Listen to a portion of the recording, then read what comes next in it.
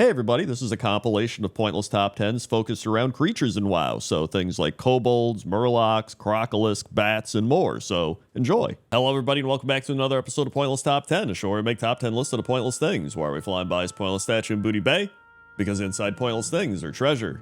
Let's begin. 10. Number 10 is Moldfang, and Moldfang is a Gnoll ghost located in the Western Plaguelands. And Moldfang was added in Cataclysm as part of a quest called Unusual Behavior, even for Gnolls. And the quest is from Daria Lorraine, who is a Night Elf quest giver at Hearthglen, and she's one of the priests in charge of preserving the peace of Hearthglen as well as maintaining Talon's Tower. And so she's just like, hey, the Gnolls are up to something. Can you go check it out? And you're like, all right. So you go and check it out, and there is a Gnoll that is casting some sort of shadow spell or shadow beam onto Moldfang, and once you attack Moldfang, the spell kind of lifts and it looks like he's come back to life as a zombie undead type of Gnoll. And so when you return to her, she's just like, Gnolls and necromancy, what a surprise. And I thought that here in the Western Plaguelands, we'd put these dark days behind us. And so yeah, I wanted to put Moldfang on this list for a couple reasons. One is ghost Gnolls are pretty cool, and the other one is necromancy Gnolls are pretty cool. So either way, that's why Moldfang is number 10. 9. Number 9 are the Feralus Gnolls and the Mulgore Gnolls, more specifically known as the Woodpaw Clan Gnolls and the Palemane Tribe Gnolls. And I would say these are the Gnolls that I think about the most when I think of Gnolls in World of Warcraft. I always just remember fighting them in Mulgore and then fighting them in Feralus, maybe because I just like the environments that they're in, but it says here that the Palemane Gnolls have a culture that revolves around leather, which is why a lot of the Palemane Gnolls are called skinners, tanners, and poachers. And so there's a quest called Sharing the Land where the Tauren are like, they disrespected our attempts to communicate with them, and they slay the wildlife of Mulgore unbridled.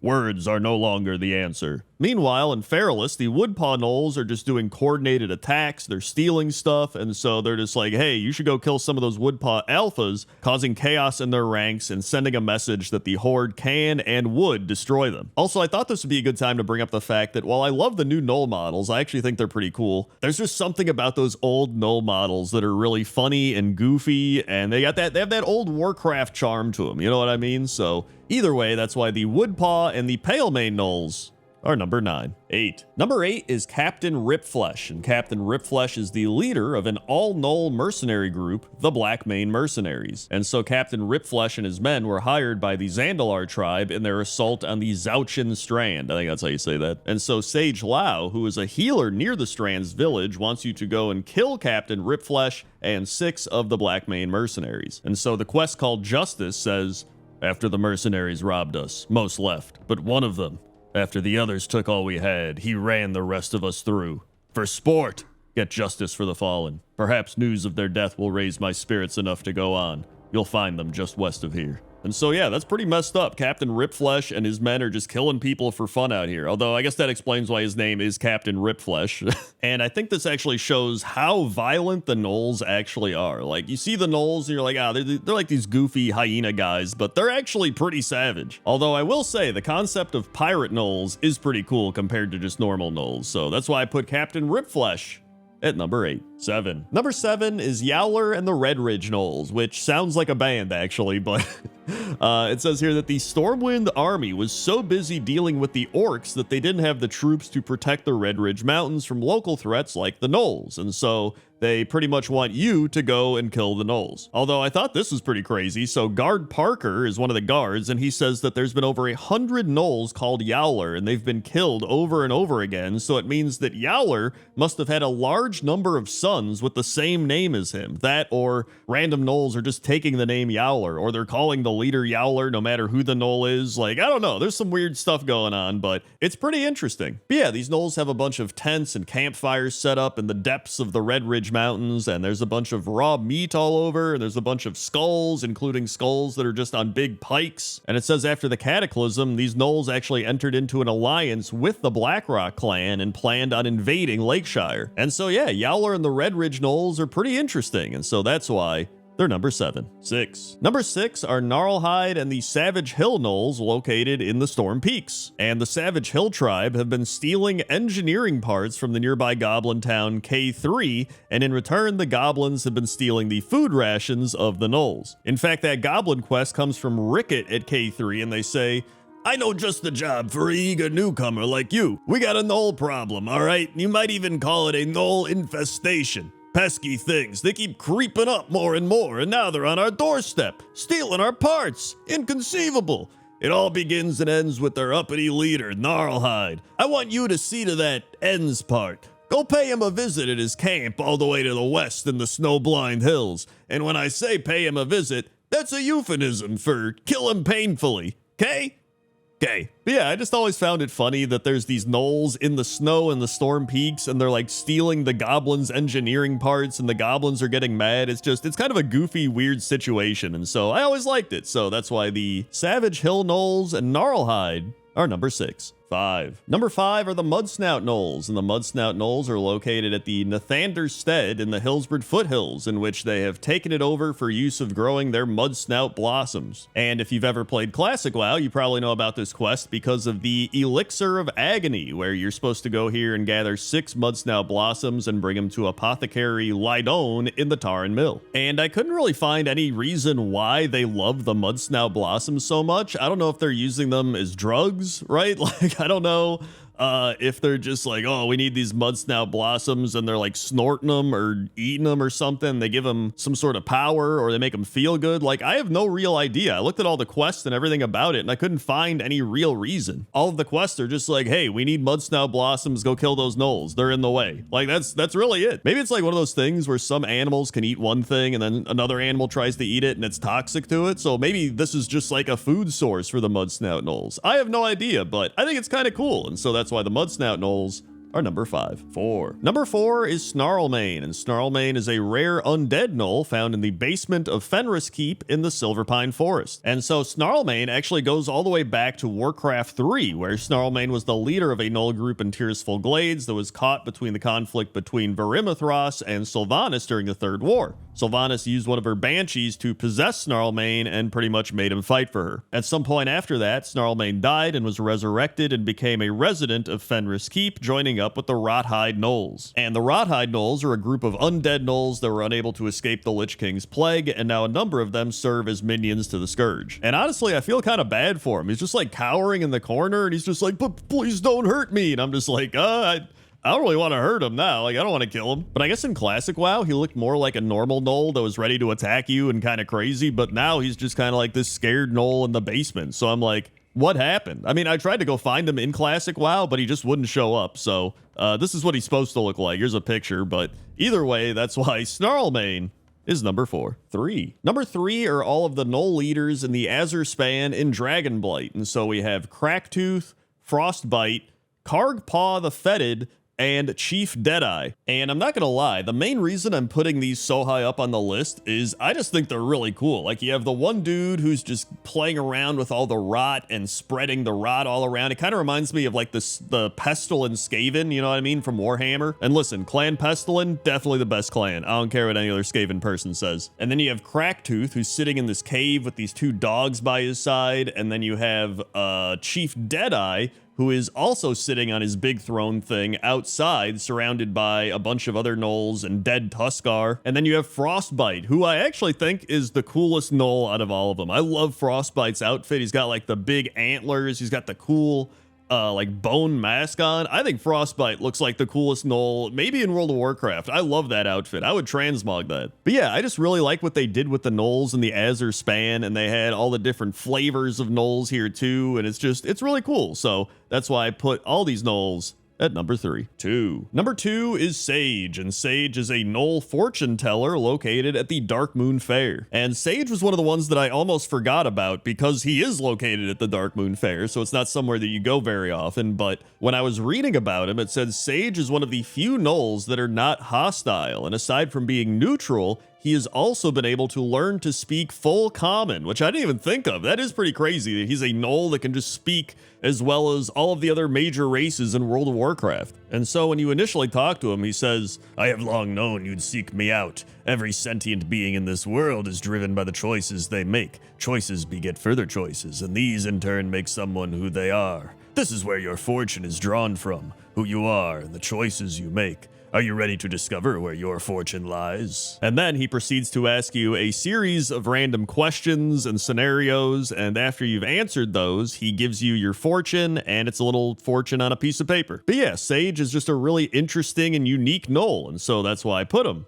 at number 2. 1. And number 1 is Hogger. And I feel like everybody saw this coming, right? Like, I had to put Hogger at number 1. He's just the most well-known, notorious Gnoll, and just one of the most well-known World of Warcraft villains in general. And so back in Classic WoW, you would just come across this wanted poster, and it would be like, hey, go kill Hogger. And you would go and do it. Well, or try to do it, because Hogger was one of the first, like, elite mobs that you would come across as a human player. And so I think that's why he got such a big reputation, right? But anyway, then they'd be like, hey, thanks for killing Hogger, good job. And that was it. But then in Cataclysm, they kind of played into the memes around Hogger, and they made Hogger Hill, which he's restricted to, and then rather than being killed, he is defeated and arrested and taken to the Stockade in Stormwind City, which you then later face him as a dungeon boss. But yeah, Hogger had to be number 1. He's the most well-known Gnoll in all of World of Warcraft. I mean, he even has that thing, the statistic tracker, where it tracks how many times you've actually died to Hogger. And so for all those reasons, I had to put him at number 1. And so that's why Hogger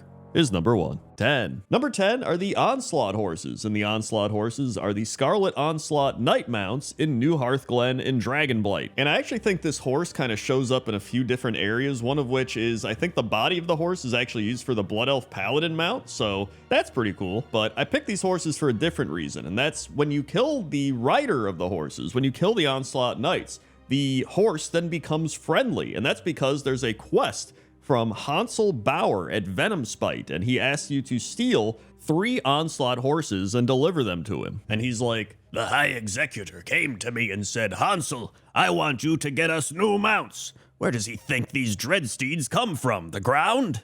Actually, they do if you can find a horse graveyard. But we don't have one of those, so what we need you to do is go south to New Hearthglen, kill the knights, take their riding crops, and steal their war horses. Which I find it interesting that he says Dreadsteed, because Dreadsteed's usually the Warlock mount, right? And then actual undead mounts like the one he's riding are called Skeletal horse mounts. And the Death Knight ones are called Dreadsteeds, so I have no idea. But either way, that's why I like these horses, and that's why the Onslaught war horses are number 10. 9. Number 9 are the Highland Mustangs, and the Highland Mustangs are horses found in northeastern Grizzly Hills. And there's a few reasons I picked these horses, one of which is I just love the area. There's all these yellow flowers all around, and the horses are just running in this big pack, and that was always just memorable to me, like seeing a group of horses running around in a very nice, calming area, you know what I mean? But then, in relation to the actual horses running around, there's 2 quests, one for Horde, one for Alliance. So for the Alliance, they're just like, hey, ride 5 Highland Mustangs back to Squire Percy, because they're trying to just get more horses for the new encampment they've built. But meanwhile, on the other side, the Horde are like, hey, the Alliance are trying to get horses for their new encampment. Let's just go flashbang them. So you literally flashbang the horses, and it makes them scatter about,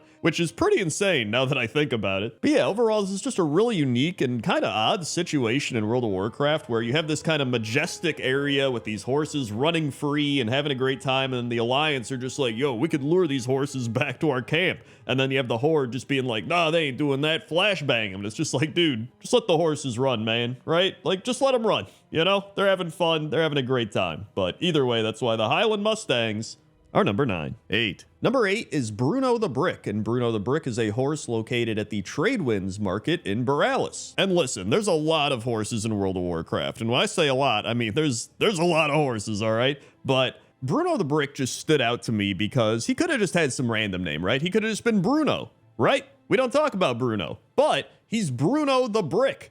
That means that this horse was so noteworthy that they gave him the nickname the Brick, which I think is sick, right? Like, that means he is so sturdy, he's so firm, or, you know, whatever it might be. There's got to be some reason, but they're like, dude, this isn't just Bruno. This is Bruno the Brick. And I think Bruno the Brick is also a great example of pointless top 10 and why I love doing this, because I could just find the, you know, most noteworthy horses in all of World of Warcraft, and it would be like all the ones you've already heard of. But I'm like, you know what? I'd like to forgo some of those and find some of the lesser known, you know, non-heroic, non-crazy horses, not involved in quests, not involved in lore, that are just like some cool named horse that might have some mysterious lore that we don't really know about. And to me, that's the fun of this, right? That's the fun of World of Warcraft. This vast world has so many things in it. Like, we don't have to focus on the craziest stuff all the time, right? Like, we can just go find the Bruno the Bricks of the world. And so that's why Bruno the Brick is number 8. 7. Number 7 are the pack mules in World of Warcraft, and there's actually quite a few pack mules in World of Warcraft, some of which are in the Howling Fjord. These are the abandoned pack mules, and then there's just normal pack mules located in the Tiergard Sound. And I was trying to look up whether a mule is considered a horse, and it says here that a mule is only born when a female horse and a male donkey mate.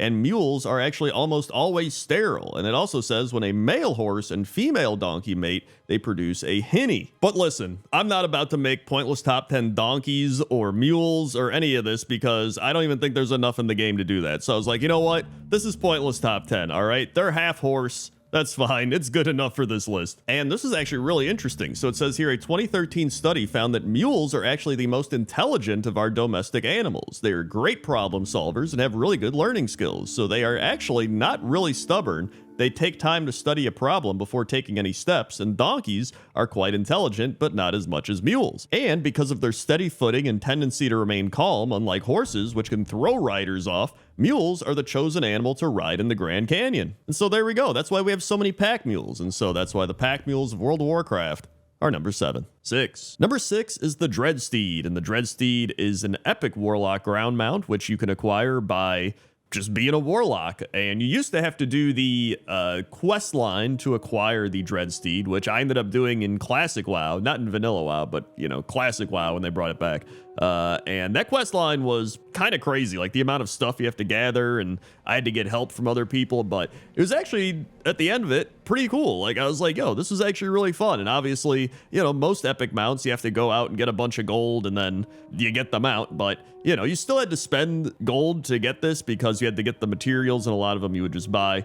But, you know, it was still fun to go through this big epic mount quest line and be like, dude, like, I earned this mount. Like, that was really cool. On top of the fact that, you know, the Felsteed, the lesser version, was just free, which, you know, when you hit level 40 and you're struggling for gold, it's pretty nice to just get a free mount back in, you know, classic vanilla WoW. In fact, there's actually some lore that I didn't even know, and that Zoroth is the home planet of these fiery horse-like demons who serve as the mounts of the Dreadlords, and the finest belong to the Nathrazim Dreadlord, Lord Helnarath, the Stable Keeper. It also says in the mount journal that it craves only fel energy, not apples, and it hates seeds. So there you go. This is why you watch Pointless Top 10, to learn the Dreadsteeds hate seeds, and that's why the Dreadsteed is number 6. 5. Number 5 are the Death Chargers, and there's actually a lot of confusion in terms of Death Charger naming. So we have the Death Chargers, which are the mounts of the Death Knights. Then we also have the Death Chargers Reigns, which is the mount of Baron Rivendare,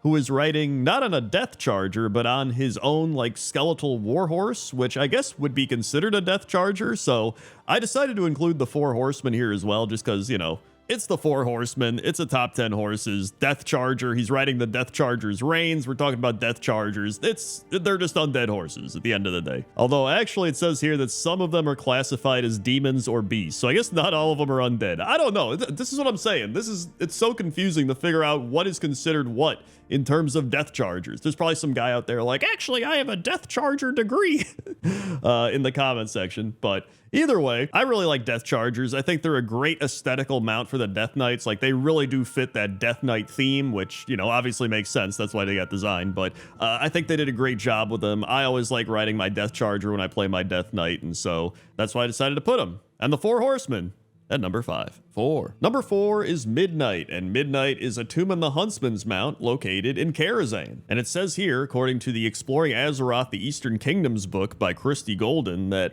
Midnight is known as one of, if not the fastest and strongest existing horses. I also really like how Midnight has these fangs. I never really noticed it until I was making this video and saw up close, but Midnight actually has these little fangs coming out, like vampire fangs or something. But in addition to just looking cool, I always remember this fight from Karazhan, you know, I mean, obviously the fight's more Atumen the Huntsman, but, you know, Midnight is also part of the fight, and it's always just going into Karazhan for the first time. You'd just be like, whoa, this place is crazy, and you look over and you just see the stables, and you would always, well, not always, but typically you would start with Atumen the Huntsman as the first boss of Karazhan, but it was an optional boss, but most people did it anyway. And then we had the Return to Karazhan, where you got to fight Atumen the Huntsman again, and it's just, we've always seen Midnight in various iterations of World of Warcraft, and Midnight's just a really cool horse, so I wanted to put him on the list, and that's why I put Midnight at number 4. 3. Number 3 is invincible, and as the age-old saying goes, if they're invincible, why can I see them? Which I'm sure you've heard at some point in trade or general chat. But yeah, Invincible is the horse of Arthas Menethil, and he was the skeletal steed that Arthas rode throughout Warcraft 3,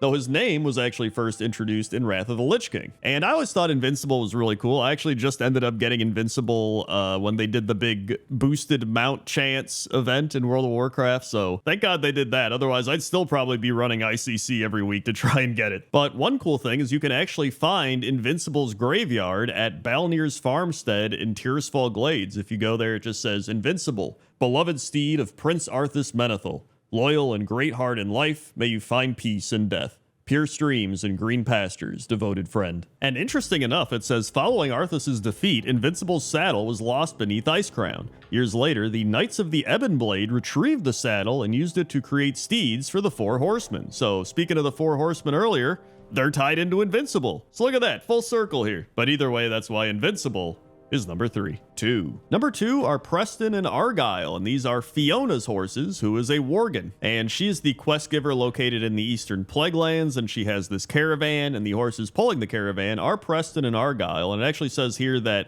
they might be a reference to the 2 football or soccer teams called Plymouth Argyle and Preston North End. But yeah, I always remember seeing all of them when you walk into the Eastern Plaguelands for the first time post-Cataclysm, and then the caravan would be right there, and she's giving out quests, and then she would later appear with the caravan in Preston and Argyle in Shadowmoon Valley and Draenor, and then appear once again in the Dragonscale base camp in the Waking Shores. So they've actually reappeared quite frequently throughout the history of World of Warcraft. Also, I thought this would be a great time for some horse facts. So horses can't breathe through their mouth. Horses can sleep standing up. Horses actually have excellent hearing, as well as nearly 360-degree field of vision, and horses start walking within a few hours of being born and can start running within a day, which is actually pretty insane to think about. But yeah, I think Preston and Argyle are great. I love that they're reoccurring more than many other horses in World of Warcraft. They're pulling a carriage. They're awesome, and so that's why Preston and Argyle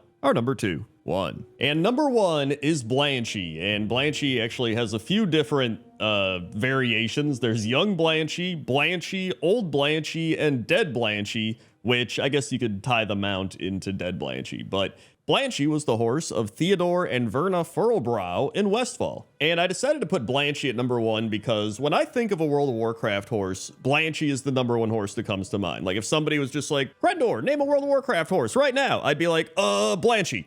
Although I don't know why anyone would ever ask me that, but that's besides the point. Like, to me, Blanchy is the most well-known horse in World of Warcraft, and they've been in various variations of WoW. They've been in Classic WoW, Burning Crusade, as Young Blanchy. They were in Wrath of the Lich King, accompanying the Westfall Brigade to Northrend, and then obviously they were in Cataclysm, where the Furlbrows and Old Blanchy were ordered to be killed by Vanessa Van Cleef, which, if you haven't done, is a very memorable and notorious questline in World of Warcraft. Then after all that, she reappears in the Shadowlands as Dead Blanchy, and you do a bunch of different quests, giving her apples and clean water and oats and grooming brushes and horseshoes, and then after a while of doing that, you end up getting Blanchy's Reins, which is a really cool mount. And so yeah, for all those reasons, I just had to put Blanchy at number 1. It made the most sense, and so that's why Blanchy is number 1. 10. Number 10 are the Vicious Raven Bears, and the Raven Bears are black-feathered wildkin found at the Blackbeak Overlook in Stormheim. And I just think they look really cool. Like, they have the black feathers, but they also have red eyes contrasting with those black feathers, and they got all these little feather medallions all over their body. And I figured throughout this video I would explain some of the lore behind wildkin, because obviously everybody knows about wildkin and whatever name you want to give to them. There's moonkin, owlbears, owlbeasts, raven bears, owlkin, wildkin, like they pretty much all refer to the same thing. And so it says here that wildkin are serene, powerful creatures believed by the night elves in Tarn to have been created by the moon goddess Elune to protect her sacred places. They look like a cross between a bear and a horned owl, which explains both their wisdom and ferocity. And while wildkin are not naturally hostile, some of them have been corrupted or manipulated, and so they've become aggressive and lash out at travelers and even their own night elf allies. And so yeah, I'd say these vicious raven bears are probably some of the corrupted ones, but you know what? They look pretty cool, and that's why They're number 10. 9. Number 9 are the Nestlewood and Mutated Alkin, located at the Nestlewood Hills on the Azuremist Isles. And this is specifically located in the Draenei starting zone area, the Amon Vale. And it's actually pretty sad for these Alkin, because they were just, you know, chilling here, having a great time, and then the Exodar crashed, and so they started picking up all of these spare parts all over the place, and then it turned out that the radiation from the power crystals that fell from the Draenei ship ended up emitting radiation that mutated a bunch of the native Alkin, and that's why we have these mutated Alkin here. Luckily, one of the starting zone quests here for the Draenei is called Inoculation. It's where you take an inoculating crystal and you pretty much inoculate all of the Alkins into having a immunity to the mutation. However, the already mutated Alkin can't benefit, and they're just too far gone, so that sucks for them. Honestly, even if I got like inoculated from mutating, I'd still be pretty pissed off that the other Alkin are mutating. Like, these could be their families, and they're just like, you know, we gave you a cure, but we can't fix your friend and family. Like, I'd still be like, dude, what the hell? You did this. Your stupid ass ship. You know what I mean? But either way, that's why the Nestlewood Alkin and the mutated Alkin are number 9. 8. Number 8 are the Owlbeasts in the Hinterlands, and I always remember these Owlbeasts because I remember questing here in the Hinterlands and getting the quest where they were just like, go kill Owlbeasts, and you're like, okay, and you would just go out there and kill them. And then I thought about it and I was like, why are there Owlbeasts in the Hinterlands, right? And so this person said, I did a quest in Winterspring that explained the origins of the Owlbeasts and how they were created by Elune to protect items of great importance. So what's important in the Hinterlands? And the top response is Ceridane. And so if you don't know what Ceridane is, it's the area in the northeastern part of the Hinterlands, which is one of the 4 entrances to the Emerald Dream. It's those big green portal things.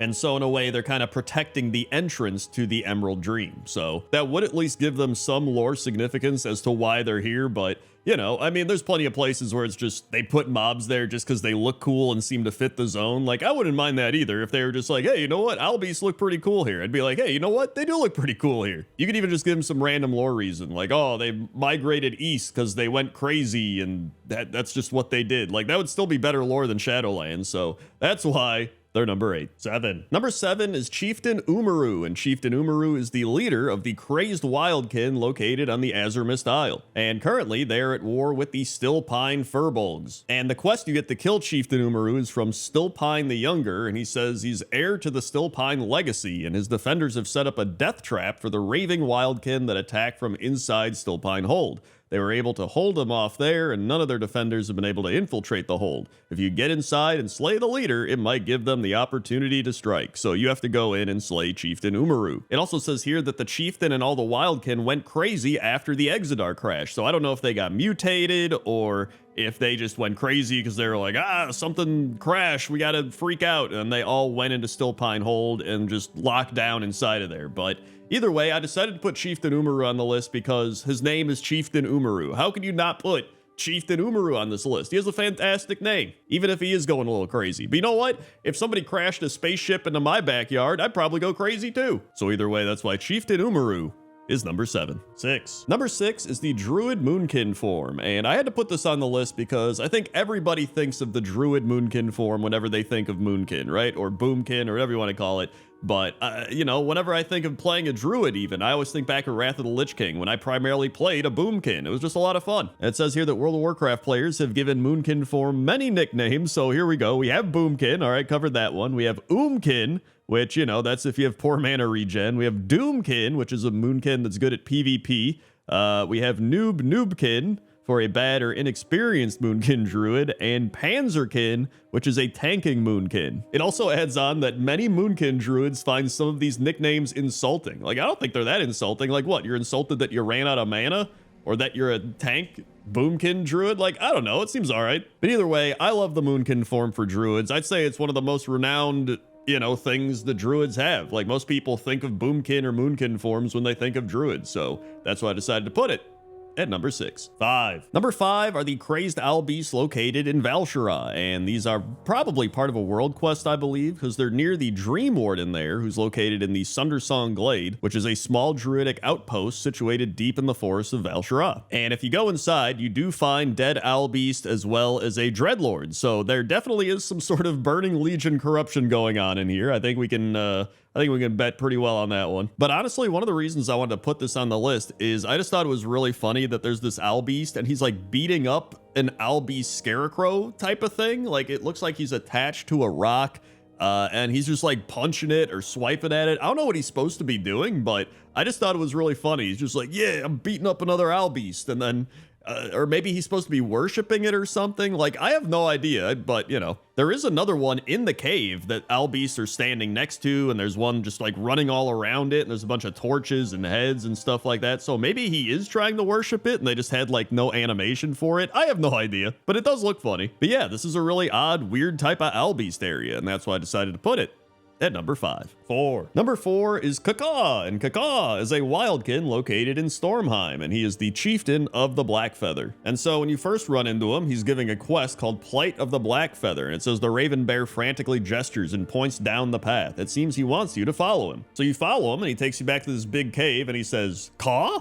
The Raven Bear chieftain seems preoccupied with the gathering of reagents for some sort of ritual. Perhaps you could help him. And then he says, Cacaw, Cacaw! The chieftain flaps his wings and points outside where the storm dragons attack the raven bears of his tribe. It's plain to see that he's seeking your help to save his flock. And then you have to kill 8 rampaging squall hunters. And so yeah, you find out that these dragons are killing the Owlbeasts here, and you help fight him off, and then you help him do a big ritual, and then you've done it. You help save his flock, and he bows to you, and he respects you, and then you just become a friend with Cacaw, and that's great because his name's Cacaw, which is pretty fun. Also, the fact that they do have a bunch of those weird Owlbeast scarecrows all over here makes me think that the Val'sharah Owlbeast we just talked about, maybe they were actually worshiping the thing and they just looked like they were beating it up. I don't know. I'm still trying to figure that out. And so yeah, I think the main thing that we've learned here is that the Owlbeasts have a lot of really funny, cool names, and that's why Cacaw is number 4.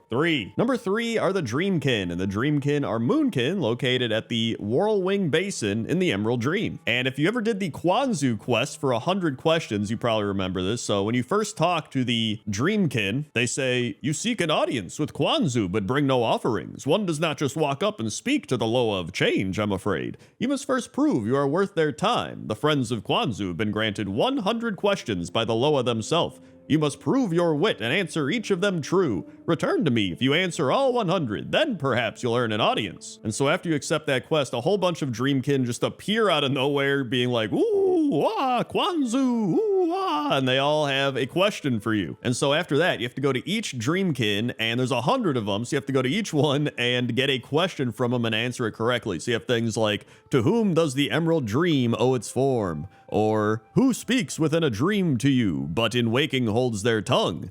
Or, I carry in and carry out, in nature I unfurl, and I encase I am consistent and predictable, but I evoke confusion. What am I? And so after a few of those, they're just like, whoa, you were going to answer 100 questions. I just assumed that would make you go away. Next time I'll raise it to 1,000. Yeah, I just think this is a really cool area. It's very fun, very whimsical, and I just think it's neat. So that's why the Dreamkin are number 3.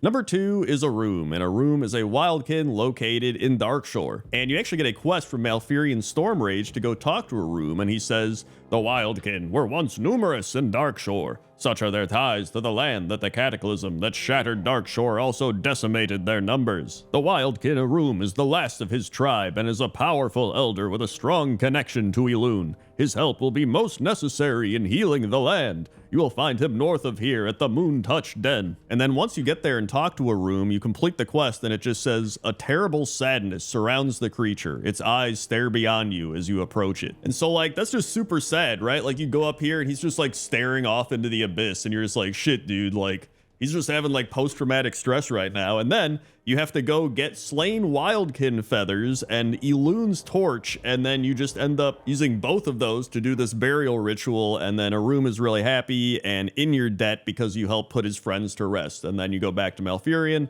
and he's just like, the wildkin were once guardians of the land. I'm glad they haven't forgotten their old ways. And that's that. It's a really sad quest, and it made me appreciate Arum, and so that's why Arum is number 2. And number 1 are the Owlbeasts located in Winterspring. And whenever I think of Owlbeasts, this is just the number 1 place I think of. Like, I always just remember going here, questing here and killing Owlbeasts, or I remember Elune comes down and actually like talks to you about how the Moonkin came into this world. And when I thought about it, I just really wanted to put it at number 1 because it always resonated with me as the place where you find Owlbeasts. There's also Jadrag the Slicer here, who was added in Cataclysm, and he's like, "What happened to me, you ask? Listen well. My tale is one of tragedy. I was sent here to Owlwing Thicket to find some relics. I only made it this far before I was overwhelmed by a flurry of wings and talons. How they roared and pecked. I now lay here, a broken orc with nothing but vengeance on my mind. Please, rogue, if you have any sense of honor, you will go into the Owlwing Thicket and help me regain mine." So really, this guy's kind of like Mancrick, but instead of Quilboars, it's Owlbeasts. But yeah, this really just seems like the perfect place for Owlbeasts, just wandering around in the snow amongst the pine trees and the mountains, and I just love it. And so that's why the Owlbeast in Winter Spring are number 1. 10. Number 10 is the rare elite Devilsaur riding on the back of Epicus Maximus. And if you don't know, Epicus Maximus is an elite flying shark equipped with 2 rockets and a laser beam that is flying on the northwestern edge of Nazjatar above the big water walls. On top of him is Rock-On, who's an elite Forsaken with the Arcanite Reaper, and he's just jamming out on the dinosaur's back. And Epicus Maximus and crew are also part of the Brawlers Guild back in the day. And I'm sure there's going to be some people like, Crendor, how's this not higher up on the list? Well, I thought about putting him higher up, but I was like, a lot of the glory is going to Epicus Maximus here, right? Like, he is the shark, he's the named one, he's got all the weapons attached to him. And then the dinosaur also has some dude jamming out on top of him. So it's kind of like they're a trio. And so I was like, they're kind of only 1/3 dinosaur when you think of it that way. And I was like, I'm just going to put him at number 10. Plus, it's a cool way to open the video. So that's why the rare elite Devilsaur riding on Epicus Maximus is number 10. 9. Number 9 is Ol Stompy, and Ol Stompy is a Brutosaur eating from some trees on the Shrouded Shore in Vol'dun, and it has the Hungry debuff, but it can be fed using Snake on a Stick. And I'm not gonna lie, the reason Ol Stompy is on this list is because, 1, I think the big Brutosaurs are pretty cool, and 2, it's named Ol Stompy. Like, you know, Ol Stompy, just stomping around. So I thought this would be a good point for some dinosaur facts. Number 1, the word dinosaur comes from the Greek language. Dinos mean terrible, while sauros means lizard. So it means terrible lizard. I actually did not know that until this video. And of course, there's gonna be some guy like, everybody knows the dinosaurs, right? Then the first scientific account about a dinosaur fossil wasn't published until 1677 in Europe. And the oldest dinosaur is the Eoraptor, and this omnivore was part of the sauropod family and lived approximately 230 million years ago in what is now known as Argentina. So there you go, some cool dinosaur facts, and Ol Stompy, and that's why Ol Stompy is number 9. 8. Number 8 are the pterodax, and specifically the frenzied pterodax, because there's a lot of pterodax in the game, but I like the Ungoro Crater frenzied pterodax the most. And I was reading Wowpedia about some pterodax facts, and dude, some of these pterodax facts are insane. I didn't even know these. So pterodax eggs are incubated underneath the fossils of their forebears, allowing the hatchlings to absorb their ancestors' ferocity and intelligence.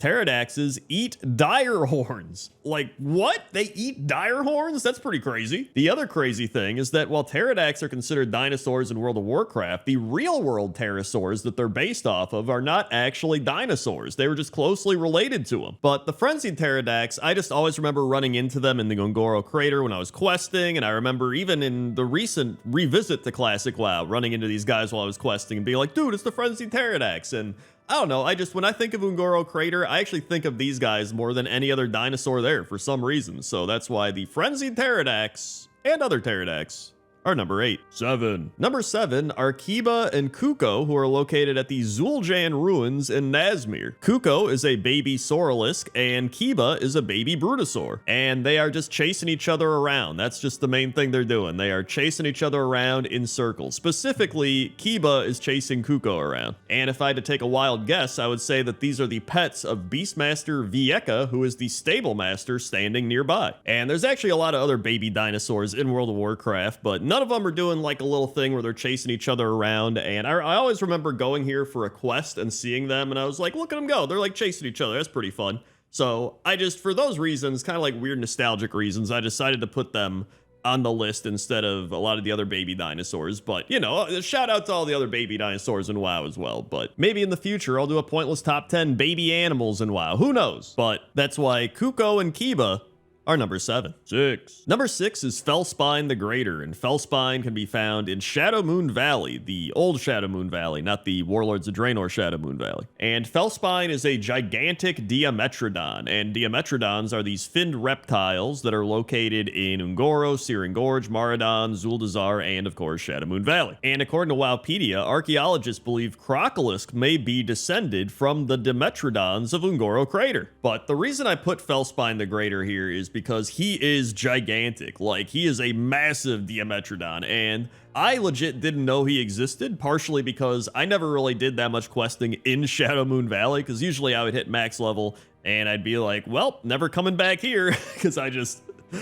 wasn't a big fan of Shadow Moon Valley. But that's the fun part, right? Like, you can come back here later and you don't have to do any crazy rep grinds or hit max level or anything. You just fly around and appreciate the art and the cool quests and everything and look for cool stuff. And that's how I found Fellspine the Greater. Also, I didn't even mention that Fellspine is part of this crazy quest where some gnome wants you to get his hide so he can eat the hide, and then someone else is like, don't let Gnomus get the hide. It's like, it's a really weird quest. So anyway, that's why Fellspine the Greater is number 6. 5. Number 5 are the Ankylodons, and I guess these are specifically Zebahari Ankylodons, but they're all just, you know, pretty much the same, and I actually love these guys. They're just turtle-looking dinosaur creatures. They got these big spikes coming off of them, and I don't know why I didn't realize how cool these guys were back in the day, because I remember doing this quest where you have to help them fight off all these trolls that are trying to kill them.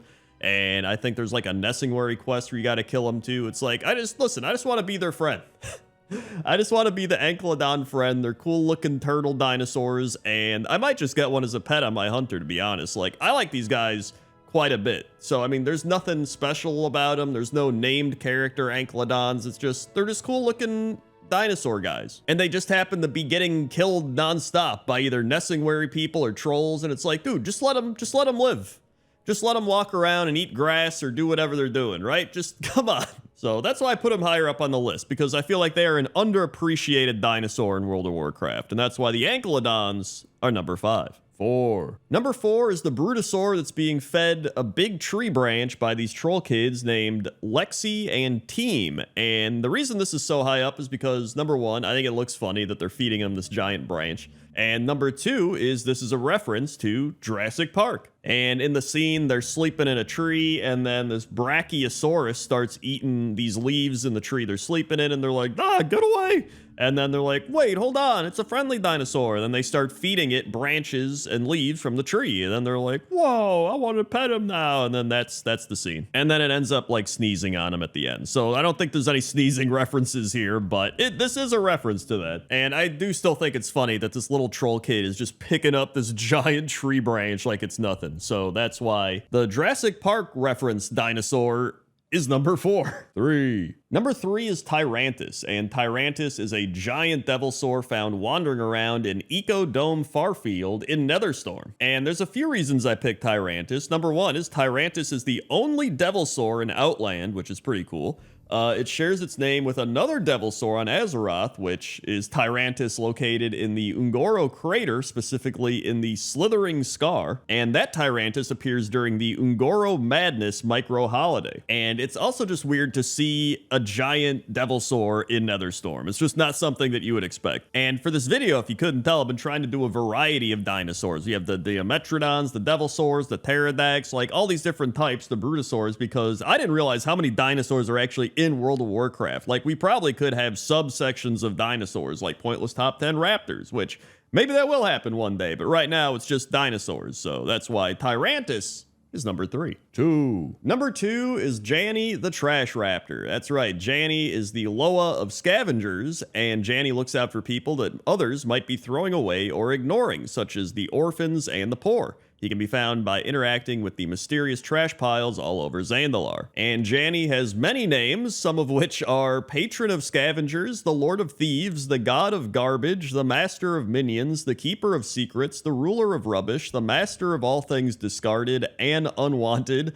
and the Loa of discarded things. And according to Wowpedia, Janny appears to be very protective of his children, as well as being quite the trickster, polymorphing those that hurt his children to humble them while laughing at their expense. And And so I knew I had to put Janny on this list. I just didn't know where. And number 2 ended up being the spot because I was like, Janny was probably one of my favorite characters from Battle for Azeroth. It was just fun clicking on the trash piles and having this weird raptor be like, yeah, you idiot. And it's just, oh no, it was a fun time. So that's why Janny the Trash Raptor is number 2. Also, before we get to number 1, I wanted to give a quick shout out to Larry the Raptor, who is my leveling pet from my WoW leveling series over the decade that I've been doing it, as well as the Raptor plush that I always considered to be Larry the Raptor that I have one of in real life. So that's number 1.5. 1. And number 1 is, speaking of raptors, Subject 9 and Subject 4. And according to Wowpedia, Subject 9 is a sentient raptor attempting to engineer an escape from the secret lab in Azshara. Imported from the Barrens, she could be found as a hatchling at the KTC headquarters in Kazan, where she was made intelligent by Hobart Grapplehammer. She was bred with Subject 4 in order to create a unique race of cognitively superior raptors. She now plans to leave Azeroth with her children and colonize a new world. Meanwhile, Subject 4 is walking around and he has a hyper-accelerated suspension beam that he levitates people with and blasts them with arcane damage. But the best part of all this is Subject 9 actually succeeds in her plans and creates a rocket in which you help her light and she takes off for, I guess, space. So maybe she's in Outlander somewhere. I have no idea. I think Blizzard really does need to focus in and tell us the important lore of the game. Forget Anduin and all that stuff. Please just tell us where Subject 9 is. It's what we all need to know. And that's why they're number 1. 10. Number 10 are the 2 ancients at the Cenarian expedition, Keleth and Ashian. And when I was thinking of doing pointless top 10 ancients, these were the first ones I put on the list because I was like, I always remember going to Zanger Marsh and doing the quest where it's like Blessing of the Ancients, and then you got to get the Mark of Lore from the one and Mark of War from the other one, and you're like, oh, sweet, some free buffs, right? And they actually talk to each other. Keleth says, the wind speaks of our enemies' movements, Ashian. The Naga will attack again. And Ashian says, we do well not to be reckless. There's still much to learn about this land and about the enemy. And Keleth says, prudence should not mean granting our enemy unnecessary advantages. And Ashian says, we will act when we know what we need, old friend. Druids have proven wise and capable of... Wait, why are you talking over me? Hey, where you going? Hey, get back here.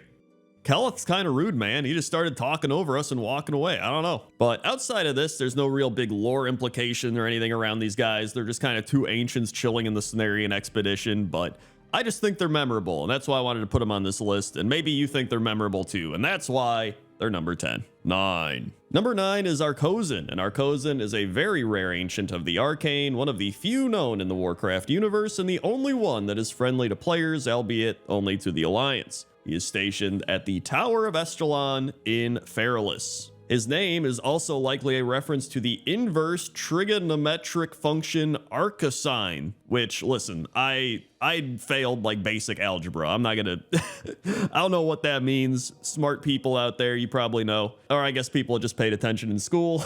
Also probably know. But to me, this is crazy because he really is one of 3 ancients of the Arcane, the other 2 being Warp Splinter and Old Crystal Bark. Warp Splinter, a large ancient of the Arcane, is the 5th boss in the Botanica, and Old Crystal Bark is a rare elite located in Koldara. And apparently their origins are unknown, but they seem to be quite intelligent. So kind of a mysterious type of ancient, but still very smart. And I just like the way they look. They got these big crystals growing out of their face and out of their back.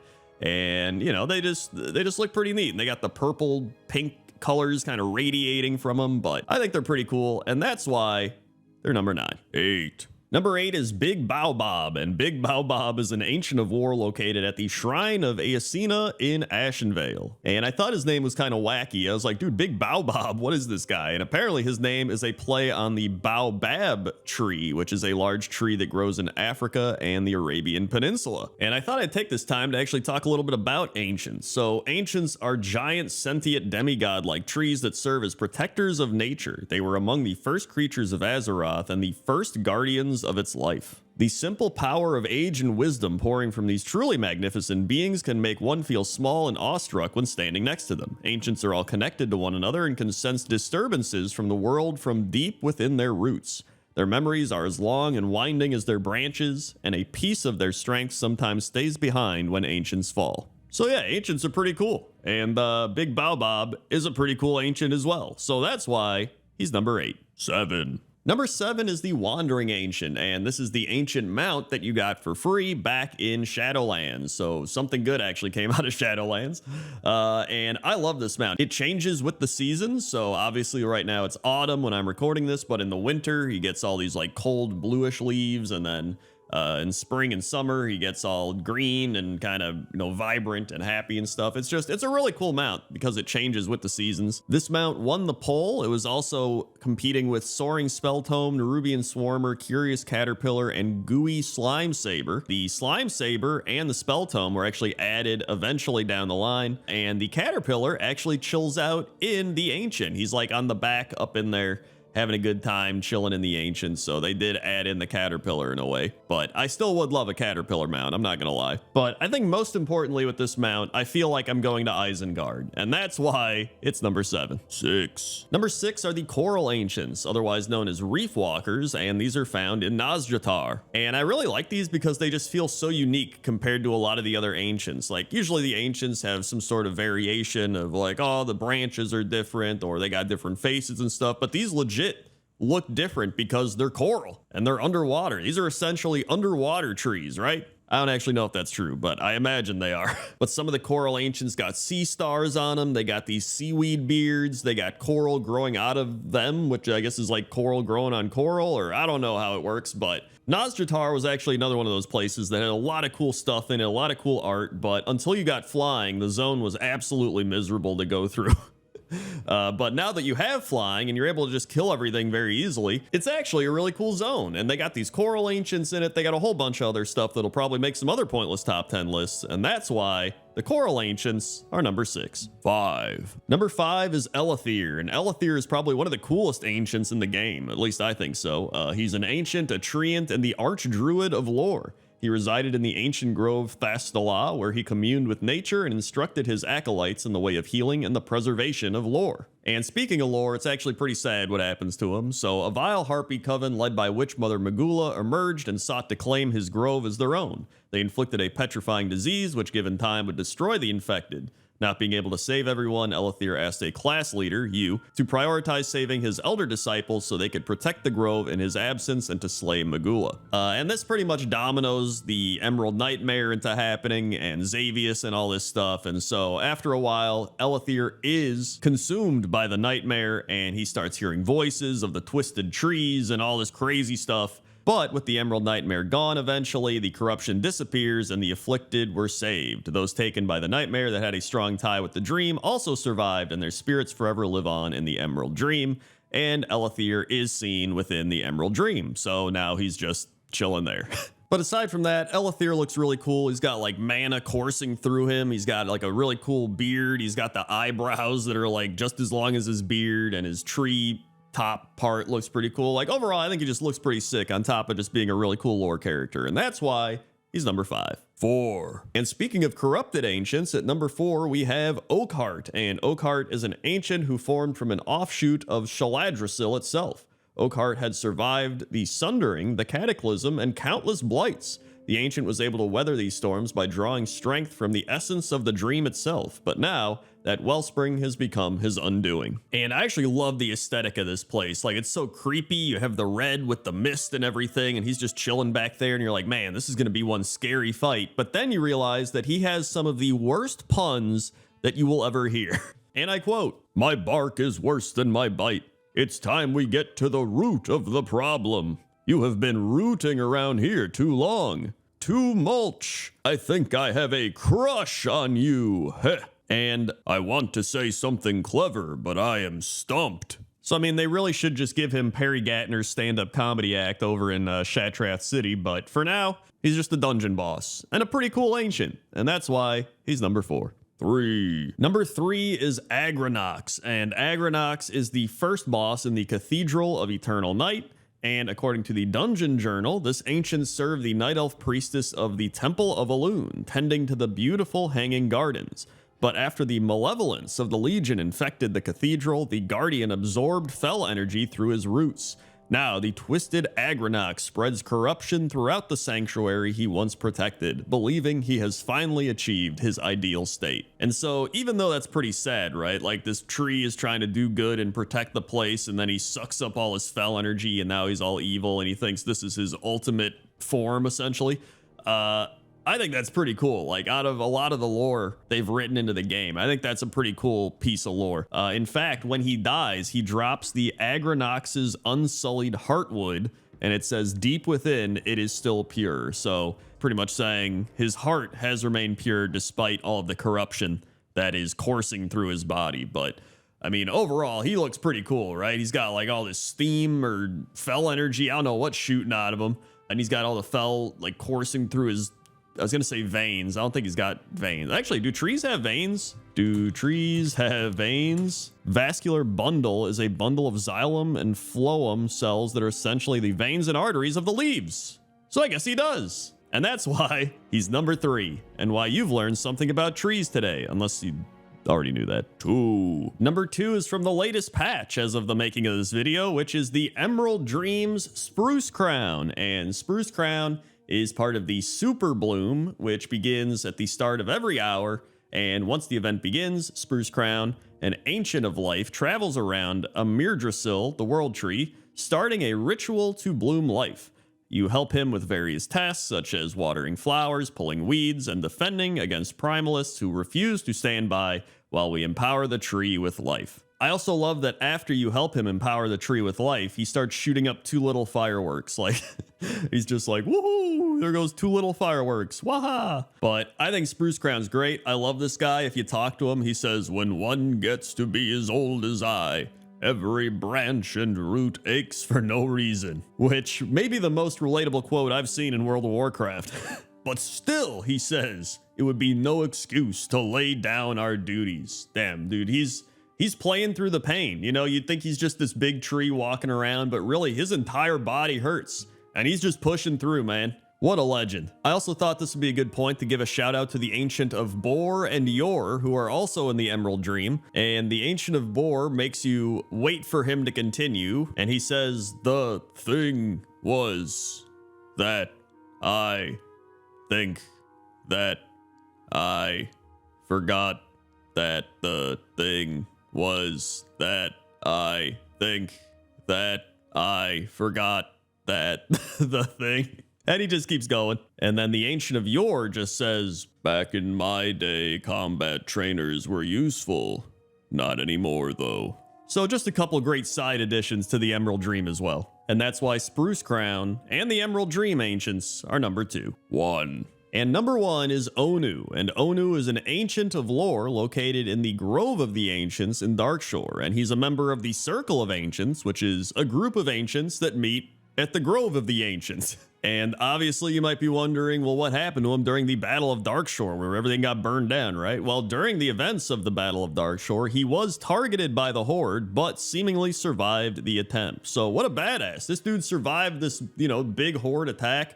And he looks pretty cool, right? He's got the lanterns on his branches or whatever you want to call those on top of him.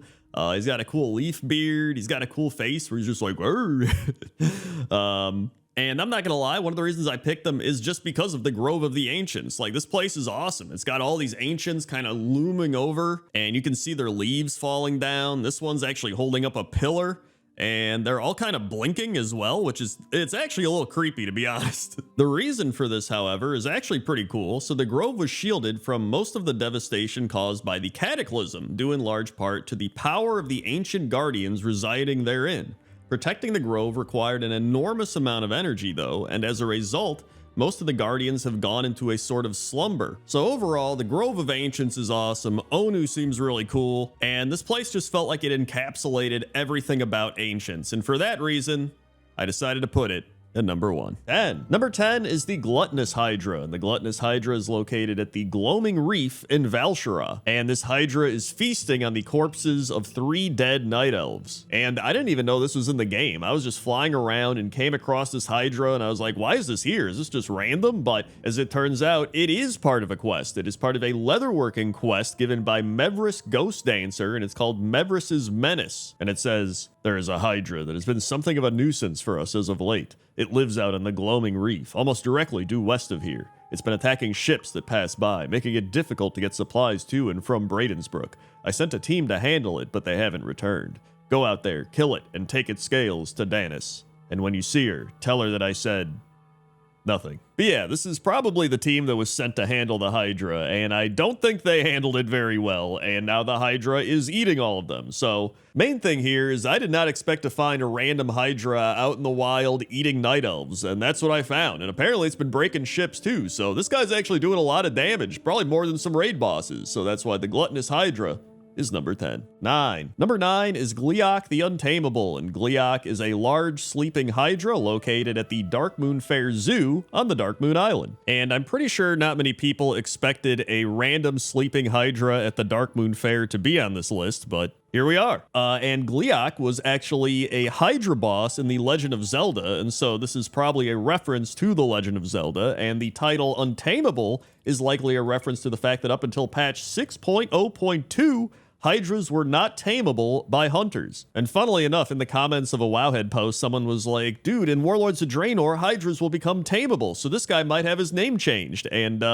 that did not happen. However, Gleeok themselves are technically untamable, so their name is actually true. But yeah, I really like Gleeok. I think it's funny that all three of the heads are sleeping. They each got the little Z's, and you can actually see one of them has like a bubble, like a snot bubble that keeps getting bigger and smaller. That's pretty funny. And so yeah, that's why Gleeok is number 9. 8. Number 8 are the Mire Hydras, and the Mire Hydras are found along the shores of the Lagoon and Umbrafen Lake in Zanger Marsh. And even though these aren't the craziest Hydras, I think these are the Hydras that I always think of when I think of Hydras for some reason. I don't know why. Maybe it's because I just ran into them a lot when I played Burning Crusade, or I just thought they were cool in Zanger Marsh, because I do like Zanger Marsh, but I figured this would be a good time to just talk about Hydras in general. So it says here that Hydras were actually multi-headed water serpents in Greek and Roman mythology, born to the monsters Typhon and Echidna. I don't even know if that's how you say that, but Typhon is a storm giant, and Echidna is a half-woman, half-serpent mother of all monsters. It lived in the swamps of Lerna, which were believed to be the gateway to the underworld, and it grew 2 new heads for every one cut off, which I think is the thing that most people know Hydras for. So there we go, a little mythological history on Hydras, and we get to look at the Mire Hydras that I think are really cool. So that's why the Mire Hydras are number 8. 7. Number 7 is Markaru, and Markaru is a Hydra found in Ecodome Sutheron in Netherstorm. And I never expected to find a Hydra in Netherstorm of all places, but they are part of the quest When Nature Goes Too Far. And it's from Aureen Moonblaze, who says, the dome technology possesses such power. Certainly, there are bounds beyond which we dare not go. Creatures allowed to grow too large or too fast could be just as bad as a barren landscape. I've heard rumors of just such a creature in the pool to the east. I've heard the ethereal merchants conspiring to catch the overgrown Hydra for sport, but I have another purpose in mind for the giant. Bring me the creature's heart so I may study it. And Markaru appears to use the same model as the Mire Hydras, which we just talked about, but it is a singular Hydra that is much larger and purple. But I really just think it's cool that there's this big Hydra in Netherstorm, even if it is in one of the Ecodomes, but I always thought the Ecodomes were pretty cool as well, so that's why Markaru is number 7. 6. Number 6 are Giaska the Spore Gorger and Echidna, both located at the southernmost point of the Spires of Iraq. And so Echidna is actually one of 4 level 100 rare elite Hydras on Draenor that serve absolutely no purpose other than being rare Hydras that exist out in the world. Although they all are references to Greek mythology. As we learned, Typhon and Echidna were the ones that got together and created the Lernaean Hydra. And then I guess Karavnos is just Greek for Thunderbolt. And then we have Giaska the Spore Gorger, and I put them on the list because they're a Hydra that has mushrooms growing all over them. And so judging by their name, I imagine they were just gorging on some spores, and then they got some sort of fungal infection, or maybe the spores just took over them.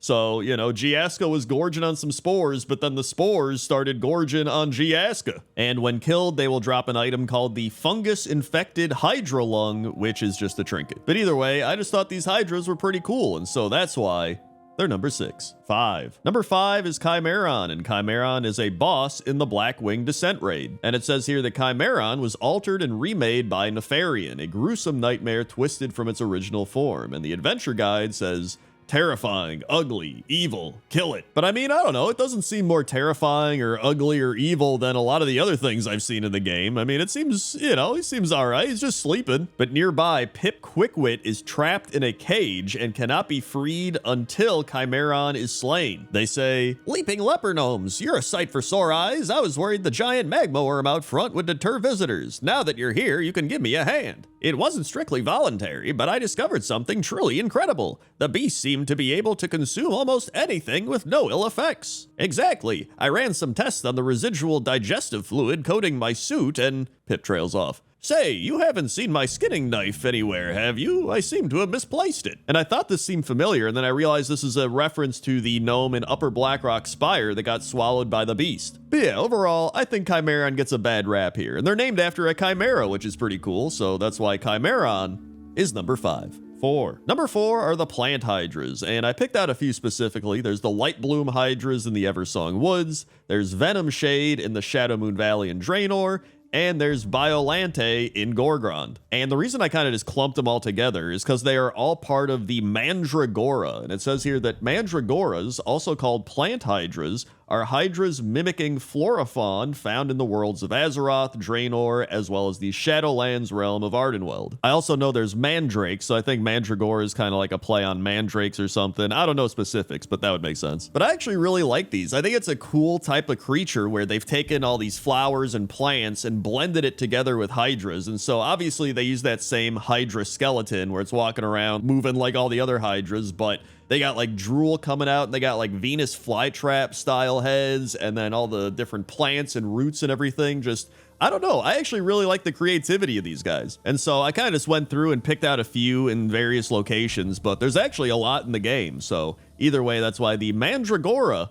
are number 4. 3. Number 3 is Megara, and Megara is the 5th boss encounter in the Throne of Thunder. And I thought this was cool because in a patch 5.2 raid preview for the Throne of Thunder, Blizzard talked about the encounter design where they said the inspiration for this boss fight was the Lernaean Hydra that Hercules battled in Greek mythology, a beast with many heads that regrew 2 heads in place of each one that was severed. That foundation, combined with the concept of 3 distinct types of heads, resulted in the beast that now awaits players beneath the Thunder King's lair in patch 5.2. And honestly, I did this fight more solo than I ever did back in the day in an actual raid, but it is a really annoying fight to solo, primarily because it just takes a long time. It's not even that hard, it takes forever. But I was reading the adventure guide, and it actually has some pretty cool lore behind it. It says, long ago, a young cloud serpent was twisted into a multi-headed hydra and left to languish beneath Lei Shen's throne. Now that twisted creature lurks deep in the forgotten depths, awaiting the moment it may finally inflict its terrible agony upon others. Which honestly, that makes me feel bad for it, because it's just living in agony and it just wants to like spread its agony because it feels so bad. So that kind of sucks, but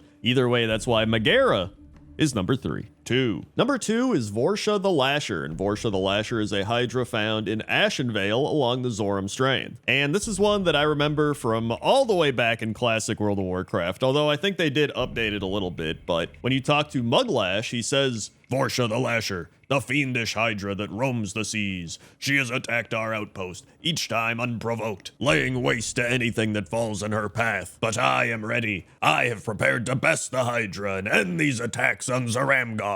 The Naga honor the wicked nature of this beast with a brazier that remains lit on an island just off the coast. I believe that if we put it out, Vorsha will appear in anger." And so then this kind of becomes an escort quest where you slowly follow Muglash out to the island, and I mean slowly, it takes a while, but once you get there, you go through the whole process, you put out the little fire and the thing, and then before you know it, Vorsha the Lasher walks up onto land and is like, "Who the hell put out my fire?" And so you help Muglash defeat Vorsha the Lasher, and then he's just like, "You have my deepest gratitude. Thank you." And that's that, but it's a quest that I always remember and that I always will remember, and so that's why Vorsha the Lasher is number 2. 1. And number 1 is Gazrila, and I think Gazrila is the most notable hydra in World of Warcraft. I always remember Gazrila. I remember getting the mallet and hitting the gong to summon Gazrila back in Classic WoW. In fact, I forgot there was that whole process where you had to go to the hinterlands and get the mallet and then bring it up to Jintha Allure, which I always thought was really cool, to be honest. It says here in the adventure guide that legend has it that Gazrila was an adored pet of the old gods, or even a demigod in her own right. whatever the truth is, the Sand Fury trolls have worshipped this monstrous Hydra for thousands of years. The trolls will only rouse Gazrila when they have plentiful sacrifices to sate the ravenous creature's appetite. It also says here that while Gazrila being worshipped by trolls should mean she should be considered a Loa,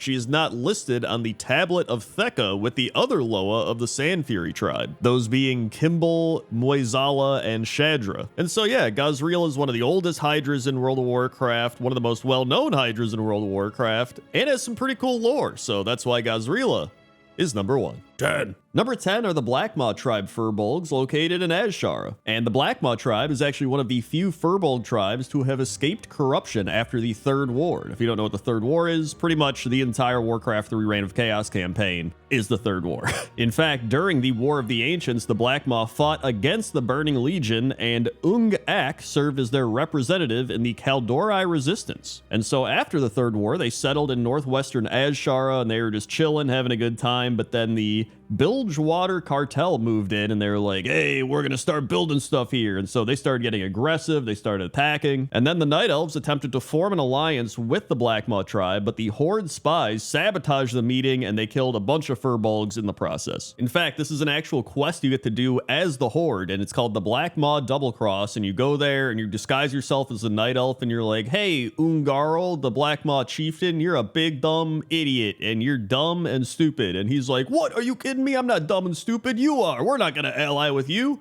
And that's pretty much it. And so yeah, there's a lot of history here with the Blackmaw tribe, and it all gets messed up by the Horde. So that's why they're number 10. 9. Number 9 are the Winterpelt Furbolgs located in the northeastern Azure Span on the Dragon Isles. And I'm not gonna lie, the main reason I picked these Furbolgs is they are an updated version of Furbolgs in Dragon Isles, and I just love the aesthetic of this place. And the Winterpelt Furbolgs were unique amongst the Furbolg tribes of the Dragon Isles due to their isolationist nature, and after the Primalists arrived in the Azure Span, they sought to recruit the Furbolg tribes of the Span into their forces, and while the Rustpine clan accepted, the Winterpelt tribe refused, and then Stormshacker Rhynia was like, nah, I ain't dealing with this, and she pretty much went in and took control of them, and mind control corrupted them and everything, but eventually you kill her and you help free them, and then they go back to just being normal. In fact, Son of a Snowden, which is Donovan Snowden's, I guess, relative or son. I would guess son because it's like son of a Snowden. They did a little play on words there, but he helps you figure out their language and you form diplomatic relations with them. But I really do love the aesthetic here for the Winterpelt. You've got their cool houses, you got the fire, you got the snow coming down. I just love it. So that's why the Winterpelts are number 9. 8. Number 8 are the Thistlefur tribe, and the Thistlefur tribe are a tribe of hostile, corrupted Furbolgs who reside in Ashenvale. And I'm sure if you've ever leveled past like level 15 in World of Warcraft, you have been to Thistlefur Hold. And the Thistlefur can't catch a break, man. So the Night Elves are pretty much like, yo, these Furbolgs are growing way too much. We need to eliminate the threat of their chieftain, Dal Bloodclaw, and go kill them and limit their numbers. So you do that for the Alliance, or if you're on the Horde, they're just like, hey, they took our rope and they're just getting in the way and they just block the path to Splinter Tree Post, just go kill them. However, during the invasion of Outland, Brol Bearmantle, a druid, figures out that the idol of Remulos was corrupting them, and so he frees them of their corruption. However, not long after, the Furbolgs killed a group of Darkspear trolls and stole their troll charms, but troll charms are dangerous for non-trolls and corrupted them again. And so eventually the Night Elves and their Worgen allies removed the troll charms and yet again freed them from their corruption. So I'm sure they'll get corrupted again eventually, but hey, you know what? They got some cool owl totems. Look at those. Those are cool owl totems. And that's why they're number 8. 7. Number 7 are the Smolderhide Furbolgs, and the Smolderhide reside at a village called Smolderhide Thicket in Valshara. And the Smolderhide's leader, Chieftain Gra, acquired a strange totem that corrupted many of the residents of the thicket. But Elder Sook, who you can find nearby, says, "Can I ask for your help, stranger? My tribe is the Smolderhide." I don't know why he sounds like this. He should probably be like, "Recently, my brothers found bad magic. They have gone mad with rage. They attack the druids that are our friends." And so you go in there, you defeat Chieftain Gra, and then Elder Sook takes over and plans to rebuild the village. And I really love the aesthetic of this village. And I know I say that a lot, but I love the lighting here. I love the little fire torches on the sides. I love all the totems and the houses. Like, I think this is actually where they upgraded the Furbolg houses, and then I think they got updated again for the Winterpelt Furbolgs, but either way, I love that they keep updating the Furbolg houses. Great job. I also love the way this Furbolg eats. Like, look at him go. He's just like, nom, nom, nom. I don't know. I love that. But either way, that's why the Smolderhide Furbolgs are number 7. 6. Number 6 are the Timbermaw tribe. And the Timbermaw tribe you probably know from trying to get through Timbermaw Hold, which is the place that separates Fellwood from Winterspring and Moonglade. And so the Timbermaw story is actually pretty sad. They had the corruption of the Burning Legion pretty much creep into all the forests of Kalimdor, and they could feel the forest getting corrupted. And so they went into the safety of Timbermaw Hold, and they were just hiding out there. Yet, eventually, they weren't even able to talk to the spirit of the forest, and once they couldn't talk to that, they were like, our home is gone. And so even after the Burning Legion is defeated, the Timbermaw slowly start stepping outside, and they're just like, yo, what is going on out here? And they're wary of all strangers, which is why when you first go here, they attack you, and you're like, these Furbolgs are attacking me. But then you realize, like, oh, they're just kind of trying to be safe because they've dealt with so much trauma and corruption and stress that they're like, yo, we don't trust anybody. And so that's why you have to build up trust with them and reputation, and eventually you become friendly and revered and exalted, etc. And as somebody who back in the day didn't really read quests or story and just ran through here, I was like, they're just getting in the way. But now I'm like, damn, dude, that sucks.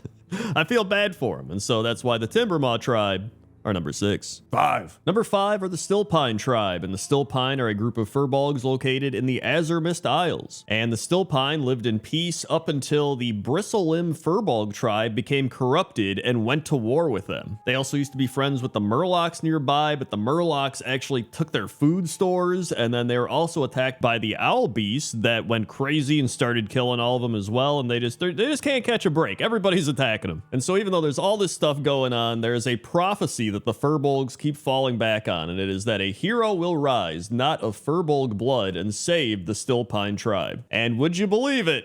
But that hero is you! As long as you're an alliance, Horde can't actually do this quest. And so you go into Stillpine Hold, you defeat this big two-headed dog beast thing called the Kirkin, and that's it. You have fulfilled the prophecy and saved the Stillpine. And I really wanted to put the Stillpine on this list because it's not common that you get to put something from the Azurmist Isle on a list of really anything, so that's why the Stillpine tribe is number 5. 4. Number 4 are the Frostpaw tribe, and the Frostpaw are a group of polar Furbolgs located in the Grizzly Hills of Northrend. And for thousands of years, these Furbolgs have lived in peace within the city of Grizzlemaw with the other Furbolg tribes until corruption spread among them, and now driven with madness, they wage war with the Red Fang tribe to seek control of Grizzlemaw. And I'm not gonna lie, the main reason I love the Furbolgs here is this giant tree. I think when people think of Grizzly Hills, they always think of this big tree, and you've got all these little honeycomb lights all over, and the Furbolgs battling it out. And the actual lore behind the tree is pretty cool. So Fandral Staghelm and his druids took branches from the World Tree Nordrassil and planted them over Serenite that began to appear across the world. And Serenite, as you probably remember from Northrend, is a metal, but it's also the blood of Yogg-Saron. However, without the blessings of the aspects, it was vulnerable to the old god's corruption, and it got corrupted. There's a lot of corruption in World of Warcraft, especially to the Furbolgs. And so initially it was called Andrasil, which meant Crown of the Snow, but after learning that the roots of the tree had reached the prison of Yogg-Saron,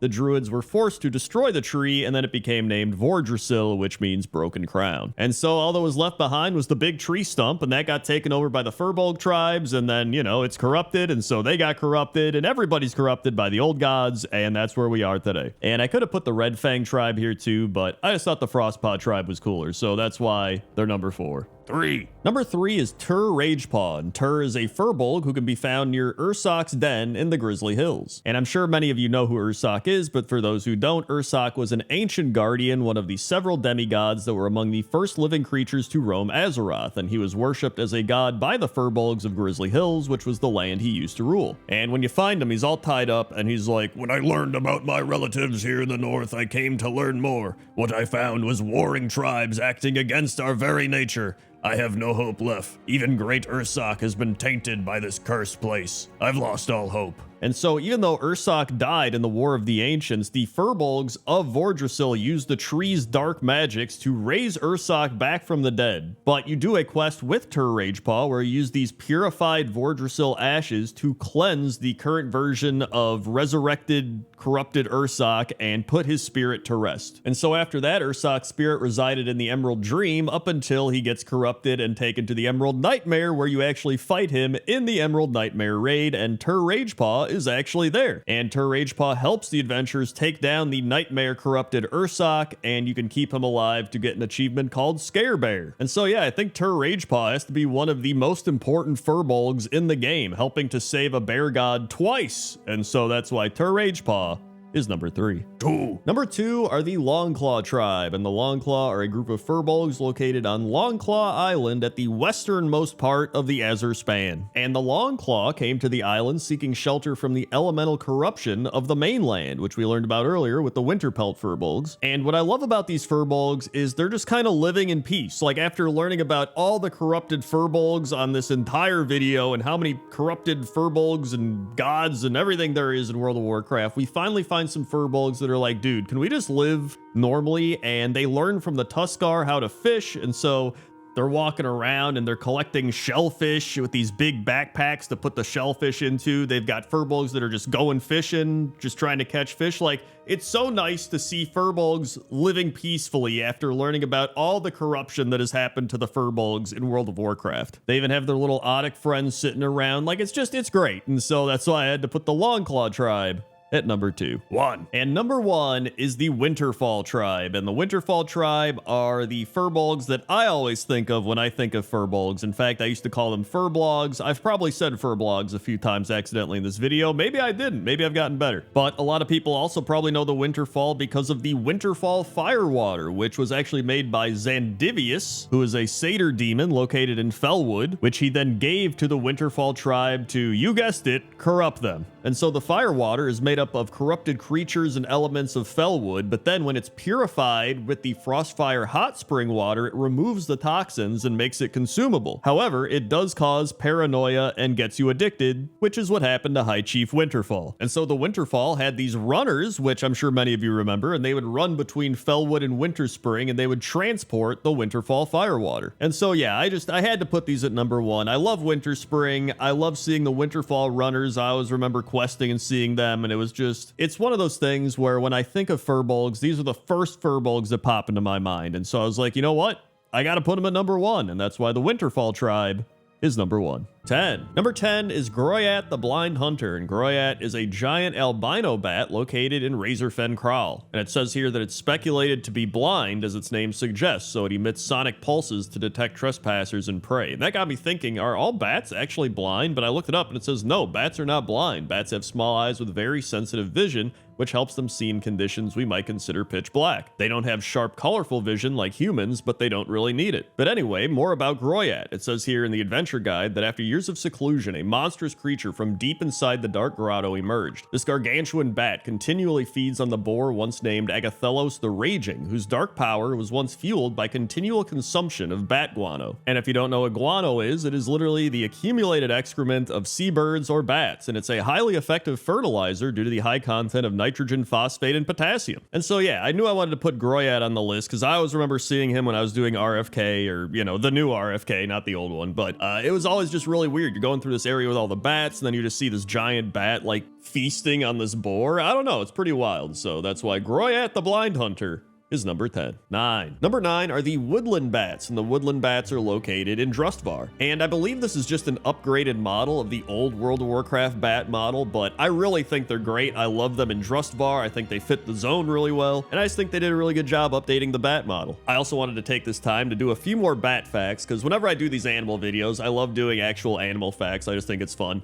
So bats can live more than 30 years and fly at speeds of 60 miles per hour or more. In fact, it says that the fastest bat could reach speeds of up to 100 miles per hour, which would make it by far the fastest mammal on Earth. It also says that there are more than 1,300 species of bats, and bats are pretty much found everywhere on Earth. But I think my favorite fact, which is more of like a speculation really, is that bats sleep upside down, which a lot of people know, but scientists theorize that they sleep upside down because it allows them to easily escape from predators as they can drop straight into flight, which I think is just awesome. Like, imagine you're just sleeping, then all of a sudden you're like, shit, I gotta go. And you just like wake up and fly. You just drop into flight. Like, that's just so cool. And so either way, that's why the Woodland Bats are number 9. 8. Number 8 is Duskwing, and Duskwing is an albino bat roaming the area south of North Pass Tower in the Eastern Plaguelands. And Duskwing has been around since the start of World of Warcraft. In fact, they used to be an elite bat, then in Burning Crusade, they removed Duskwing's elite status, and then in Cataclysm, they reduced them from level 60 down to level 44. So Duskwing has actually been nerfed a couple times. And so the quest for Duskwing used to be called Duskwing, Oh How I Hate Thee, and it said, up until now, you've completed the missions I have assigned, even if not in the most timely manner. I suppose you think that you're ready for a challenge. Yes, yes, imbecile, perhaps you are ready for a more involved set of missions. The albino demon bat, Duskwing, roams the countryside just north of here. Track him down and destroy him. Return to me with a patch of his white fur and you shall be rewarded. And of course, this quest was handed out by everyone's favorite, Nathanos Blightcaller. And now, a similar quest is handed out by Corpse Burner Tim, which, what a name. And so yeah, over the years, Duskwing has been nerfed and hunted and just not appreciated at all. So you know what? Not anymore. Duskwing is gonna be appreciated. And that's why they're on this list, and that's why Duskwing is number 8. 7. Number 7 is Duchess, and Duchess is the bat companion of Dread Rider Cullen at Cullen's Post in Stormheim. And Duchess actually acts as the flight master, so you talk to Duchess, and then Duchess will fly you to wherever you want to go. And I just realized while recording this that Duchess actually looks very similar to the woodland bat, so I was like, okay, did the bats actually get updated in Legion? And now I looked into it,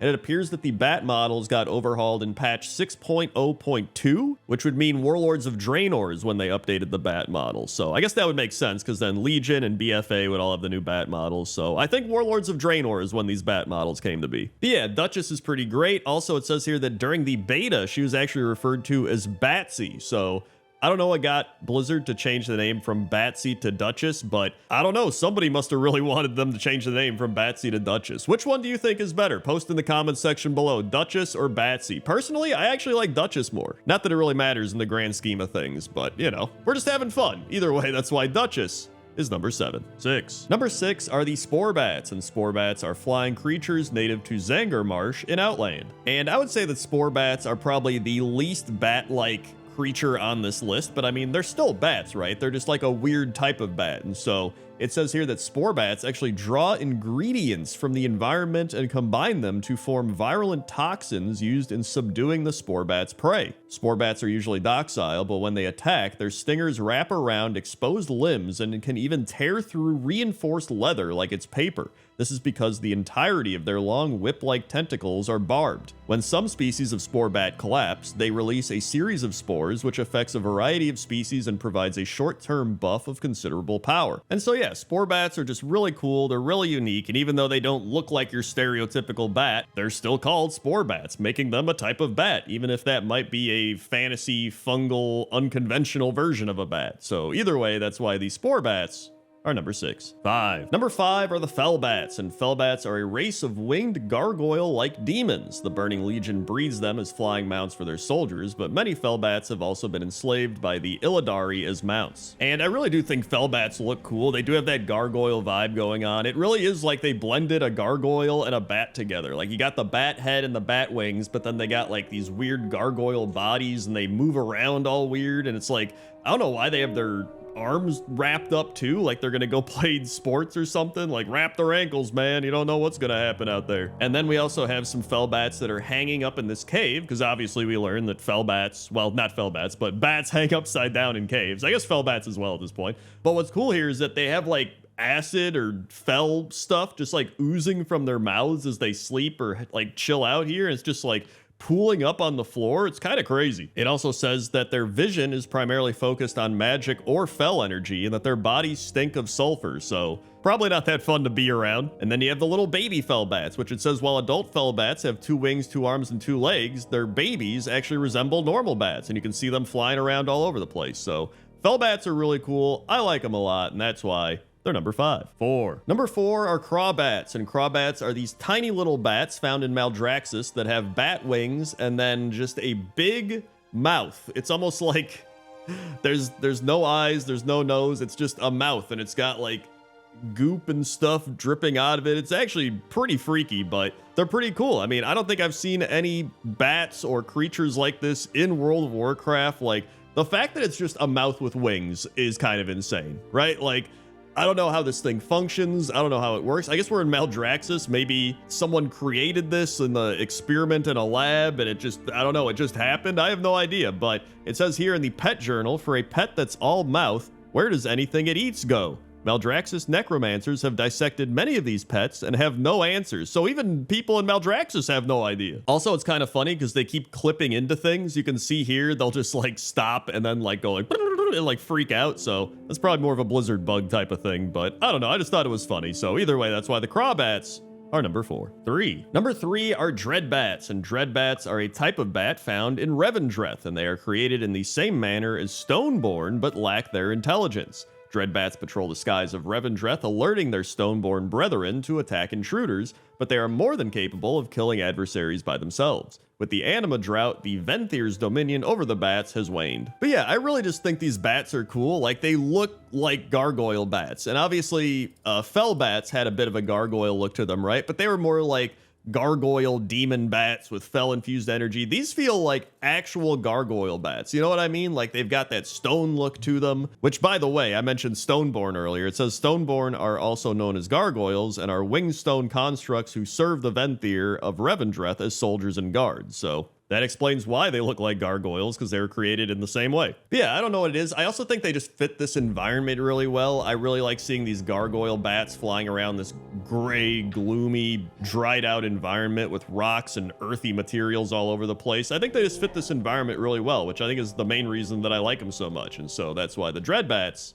are number 3. Number 2 is High Priestess Jeklik, and High Priestess Jeklik was the Zandalari High Priestess of the primal jungle god Hyreek, the Bat. Sent to Zul'Gurub to stop Hakar the Soulflayer, she was eventually turned by the Blood God and had to be slain at the Zandalari's behest. And I'm sure a lot of people have played Classic WoW and did Zul'Gurub back in the day before the Cataclysm remember High Priestess Jeklik as the Bat Boss in the Bat area. There's a bunch of cool stuff here, like these big bat totems, which I think are really cool. This might be my favorite thing in the area, just these big totems with bat wings. But then years later, they redid Zul'Gurub and she was no longer here. In fact, you can't even get here if you go into the dungeon now. It's all blocked off with like a big log or whatever, and so there is a quest where you have to destroy High Priestess Jeklik's body so that Zanzul can resurrect her. And so I feel like there was somebody here trying to do that, but they just stood around here like I don't know what they were doing. They like took their shirt off and they had a torch. I don't even know if they were doing the same quest or if they were just confused. I don't know. I just thought it was funny. And so yeah, even though High Priestess Jeklik isn't really in the game anymore, I was like, dude, that's the Bat Boss. I gotta include the Bat Boss. And so that's why High Priestess Jeklik is number 2. And number 1 is Hyreek the Batloa, and Hyreek is located at the Sanctum of Midnight in Nazmir. And not only is Hyreek the Batloa, but this whole area in Nazmir is insane. Like there's bats flying all over the place, there's bats hanging on stuff. This is like, it's like Bird NATO, but with bats. Like it's crazy how many bats are here. It just looks really cool in general. But anyway, a little bit of lore. It says here that like the other Loa of the Gurubashi tribe, Hyreek was held in Zul'Gurub against his will during the time when the Hakari were attempting to resurrect Hakar the Soulflayer. However, in battle for Azeroth, Hyreek would become corrupted by Gahun and the Blood Trolls, which is why they're here, and subsequently slain by an adventurer, you, with the aid of Jochunga and his poison at the Sanctum of Midnight. His death was mourned by the Zandalari. In fact, it says here that there is a little shrine dedicated to Hyreek on the Isle of Night in the Echo Isles, and the Darkspear leave offerings for the Loa's blessing on safe passage under the cover of darkness. It's also likely that Hyreek was inspired by the Mayan bat god Camazotz. And so yeah, I was like, you know what? I want to make Hyreek number 1. They're a literal bat god, they're in a cool area, they've got a lot of cool lore, and that's why Hyreek is number 1.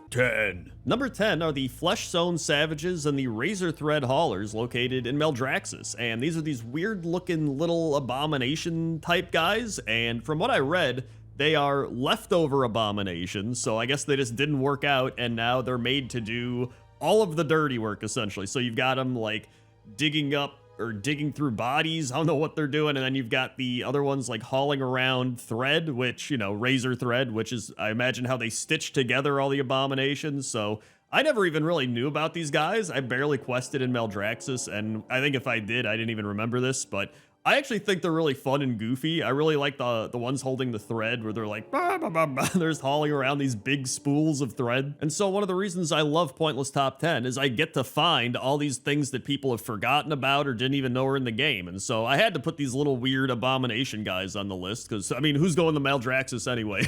And so that's why the Razor Thread Haulers and Flesh-Sown Savages are number 10. 9. Number 9 are the Undercity Guardians, and these guys don't have any names. There's no special Undercity Guardians, well, at least that I know of, but most of them are just walking around guarding the Undercity, and how could you not remember these guys, right? Whether you're going by the elevator and about to get crushed by it, or going down into the Undercity and you bypass them when they're standing right near the little hallways and stuff, or out in the courtyard. Like, these guys are all over, and dating all the way back to classic WoW, like, I remember seeing these Undercity Guardians, and it's one of the things I first noticed when I would go into the Undercity. And I learned from Wowhead that they actually have some funny little interactions. So if you ask them where the mage trainer is, they'll say, "They's in the magic corner. Look for them in Scary Skull Building." And if you ask for the paladin trainer, "Us no like paladins. Elf lady come to city, stay in royal quarter. Her paladin. You talk, learn paladin things." And if you ask for the alchemist, they say,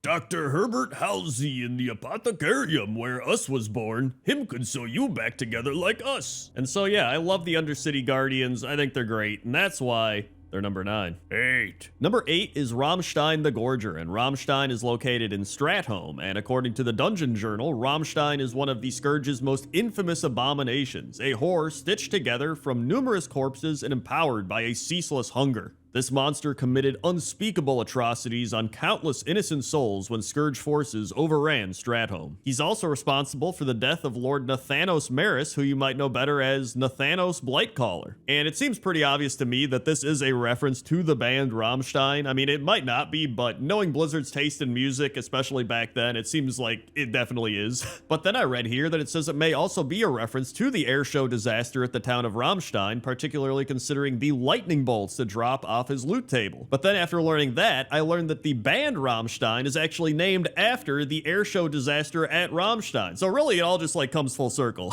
But either way, that's why Rammstein the Gorger is number 8. 7. Number 7 is Bitsy, and Bitsy is an abomination innkeeper located at Hirawatha Research Station in the Hinterlands. And Bitsy is very small, especially compared to many of the other abominations. Bitsy is, well, you could say itsy bitsy, right? Because it's like the itsy bitsy spider, so it's like itsy bitsy, it's like tiny, right? That's the reference that they're doing here. And if you feel like you've already seen Bitsy before in a Pointless Top 10, that's because you have. Bitsy was in Pointless Top 10 food vendors, and actually Bitsy could have been in Pointless Top 10 innkeepers as well. Bitsy's doing everything. And in addition to allowing you to make this place your home, Bitsy sells tough jerky, haunches of meat, mutton chops, wild hog shanks, cured ham steaks, and roasted quail, although I don't know if I'd want to eat any of this meat. Doesn't look very sanitary, but hey, you know what? It's the thought that counts, right? But I had to put Bitsy on this list because Bitsy's just a really unique abomination. I don't think there's any abominations in the game that are as small as Bitsy outside of, you know, battle pets or something, which are just small because that's how they have to be. Like, Bitsy is just a genuinely small abomination, and that's pretty cool. So that's why Bitsy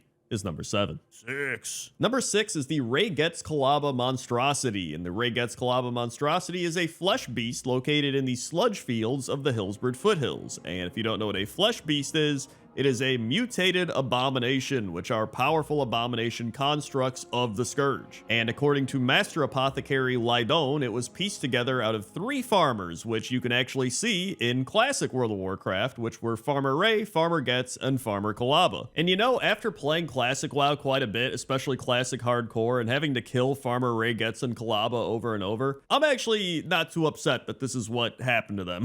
Because they were like pretty annoying to deal with, and they were surrounded by stuff. I don't know, like, whatever. At least now they're just a big giant abomination thing, which, you know, that sucks for them, but what are you gonna do?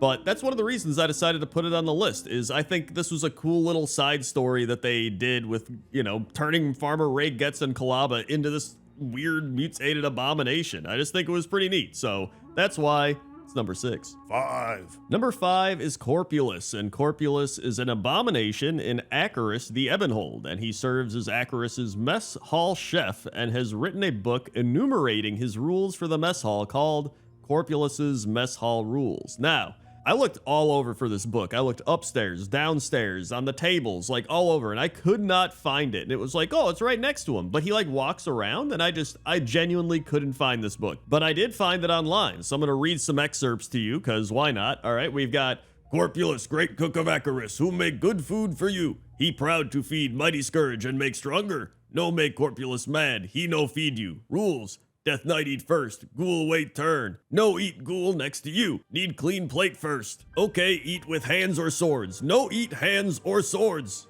Zombie need try more food. Think outside the brains. No eat self. And there's some other ones in there, but I think you get the picture. I will say that they had the opportunity to give him some unique items to sell, but they didn't really do that. He just has some generic stuff, so that kind of sucked, but he's still pretty cool, so that's why Corpulus is number 5. 4. Number 4 are Rotface, Festergut, Precious, and Stinky. I decided to just package them all together, because I mean, they are all in the same wing in Icecrown Citadel, and I mean, listen, these are some of the most iconic abominations you're gonna find. 2 dog creature abominations, and then Rotface and Festergut, who are the mutated abominations we talked about from earlier, but these are created by Professor Putricide. And I don't know about you, but I always felt bad killing Precious and Stinky. Like, it's their pets, right? And they're just walking around, and then you kill them, and they're just like, Precious, no! And then he's like, you killed Stinky, you pay. Like, I don't know, it feels bad. Like, they're sad. They're already these big mutated abominations, and now we're killing their pets on top of it. But like I said earlier, these are probably some of the most well-known abominations in the game, and so I had to put them on the list, and that's why Precious, Stinky, Rotface, and Festergut are all number 4. 3. Number 3 is Margrave Garmel, and Margrave Garmel was the leader of the House of Constructs, which is one of the 5 Necrolord houses in Maldraxxus. And he is a massive abomination that possesses the power to shape flesh in ways that few other beings could. And this is another one of those things where, as much as I didn't really like Shadowlands, they got some pretty cool stuff, like the art, the design, like so much cool stuff is in Shadowlands, and this guy's no exception. He's got this massive tube in his gut. And you know what? He kind of looks like a cooler version of the Goblin King from The Hobbit. Like, if you look up Goblin King Hobbit right now, you can compare him and be like, dude, he kind of does look like a cooler Goblin King. He also has these 2 insane guards that have crazy weapon hands, and they're almost like roided out abominations in a way, right? If you go back and look at all the old abominations and then these, you're like, damn, these are some crazy abominations. It's like Uruk-hai compared to the orcs. We're going all out with the Lord of the Rings references. And so yeah, I think they're pretty cool. Again, you know, for Shadowlands being as bad as it was, there is some cool stuff in there, and this is one of those things. So that's why Margrave Garmel is number 3. 2. Number 2 is Patchwork, and Patchwork is the first boss of the Construct Hoarder in Naxxramas, and out of all the fights in the game, I think when people think of Tank and Spank or a gear check fight, this is probably the fight that you think of. And Patchwork originally appeared as a boss in Classic Naxxramas, the one before Wrath of the Lich King, and is one of Kel'Thuzad's most powerful abominations. His strength and speed came as a shock to those that faced him in combat. And so, I mean, thematically, he does make sense as a Tank and Spank fight, right? Like, he's just this massive abomination. He's strong, he's gonna hit hard, but he's an abomination. He doesn't have much going on up there. Also, I didn't realize that there's an EverQuest reference in here. So when you aggro Patchwork, he says, Kel'Thuzad make Patchwork his avatar of war. And it turns out the avatar of war refers to the EverQuest boss of the same name. And the boss had a similar ability to Hateful Strike, which is one of Patchwork's abilities, and that it would unleash massive damage to the tank, which would have to be healed through. And so yeah, how could I not put Patchwork high up on this list? And that's why Patchwork is number 2. 1. And number 1 is Stitches, and Stitches is probably the most well-known abomination in the game, because I mean, even if you're a low-level player, you probably have a point where you were in Darkshire, walking around, and all of a sudden Stitches came running through and killed you, right? And I talked about this a bit in Pointless Top 10 Creepy NPCs, but Abercrombie, the Embalmer, creates Stitches as a gift for the mayor of Darkshire, sending him to terrorize the town. And you actually help Abercrombie create Stitches unknowingly. He's just like, go get me this, go get me that. And you're like, okay, it's a quest. And then the mayor's like, listen, I know you were helping him, but you shouldn't have done that. And then Stitches comes rolling in like, blah, blah, blah, blah. And so that's pretty much it. Stitches is created as an act of vengeance to terrorize the town. But Stitches, again, really one of the most iconic abominations in the game. Most people have seen Stitches walking around and been like, oh, don't get near him, or they've been killed by Stitches, right? He is pretty much the OG Fell Reaver from Hellfire Peninsula. And so Stitches had to be on this list. And I was like, you know what? I think he's number 1. And so that's why Stitches is number 1. 10. Number 10 are the Pygmy Owls, and the Pygmy Owls are located at the Whispering Bluffs in Val'Sharah. And they're pretty much what you would imagine. They are small owls, and the word pygmy, according to Wikipedia, has its roots in the Greek word pygmeos, which means of the fist, suggesting the small stature of the object in question. Also, the female pygmy owls tend to be bigger than the male pygmy owls. So there you go, some fun real-life pygmy owl facts. But in World of Warcraft, I imagine the pygmy owls are pretty much all the same. They just fly around, and they are part of a quest where these two night elves are like, aren't these little birds just precious? If we don't help them, they're in danger of being wiped out. And the owls of this grove are in grave danger from a murderous vulture known as Gorbeak. Tyrus and I plan to lure the beast down from its lair. We must slay him to restore balance to the forest, but we could use all the help we can get. So then you lure Gorbeak down and you kill him, and all the pygmy owls are happy. You even get your own pygmy owl pet for doing this, so that's pretty cool. But yeah, how can you not like pygmy owls? They're just smaller owls. So that's why pygmy owls are number 10. 9. Number 9 are the owls located in Teldrassil, and these are actually called the Strigid owls, and they are neutral level 5 to 6 owls specifically in Teldrassil. In fact, they're the first tameable owl in the game. And you might remember this quest if you leveled a night elf and you had to do Zen's bidding, which is where you bring Zen Foulhoof, 2 Night Saber Fangs, 2 Webwood Spider Silk, and 2 Strigid Owl Feathers. And one interesting fact is in patch 1.3, which is back in March of 2005, they actually increased the drop rate of eggs on these owls. And I imagine that had to be for cooking or something. Maybe people just didn't have enough eggs for their recipes, or it was just really hard to get. I know in Horde you had Plain Striders, so I imagine they were dropping a lot of eggs, but maybe you didn't really have that for the night elf areas, so they just upped the drop rate of eggs on the owls. I don't know. I think that's what it is. But yeah, these are probably nostalgic owls for a lot of people, especially if you leveled a night elf. And have another owl fact, which is owls can rotate their necks 270 degrees. While it is a common misconception owls can rotate their heads 360 degrees, they are capable of turning their head 270 degrees in either direction. This flexibility helps them look around since their eyes are fixed in their sockets. So look at that. I was one of the people that thought they could turn their head 360 degrees, but I guess it's just 270, which is still pretty good. And the Strigid owls are also pretty good. Get it, owl-so? Sorry. That's why they're number 9.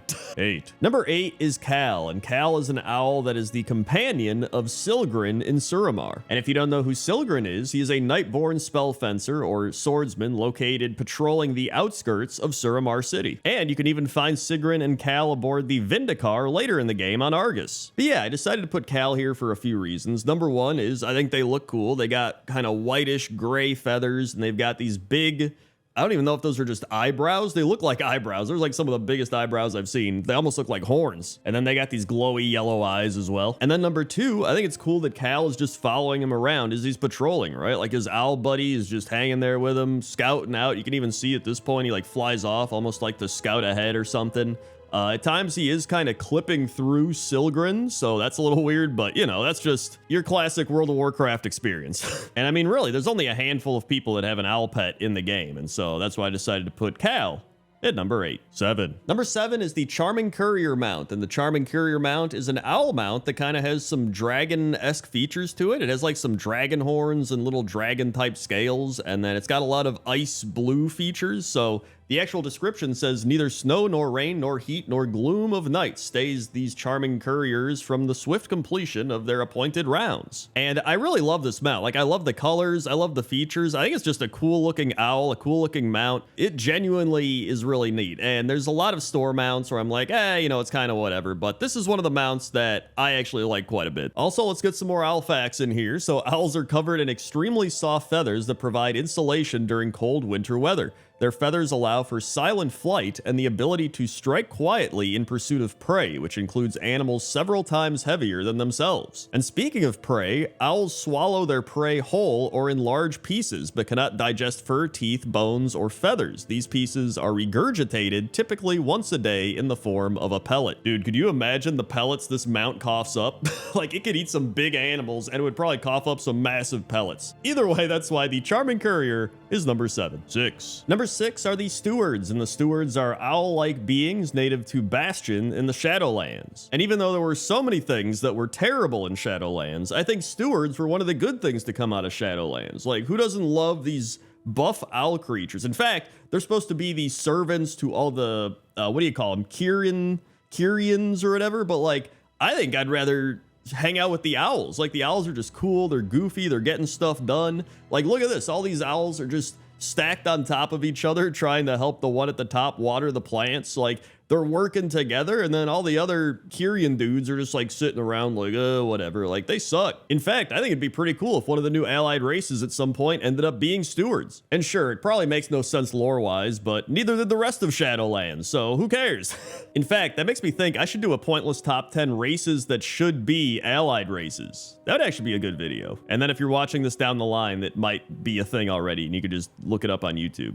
Wow. Either way, that's why the stewards are number 6. 5. Number 5 is Quanzu, or Kanzu? I think it's Quanzu, but they are a Somnow Loa located in the Whirlwing Basin in the Emerald Dream. And there's actually a large variety of Somnows all over the Emerald Dream, and they are notable for their ears, brows of varying shapes, tails of varying lengths, and 2 shapes of antlers. But I decided to go with Quanzu to represent all the Somnows because she is the Somnow Loa, and she just looks pretty cool. She's got kind of like this bluish purple glow to her. I don't think she's actually glowing, but it feels like she is. And then she's got this crazy wooden crown, or I guess it's a tiara, and then a really cool wooden necklace. I don't know if it's roots or whatever, and it's got like a bunch of little gems and crystals and flowers all over it. Like, she's just styling it up over here. And the way you end up finding her here, Cenarius is like, go seek out the wild gods and allies within the Emerald Dream. And so Quanzu is one of these, and you have to answer 100 questions from all these owlkin all over, and you answer like 4 of them, and then she shows up and she's like, dude, all right, like, you weren't gonna actually answer all those questions. Like, are you serious? I just assumed that would make you go away. Next time, I'll raise it to 1,000 questions.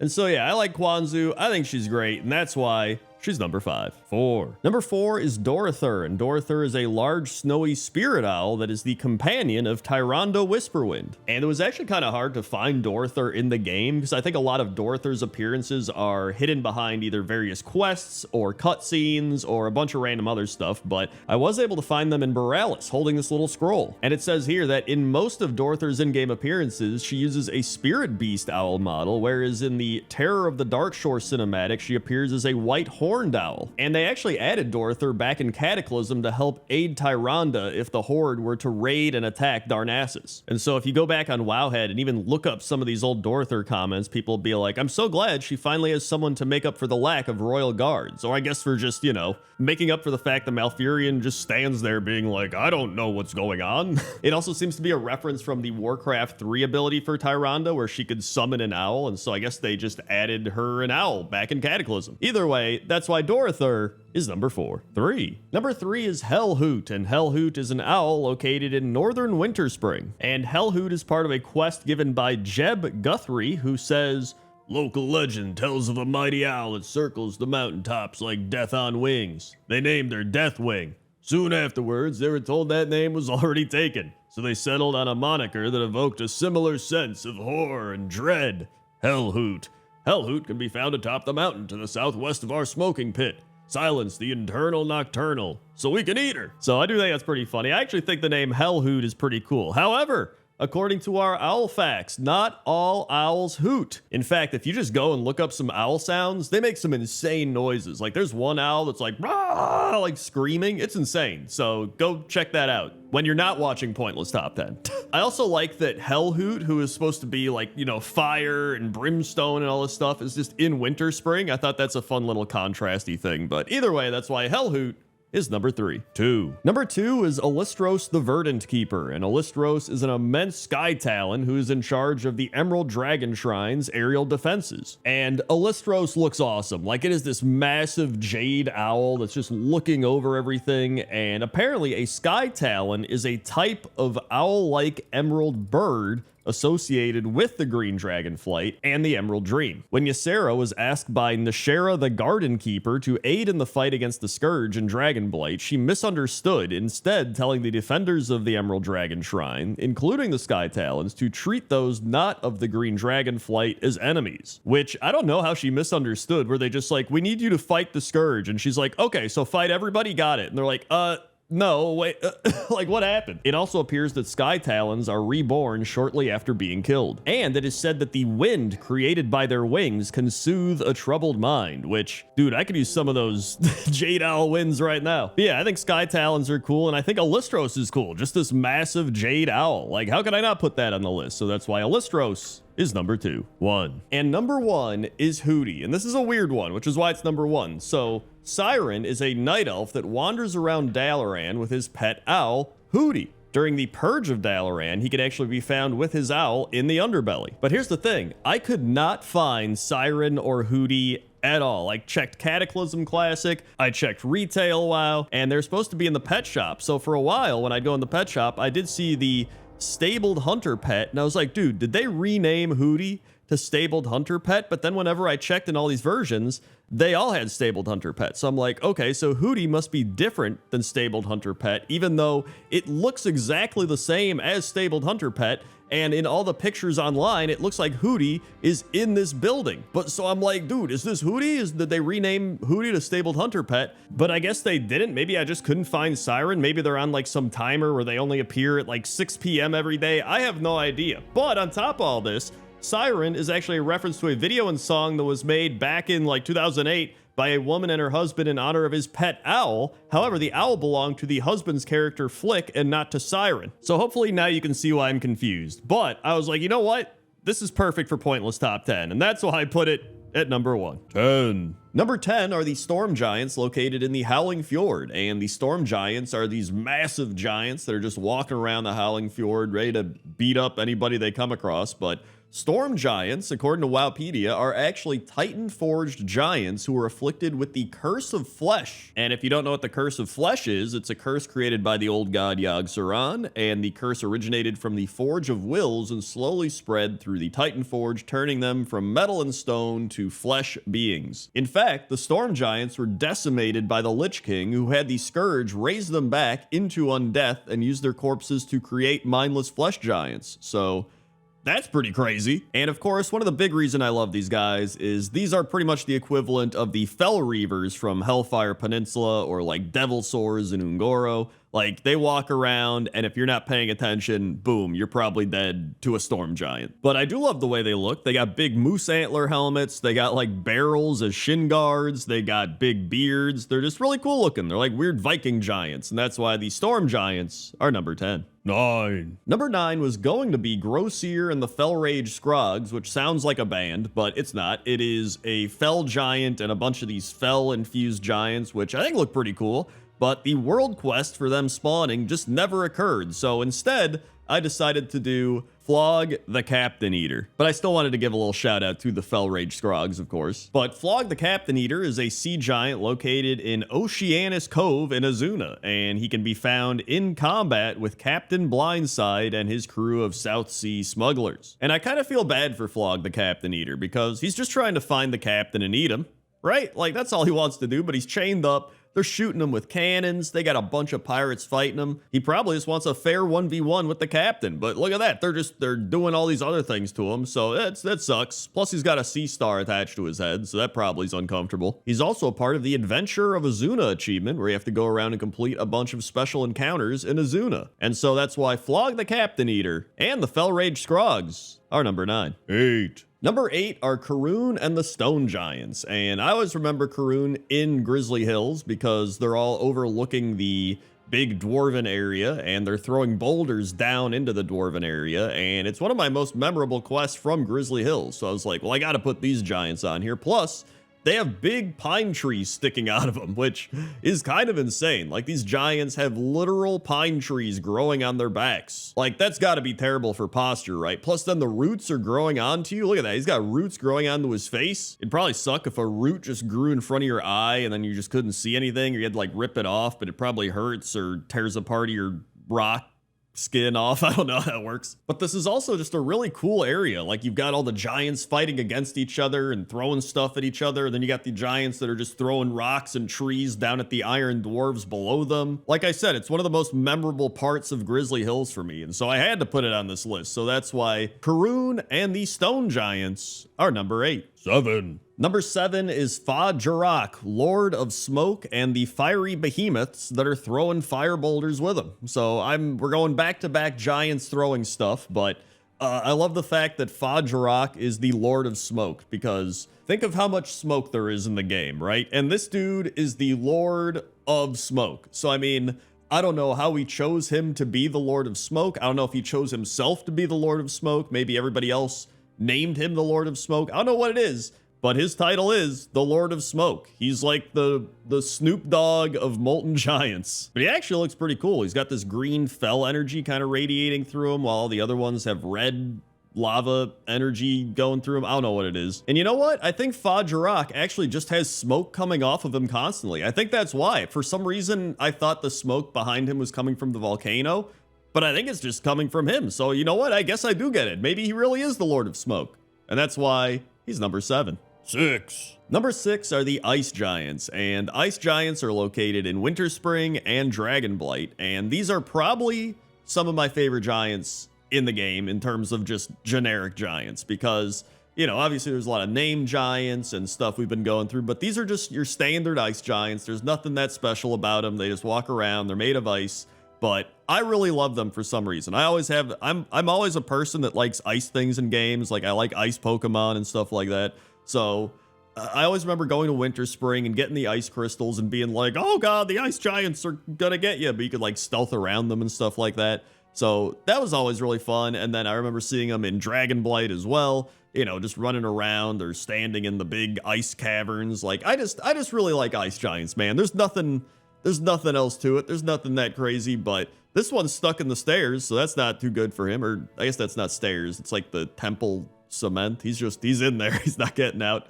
But either way, that's why the Ice Giants are number 6. 5. Number 5 are the Molten Giants, and the Molten Giants are also known as Magma Giants or Magma Destroyers, according to Wowpedia, and they are native to the Firelands, but some have been pulled into Azeroth by Ragnaros, hence why they are in Molten Core. And I wanted to put these on the list because I always remember going to Molten Core way back in the day, and you walk in, and there's just those 2 Molten Giants standing there, just staring you down, and you're like, dude, this is going to be crazy, right? Like these 2 giants are standing in your way from going into the rest of the raid. And I always love that, like the 2 gatekeeper giants just blocking your path. And then once you're able to take them down, it just felt like the raid had begun. You know what I mean? It's like, all right, here we go. We're into Molten Core. And obviously there's more Molten Giants throughout Molten Core and everything like that. But for some reason, I always remember those first 2. And I think it's because of those, you know, implications of what they are. They are the gatekeepers to the raid. And once you brought them down, you were doing Molten Core. And another fun little piece of information I found, Molten Giants are similar to Infernals in that their bodies are composed of stone while their souls are those of fire elementals. So that's pretty neat. So that's why the Molten Giants are number 5. 4. Number 4 is Mokrash the Cleaver, and Mokrash is a sea giant found on Gennaro's Point, west of Booty Bay, in the Cape of Stranglethorn, right next to the Pointless statue where we talk about how inside pointless things are treasure. You knew I had to put the giant on the Pointless Treasure Island here, right? You knew I had to do it. But he is one of the giants that sank Captain Heckleberry Smot's ships, and you are supposed to go kill him for a quest from Captain Heckleberry Smot's. And he yells out things such as, Smots, I have your little belt. Come and get it. Smots, come out and play. Don't let this statue be my only company. Come out and play. And there's a few other quotes and taunts, but he's just trash talking Smots, right? But I do love how he's one of the old school sea giants that just is very aquatic bluish green, and he's just got this giant hammer, and he's got some armor made out of shells, and then he's got the giant green beard. I just think the old sea giants look pretty cool, so I wanted to put him on the list kind of as a representative of all the old sea giants. So that's why Mokrash the Cleaver is number 4. 3. Number 3 are Thiazi the Lightning Bringer and Ymir, who is the king of the Storm Giants. And Thiazi is actually being ridden by Antioch, Grand Necrolord of the Scourge, and he lures his brother into a trap after he is converted into an undead flesh giant. And Thiazi is actually a reference to Thiazi, a giant from Norse mythology who tried to trick the gods by stealing their apples of youth. Meanwhile, Ymir, who is a reference to Ymir from Norse mythology, is trapped in a cage after his brother lured him into the trap, and then you help break him out, and then you go and you take out all of the Scourge all around while riding on top of Ymir. And I mainly wanted to put these guys high up on the list because one is the king of the Storm Giants, and the other one is his brother who's been corrupted, so there's a little cool lore thing going on here, and it all ties into the Lich King as well. So a lot of cool stuff here, and that's why Ymir and Thiazi are number 3. 2. Number 2 is Torseg the Exiled, and Torseg the Exiled is a frost giant located in the Storm Peaks, and he's just chilling out, sleeping, And that's it. He's just chilling out sleeping. And nobody really knows why. I've always wondered, how did Torseg get exiled? Like, what did he do? Did he do something so bad he got kicked out? Did he do something that people just didn't like? Like, why did Torseg get exiled? And now he just chills, being by the fire, staring into it, wondering, pondering, reflecting. Like, I don't know. I don't know what happened to Torseg. I did read a comment that said this is the only frost giant that has the giant label, which is kind of funny that none of the other frost giants have the giant label. But really though, I don't know if we'll ever find out about Torseg the Exiled. Maybe one day he will show up and he'll have some heroic arc in a future expansion. But until then, I like Torseg the Exiled. He's a good guy. Unless he did something bad, in which case I don't like him. But until then, he's number 2. 1. And number 1 is Fosruk, and Fosruk is a mountain giant located in the Arathi Highlands, and in Classic WoW, he has a little kobold pack with him. There's Phoebos, who is a mage that casts damage spells and holds a staff with a green crystal at the top, which always makes me think of Skaven. Maybe they were also inspired by Skaven, who knows? There's Xenort, who is a random melee mob, and then there is Sleeby, who is the healer that will heal himself and his friends if allowed. And the main reason people want to kill Fosruk is he carries the magical rod which unlocks the keystone in the Circle of Inner Binding. But I always remember seeing this guy in Classic WoW, and he used to be elite, and then they made him not elite in Burning Crusade, and now he's down to like level 30. He's not elite. He doesn't even have his kobold friends anymore. They've really just kept nerfing him and taking everything away from him. His elite status, his HP, his kobold friends. So you know what? We're going to give something back to him. We're going to give him number 1 on the list of giants. So that's why Fosruk is number 1. 10. Number 10 are the ship rats. And I picked the ship rats because they're your standard World of Warcraft rat, but I think it's a cool setting to be in Borealis, honestly. That's partially why I picked it. But I wanted to use this opportunity to do some rat facts because, you know, we're going to be, talking about rats. Might as well learn about rats, right? So rats are actually intelligent. They can count to 10 and they can be trained using positive reward-based methods to do things like respond to their own names, give high fives, fetch a ball, and roll over. Rats show empathy with other rats. They go through multiple stages of sleep. They laugh when they're tickled, while they more emit a very high-pitched squeak, which is kind of like laughter. And then the big one is rats are very clean animals. Rats often spend hours grooming themselves or each other, and it's now thought that the Great Plague of 1665 was actually spread by human lice and fleas and not by rats. So really, rats got a bad rap. They're just going around being rats, and everybody blamed them for this big plague, and really, it's the humans' fault. Classic humans, dude. But besides the rat facts, I think rats are cool. Like, look at them. They're just running around. They're having a good time. They're actually going really fast. Which I guess rats do go pretty fast, but that's why ship rats are number 10. 9. Number 9 are the temple rats of Zul'Gurub. And you might be like, Crendor, these look like ship rats. There's nothing really special about them. But that's where you're wrong. Temple rats are rats that are located in the Temple of Bethik in Zul'Gurub, and they can be collected and given to prides of Bethik, so they go into a rage earlier as intended as part of Here Kitty Kitty, which is an achievement for defeating High Priestess Kilnara after having fed temple rats to 4 of Bethik's pride. But the best part about this isn't even doing the achievement, it's just the fact that you can pick up the rats. Like, look at that, you could have your own rat pet, you sit around, although the rat's kind of freaking out. You're just like sitting being like, I have a rat pet. And the rat's just like, I gotta get out of here. I gotta go now. I gotta go fast. But really, he just keeps going, man. Like, look at that rat go. But I mean, as far as picking up rats is concerned, I feel like this is one of the only places in the game where you actually get to pick up a rat. So for that reason alone, it had to be on the list. But, it's got some little achievement lore behind it as well. And it's not like they were just sitting in a room and they were like, what if in Zul'Gurub you could just pick up rats? They're like, yeah, let's do that.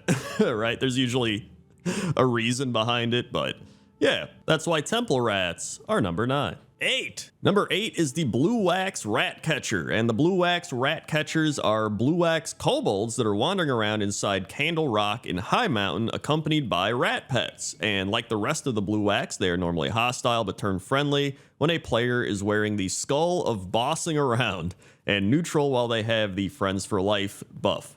Their pet rats have any of the following names, which are Blue, Chewy, Gnar, Violet, Penny, and Ollie. And according to Wowpedia, when spoken to, they will say things like, rats make good friend, unless rat bites, then rat makes good meal. Rat's not afraid of darkness. Rat's tastier than rabbit and easier to catch. Chewy bites me sometimes. And if the player enters Candle Rock without wearing the Skull of Bossing around and kills a rat catcher's pet, they will yell one of the following, which is, I'll catch another rat after I kill you. No, Violet. and You'll pay for hurting Penny. And there's a couple other ones based on which rat you've killed, but you get the picture. So overall, this is just a weird kobold cave where instead of caring about candles a lot, they care more about rats, which I think is fantastic. Also, that cave entrance just looks like a weird Geodude to me. I don't know if you guys can see it as well. You can see like the face in it and stuff. Maybe I'm just seeing things, but I do want to do a pointless top 10 faces in random objects. I think that would be a fun one. So this guy might make that list, but either way,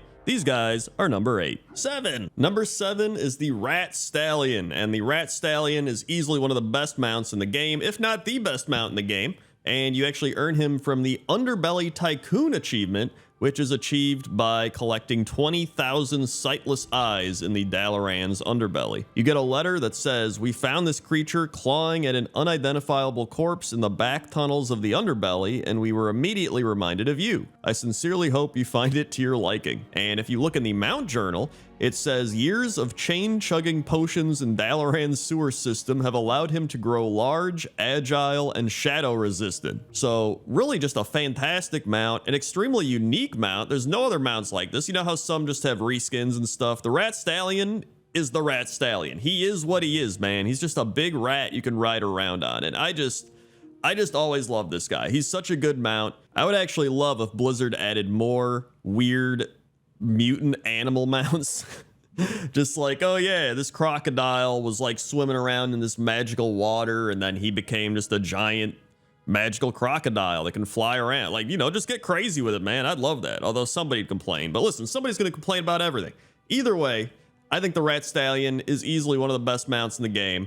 And he's one of the best rats in the game for that reason. And that's why the Rat Stallion is number 7. 6. Number 6 is Recipe Rat, and Recipe Rat is located in a random room of the Zakera Vaults in Forbidden Reach, and if you interact with it, you can pick up Recipe Rat, which is an item, and if you use it, it is an attempt a civil negotiation with a captured rat in effort to obtain its closely guarded recipe.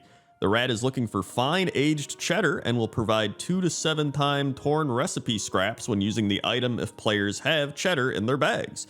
The item has a 5-minute cooldown, and while it is on cooldown, the rat will eat some cheese on occasion.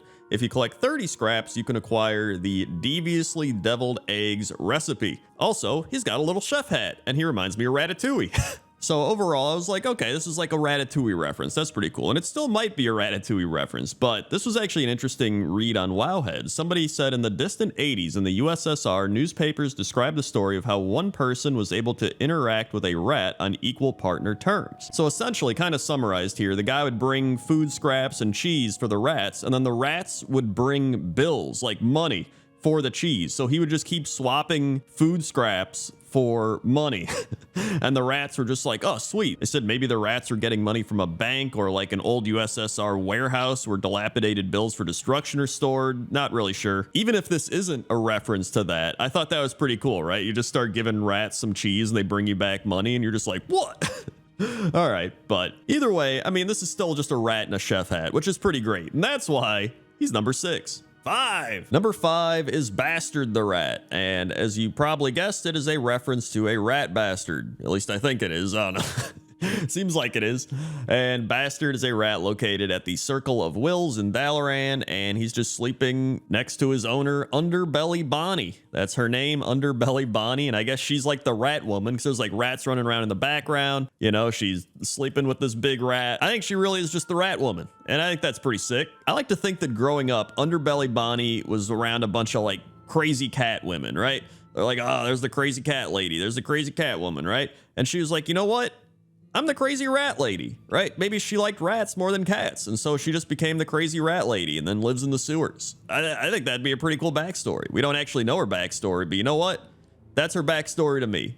And that's really all that matters. And so that's why Bastard the Rat is number 5. 4. Number 4 is the Dalaran sewer rat that is around 4 turtles, and clearly this is a reference to the Ninja Turtles. with Splinter being the rat, so I'm just going to call him Splinter the rat. I also like that they put a bunch of beakers of chemicals and stuff around, kind of to reference like the Teenage Mutant Ninja Turtles, you know, they're like morphing from the chemicals and stuff. I always liked this reference. I wanted to put it in a pointless top 10 at some point. I just never knew when. I was going to put it in pointless top 10 turtles, which I'll put up in the notes up top there if you want to check it out. But I was like, I don't know, maybe rats would be better because it's like Master Splinter's teaching the turtles as the rat.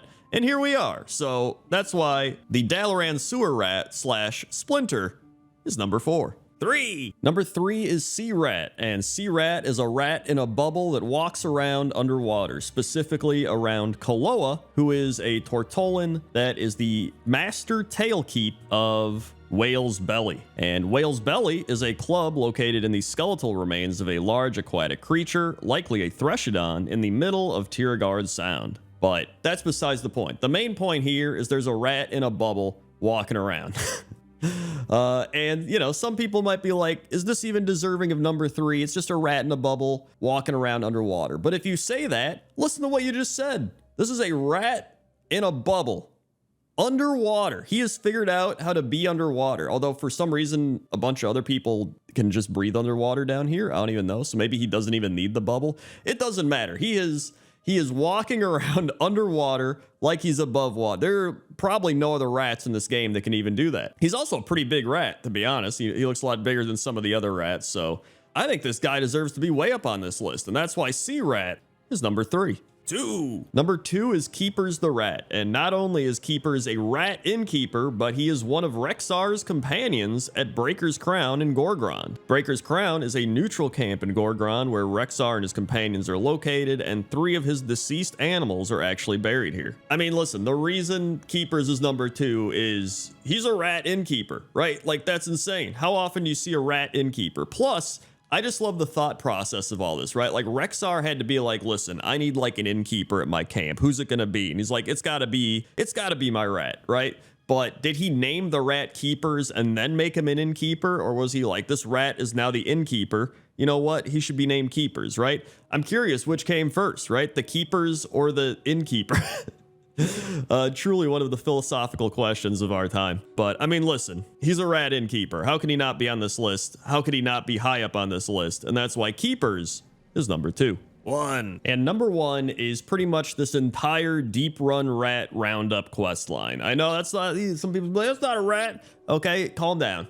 This is the thing that I think about the most when I think of rats in World of Warcraft. It is this quest line where you have to get the flute, you play the little doo-doo-doo, and then all the rats come to you, and then you lead them back to Monty, the gnome pirate, and he pretty much packages them up and sends you down to the other side of the tram where his brother Nipsey makes rat kebabs. And it's kind of messed up when you think about it. Like, you're luring these rats and then killing them and then making rat kebabs out of it. But it's probably one of the oldest rat quests in the game. Probably some of the oldest rats in the game. It's just a very memorable quest line. So when you talk to him, he says, Monty be me name, and rats be me game. Avast ye scallywag, are ye looking for work? We got a serious rat problem down here and not enough hands on the poop deck. What do ye say? All ye need to do is take this here rat catching flute and play the melody around the vermin. They'll follow ye to the ends of the world. Just capture 5 of the little buggers and bring them back here. We need them alive, arr. And then he says, these'll work nicely, matey. Me brother needs them still tickling and kicking, else they go sour, and ye don't want to taste no sour rat kebab. And that's pretty much it. However, this is the deep run tram, right? There is a never-ending supply of rats. They just constantly live here. It's kind of like the New York subway, right? Like, there's never not going to be a rat in that subway. And so, just the fact that this is a very kind of nostalgic, historic quest line, and it does involve a lot of rats. There's a whole bunch of rats in the area. Everybody's been here, and that's why it's number 1. 10. Number 10 are the Snowblind Follower Kobolds located in Storm Peaks, and these kobolds are running alongside the Magnetar invaders, and I believe they are running towards K3, trying to attack it or something. But as you can see there, the K3 perimeter turrets are up, and they are just completely zapping all of these kobolds. There's also the quest where you have to put the landmines down, and that blows up kobolds and Magnetars, and I think there's some other stuff too, but the main thing is if they get too far, they just get zapped anyway, so it's whatever. But I always thought this was such a goofy situation, like all these kobolds and Magnetar just charging across this big open snowfield and then just getting zapped and blown up and all that stuff. In fact, there's some amazing kobold quotes such as, "Net not stop me. No, net stop me. And you no take me."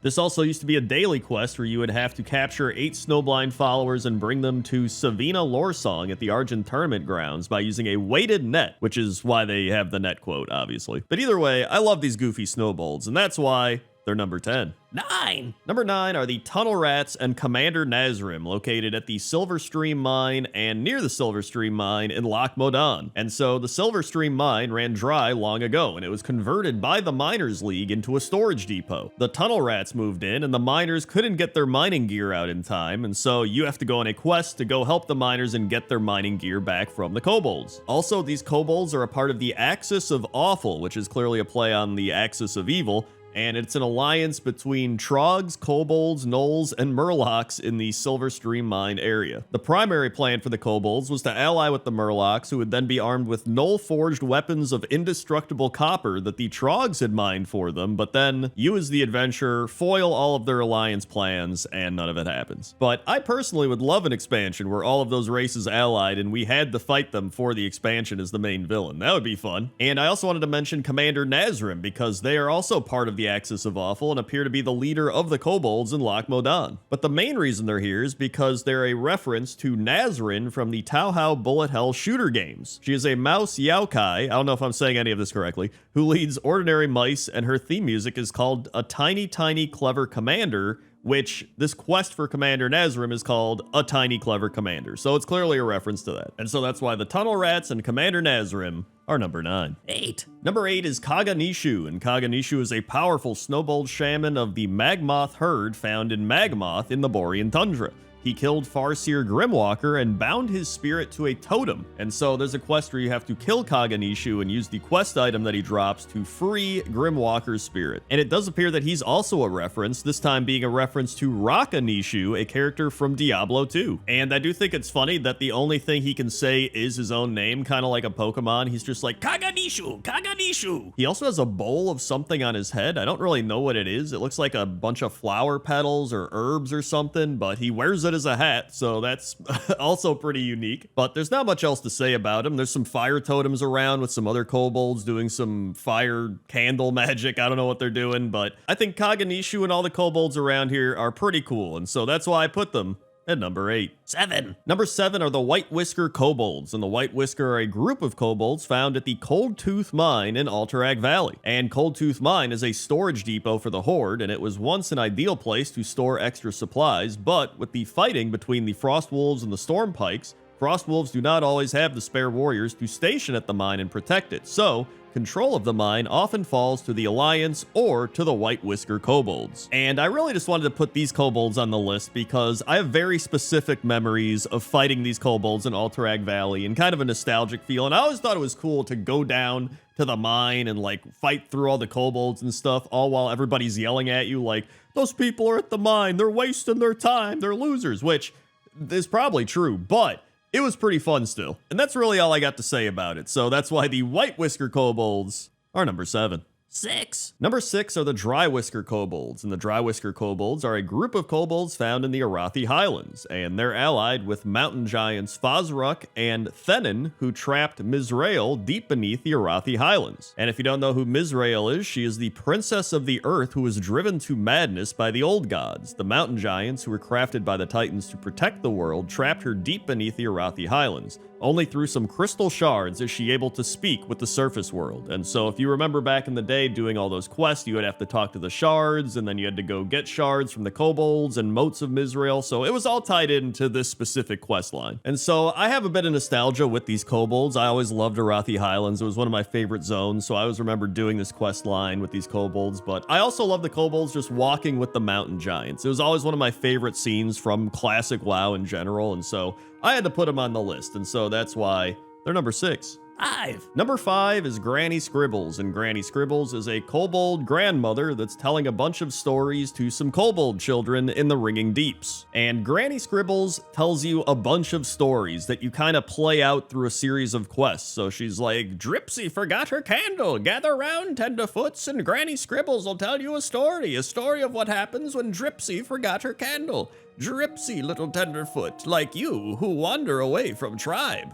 And I'm not gonna lie, I didn't even really like the quest that she gives that much, which is why I put her at number 5, but I just like the vibe of Granny Scribbles, you know what I mean? I think she gives off that, like, old person telling all the kids how it used to be type of thing, like, you didn't even know what it was like back in the day when they'd take your candle, you know, you know what I mean? I also like all the stuff happening around Granny Scribbles. There's like a bunch of different kobolds, there's moles sleeping, there's wax statues. Like, it's actually a really cool place as well. And there's like candles hanging. And so that kind of factored into this as well. So that's why Granny Scribbles and all of the kobolds around her are number 5. 4. Number 4 are the Blue Wax Kobolds, and the Blue Wax Kobolds are a group of kobolds at Candle Rock in High Mountain. And normally the Blue Wax are hostile kobolds, but they turn friendly when the player puts on the Skull of Bossing Around. And you can see the big candle right in the center there, and I love the way that looks. It's just kind of glowing, and I mean, it's really just a big candle, but it looks cool. And the Blue Wax have some interesting history. So they've lived at Candle Rock for a long time, and they have rat pets. They also eat rats, so it's a little weird. Don't ask questions. And one day, a Drogbar group arrived at the cavern and claimed it as their own, forcing the kobolds to take their candles and hide. However, the Drogbar did not have candles, and so the darkness began to follow them until it finally swallowed them whole, allowing the kobolds, safe with their candles, to move back in. To this day, the Blue Wax claim that if a kobold's candle goes out, or if they lack a candle altogether, the darkness will eat them. And I kind of think they're right, because there's a little area with 6 candles, and if you extinguish all of them, a void wraith called Devouring Darkness appeared. So they're actually onto something. I also think it's cool that they actually have blue wax you can see them crafting with, and they have blue flames, so I like that. And that's why the Blue Wax Kobolds are number 4. 3. Number 3 are the Waxtail Kobolds and Torch Snarl, and they're located at the Warrens, which is the capital of the kobold civilization in Ringing Deeps. And one of the reasons that I picked them is just because of where they lived. Like, it is a phenomenal kobold capital. It's like everything you would imagine a kobold capital to be. There's big, cauldrons of wax, there's candles hanging all around, there's kobold houses on the mountains.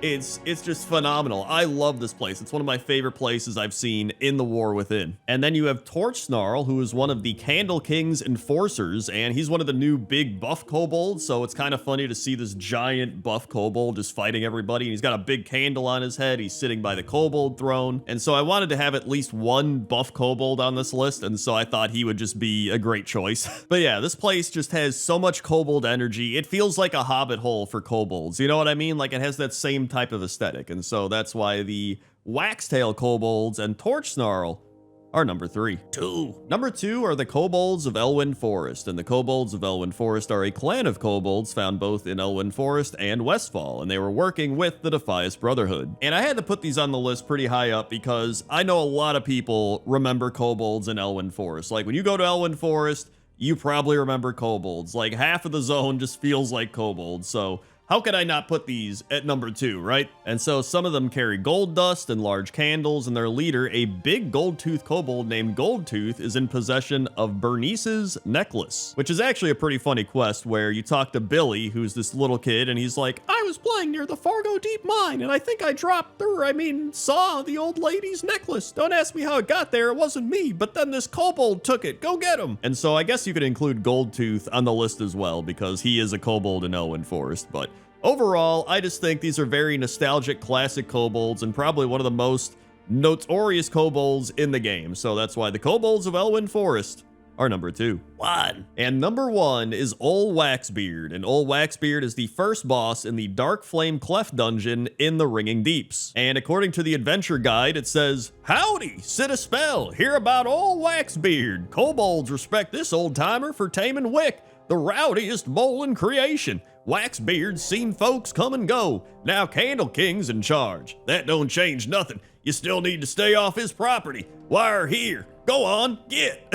And this is just the most Crendor thing I've ever seen in World of Warcraft. Like, if I had to design a boss, this is probably what I would design. Just like old man Kobold on his mole with a mining pick riding around, attacking you, and like mining carts are flying out and hitting you, and he's like, oh boy. And so as soon as I saw this guy, I was like, I got it. This is number one. This is number one on top 10 kobolds. And so that's why old Waxbeard is number one. 10. Number 10 is the Mother of Wolves, and the Mother of Wolves is a fell wolf found at the Frost Den in Frostfire Ridge. She was a frost wolf alpha mother, but got infected by demonic energy, causing her former pack to turn on her, which you can see right here. They are all attacking her, they're surrounding her, and you know, it's kind of sad, because this is like their frost wolf alpha mother, and now it's like she's diseased, right? It's almost like those zombie shows where somebody gets infected, and they're just like, no, this is my wife, and then they're like, no, it's a zombie. And they're like, no, right? And then they have to like take her out. It's like that.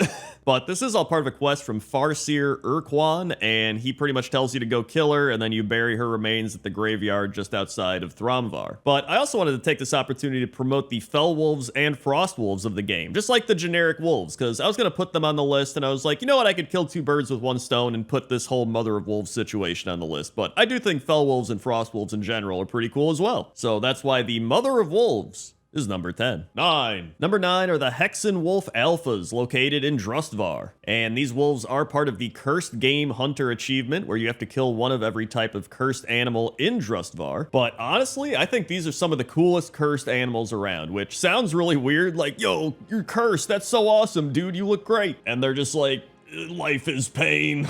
But, you know, you could be cursed and look pretty cool. It's better than being cursed and not looking cool. There's a lot of those. Also, someone mentioned on Wowhead that if any hunters try to tame these, the blue effect goes away and it just becomes a regular gray wolf, which, if it's still like that, that's so dumb. Like, just let people have a cool looking cursed blue wolf. And you know what? Let's do some wolf facts, because I love doing facts about any animals I make lists out of. So wolves can live up to 13 years in the wild. Wolves have 42 teeth. Wolf pups are actually born deaf and blind with bright blue eyes. Wolves can run at 36 to 38 miles per hour. And a wolf's howl can be heard up to 10 kilometers away. So there you go. Wolves are pretty cool, just like the Hexen Wolf Alphas. And that's why they're number 9. 8. Number 8 is Nokkarash, and Nokkarash is a gigantic Garn who dwells north of Wargal in Frostfire Ridge, and he actually drops the Garn Nighthowl mount after he's been defeated. And if you're like me and were wondering, what is a Garn? Well, a Garn are a species of massive black wolves that are native to Frostfire Ridge on Draenor. According to Marad, they are amongst the most vicious and cunning predators on Draenor. They always hunt in packs, which, I mean, that's just wolves, right? I guess they're just bigger wolves, so it's more scary. And the Magar clan actually brought their domesticated Garn from an alternate Draenor to Azeroth. And back in the day, Nokkarash, who had the title of Warrior's Death, used to be this big fight people would have to, you know, group up for and try to take down. Everyone tried to get the mount. Now you can just go there and kill him and get the mount, like it doesn't really matter. But back then, he was pretty crazy. And if anything, he's like the biggest Garn. Out of all the Garns surrounding him, he is the biggest Garn. So that's why Nokkarash is number 8. 7. Number 7 is the Lone Hunter, and the Lone Hunter is a ghost wolf that still has Joseph Redpath's hunting blade embedded into its skull. And I'm sure anybody that's quested in the Eastern Plaguelands knows about the Redpath family. So Joseph Redpath was killed in the Battle of Darrowshire, and then his daughter Pamela Redpath is standing in a house, and she's just a little girl that's a ghost, so it's always kind of freaky. But she does give out a bunch of quests, and one of the quests is to go get her father's hunting blade out of the Lone Hunter, which is this wolf. Her reasoning being that her father will be very happy when she gives him his animal sword, which, you know, this is like all weird, like everybody's dead, so it's all kind of freaky still. And so yeah, the wolf is just a ghost wolf, and he's got the blade in his head, because obviously that's where he died. And then you gotta get the blade back. However, if you're a hunter and try to tame this thing, the blade will not be there. You still get the ghost wolf, it's just he doesn't have the blade in his head. However, there used to be a bug apparently where you could get a wolf with a blade in its head, so that's kind of cool. But it's not every day you see a ghost wolf with a blade stuck in its head, so that's why the Lone Hunter is number 7. 6. Number 6 are the Cinder Wolves, and the Cinder Wolves are fire elemental wolves summoned by Flamebender Kagraz in the Blackrock Foundry. And as you can see here, it's kind of hard to film the Cinder Wolves. They're just running all over. They're going insane. There's flames all over because this is a boss fight. There's like big tornadoes. Like you can see the Cinder Wolves, right? Look at there they go. They're biting away. So that's why for the rest of number 6, we're gonna look at the Cinder Pup. There's the Cinder Pup. He's a Cinder Wolf. He's just the baby version, and he's a pet you can get, and he's very cute. And he was a reward from the Garrison mission Fiery Friends. But the one thing that really blew my mind is that these are the only Cinder Wolves in the game. Like there's no other Cinder Wolves. I figured there'd be some in like a fiery area or just somewhere there'd be a fire wolf, but no, it's just these are the only ones. So it's like, it's kind of insane how rare these wolves are that they're just for this boss fight. And then the Cinder Pup, of course, but that's why I had to put him on the list for being so rare, yet not really being a named type of wolf. So that's why the Cinder Wolves are number 6. 5. Number 5 are Gara and the Ghost Wolves. And that sounds a lot like a band, but it's not, at least not that I know of. And Gara is a wolf located at the burial fields in Shadow Moon Valley. And according to Wowpedia, she died long ago along with her owner, Mother Omra. When Ner'zhul and his clan started to practice shadow magic, Mother Omra was corrupted and Gara feared her. Her forlorn spirit returned to her owner's grave. When a Beastmaster hunter pets her and shows her a shadow berry, if one creates a spirit effigy, they can return it to Omra's grave and redeem her. However, Zan does not approve of this and takes Gara as captive. And if you don't know who Zan is a void god in Shadow Moon Valley. And so then you have to find a void lantern, you enter the void, you kill a bunch of void stuff, and then Zan appears and you kill Zan. But moments before he dies, he consumes void, which corrupts Gara, and the only way to save Gara is by taming her. So you have to tame Gara, and after that, Mother Omra says her goodbyes and prays to see her again. And then you have Gara, who becomes a Void Wolf. But man, I didn't know about Gara before doing research for this pointless top 10, and now that's pretty crazy. Like, this Ghost Wolf becomes a Void Wolf, and then there's like this whole Ner'zhul backstory. It's crazy. So I also wanted to include the Ghost Wolves because I do think the Ghost Wolf model looks really cool, including Shaman Ghost Wolf. Shout out to Shaman Ghost Wolf, which didn't make the list, but I wanted to give it a shout out because I know somebody's gonna be like, Shaman Ghost Wolf didn't make the list, and it's pretty cool. So that's why Gara and all forms of Ghost Wolves are number 5. 4. Number 4 is Zack, and Zack is a dancing wolf at the Moknathal village in the Blade's Edge Mountains. So we go from this intense backstory to a dancing wolf. But hey, you know what? Dancing wolves are pretty great. In fact, dancing any animal is pretty great, to be honest. But I love that that's just all he does. He just stands here and he dances, and then he's like, ooh, gotta take a break. And he's like, all right, gotta keep dancing. And then the dude next to him's just like, hey, all right, yeah. And then that's the entire premise of what's going on here. But it's so simplistic, yet so fun. I also did see on Wowhead that someone said it could be a reference to Zakk Wylde, who also has 2 Ks in the name Zack, and he was the lead guitarist for Ozzy Osbourne. And as you know, Ozzy Osbourne did a World of Warcraft commercial way back in the day, and it was always pretty well known that Blizzard loved their rock and metal music, especially, you know, Elite Taran Chieftain and all that stuff. But whether this is a reference or not, I don't care. This is Zack the Dancing Wolf, and that's good enough for me to put him at number 4. 3. Number 3 is Moonfang, and Moonfang is a world boss located in the woods on the western part of Darkmoon Island, which is always up when the Darkmoon Fair is up. And Moonfang can drop a few items, but the primary ones are Moonfang's Pelt, Moonfang's Paw,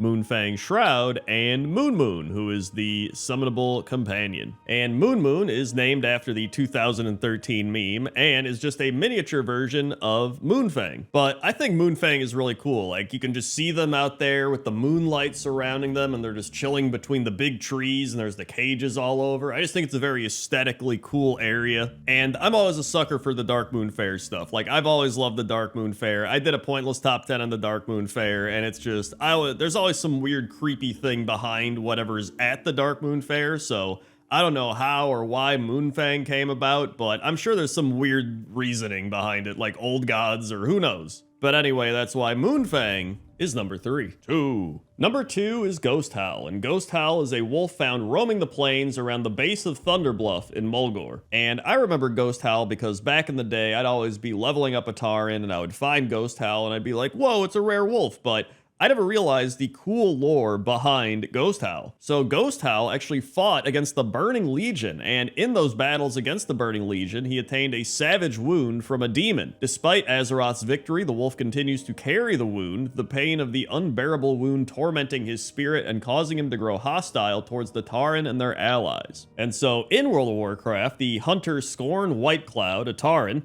once encountered the mighty Ghost Howl in his youth, and though unsuccessful in his own attempts to end the wolf's suffering, commends those adventures able to slay and salvage his demon-scarred hide. And so once you do that, he crafts you a demon-scarred cloak and thanks you for ending Ghost Howl's suffering. And so according to Wowpedia, it isn't specified which war was fought, but it can be assumed that Ghost Howl fought against the Burning Legion's army in an attempt to take Mulgore during the Legion's second invasion and the Battle of Mount Hyjal. And so it's pretty crazy. Ghost Howl, I feel like, is one of the most underrated wolves in World of Warcraft. Like, he actually fought against the Burning Legion. How many wolves can say that?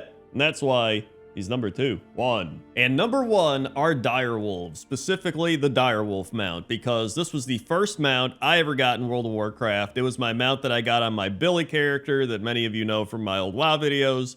And I just always have nostalgia with the dire wolf, because I remember getting this mount for the first time and I was like, dude, I did it. I finally got a mount. So that was like my first real connection to a mount. And it was phenomenal. And riding around on your wolf and being like, yeah, woo! And I remember always going to the stables and all the wolves were there. And I remember just being so excited because I was an orc and all the orcs got wolves. And I was like, dude, this is awesome. Like, everyone else had horses and skeleton horses and whatever it is. But I was like, dude, I get a wolf. But I guess Kodos are pretty cool too. But wolves were the best. And so that's why, to me, dire wolves, specifically the dire wolf mount, is number 1.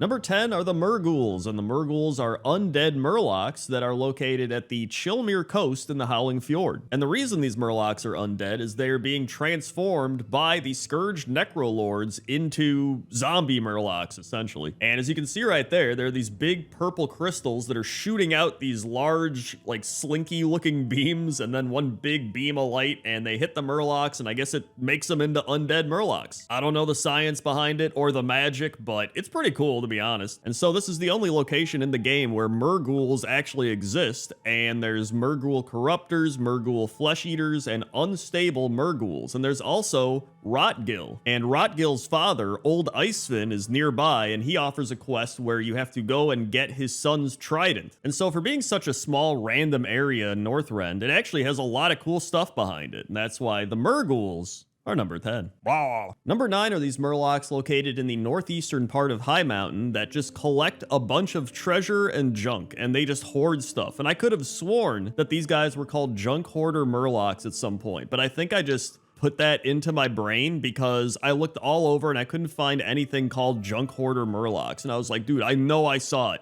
but either way, these are actually Junk Hoarder Murlocs. They get a bunch of stuff and they bring it up to their pile of junk, and I love it. I think it's so fun and goofy. And I can't remember anywhere else in the game where I've seen a bunch of Murlocs just hoarding stuff. Like, they've got swords, they've got shields, they've got pottery, they've got skulls, which I don't know why they're getting those. They've got crystals, they got a whole bunch of stuff in there. And that's just their big pile of treasure up on the mountain. I think all their little huts and shack things also have a lot of knickknacks and little treasures as well. And so they might not be the most well-known Murlocs or the craziest Murlocs or the strongest Murlocs, but you know what?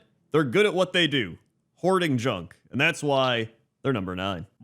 Number 8 are all the classic WoW Murlocs, as well as Old Murkai, and I was gonna do just the Westfall Murlocs and Old Murkai, but I was like, you know what? I'm just gonna group all the old classic Murlocs together, because they're kind of all the same for the most part, and you know, there's some in Elwyn Forest and Darkshore, and they're kind of all over the place, but I wanted to put the Westfall ones on here because I think that's the place I remember them the most, to be honest. And Murlocs have to be one of the most notorious mobs in World of Warcraft. Like, out of all the things that try to attack you in this game, I think a lot of people, they see Murlocs, they hear the and somebody might have not played WoW for 15 years, and if they hear that, they're gonna be like, dude, that's a Murloc, right? And then there's Old Murkai, who is the Murloc leader that patrols the shore of Westfall near the old Westfall Lighthouse. And I kind of talk about this in Pointless Top 10 Lighthouses, but I'll give a brief summary here. So Old Murkai actually led attacks against this lighthouse. He just didn't like it for some reason, and then the family fled, and then they came back and they relit the flame in the lighthouse, and Old Murkai was like, nah, we ain't doing this, and he coerced the weaker-minded Murlocs to raid the lighthouse again and this time he killed the family. So it's actually pretty messed up. I think a lot of people see old Murkai and they're like, it's that crazy named Murloc running up and down the coast. But he like led attacks against the families of the lighthouse nearby. Like, that's pretty insane. And so that's why the classic WoW Murlocs, including old Murkai, are number 8. Number 7 is Cookie, and I guess he's Captain Cookie now, but Cookie used to be an elite Murloc in the Dead Mines in the service of Captain Greenskin and Edwin Van Cleef. And then, after the Cataclysm, according to the Adventure Guide, Cookie proclaimed himself captain of the Defias Brotherhood's Juggernaut following its previous commander's death.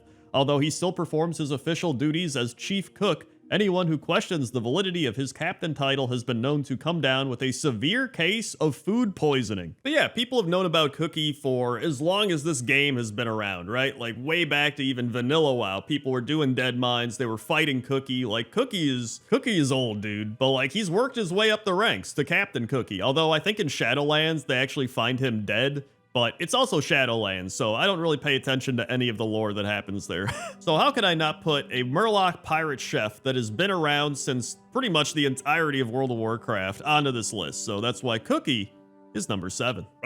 Number 6 is Squirky, and Squirky is Grimnir Stonebrand's pet Murloc standing next to him in the Forlorn Cavern in Ironforge. And Grimnir is teaching Squirky how to fish and has been feeding him blind minnows from the pool in the cavern. Also, I thought it was pretty funny that in Legion, he was actually renamed from Squirky, Squirky, to Squrky because there was a Murloc with the same name that are located in Azuna named Squirkies, and they are young squiggle fin Murlocs that can be captured in pet battles. So there's 2 Squirkies, and there's actually an official Squirky plush available from the Blizzard Gear store, but it's for the other Squirky, not this Squirky. Why can't we have a plush of the fishing pole Squirky, Blizzard? Come on. But yeah, I love this Squirky. He's got his little fishing pole. You feed him fish, he gets happy. Like, come on, we at least need a battle pet of Squirky, right? Like maybe if you do some sort of fishing thing, or if you feed him enough fish, he becomes your pet. Like, Blizzard, please. If you're not gonna give us a Squirky fishing plush, at least give us a Squirky fishing pet. That's all I want. And that's why Squirky is number 6.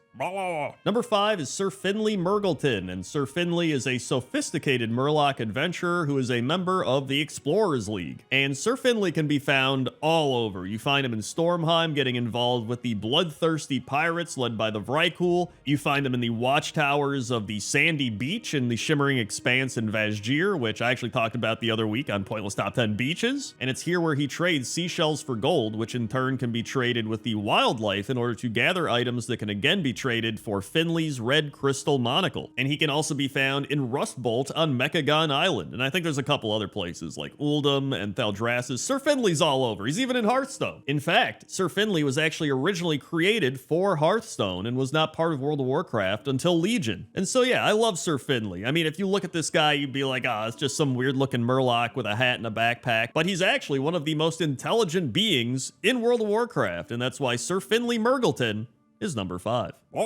Number 4 are Gorloks, and Gorloks are an Arctic race of Murloc-like creatures, and most Gorloks are members of tribes that battle the Tuskar and Wolvar in the Borean Tundra and Sholazar Basin. And so these aren't technically Murlocs, but they're a Murloc-like creature, and I was like, you know what, just put them on the list, because I love Gorloks. I think Gorloks are one of my favorite things in World of Warcraft. I remember back in Wrath of the Lich King, I loved Gorloks. I remember I actually made some weird David Lynch-style WoW machinima about Gorloks. And I don't know, there's just something about Gorloks that I like a lot. I think they're really goofy too. When you do the quest, they're just like, me go this way, yes, yes, yes, and you like follow them around, and they're really happy. I think I love how happy they are. And according to the Wowpedia, Gorloks were jokingly called Murlocs on crack in the World of Warcraft magazine, which I could see it. And there's also speculation that if Bran is correct about a frog wild god creating the Gorloks, it may have actually been Kragwa, which is the frog Loa located in Nazmir. And he's also in Pointless Top 10 Frogs. Sorry, I'm promoting a lot of Pointless Top 10s this episode, but there's a lot of crossovers, all right?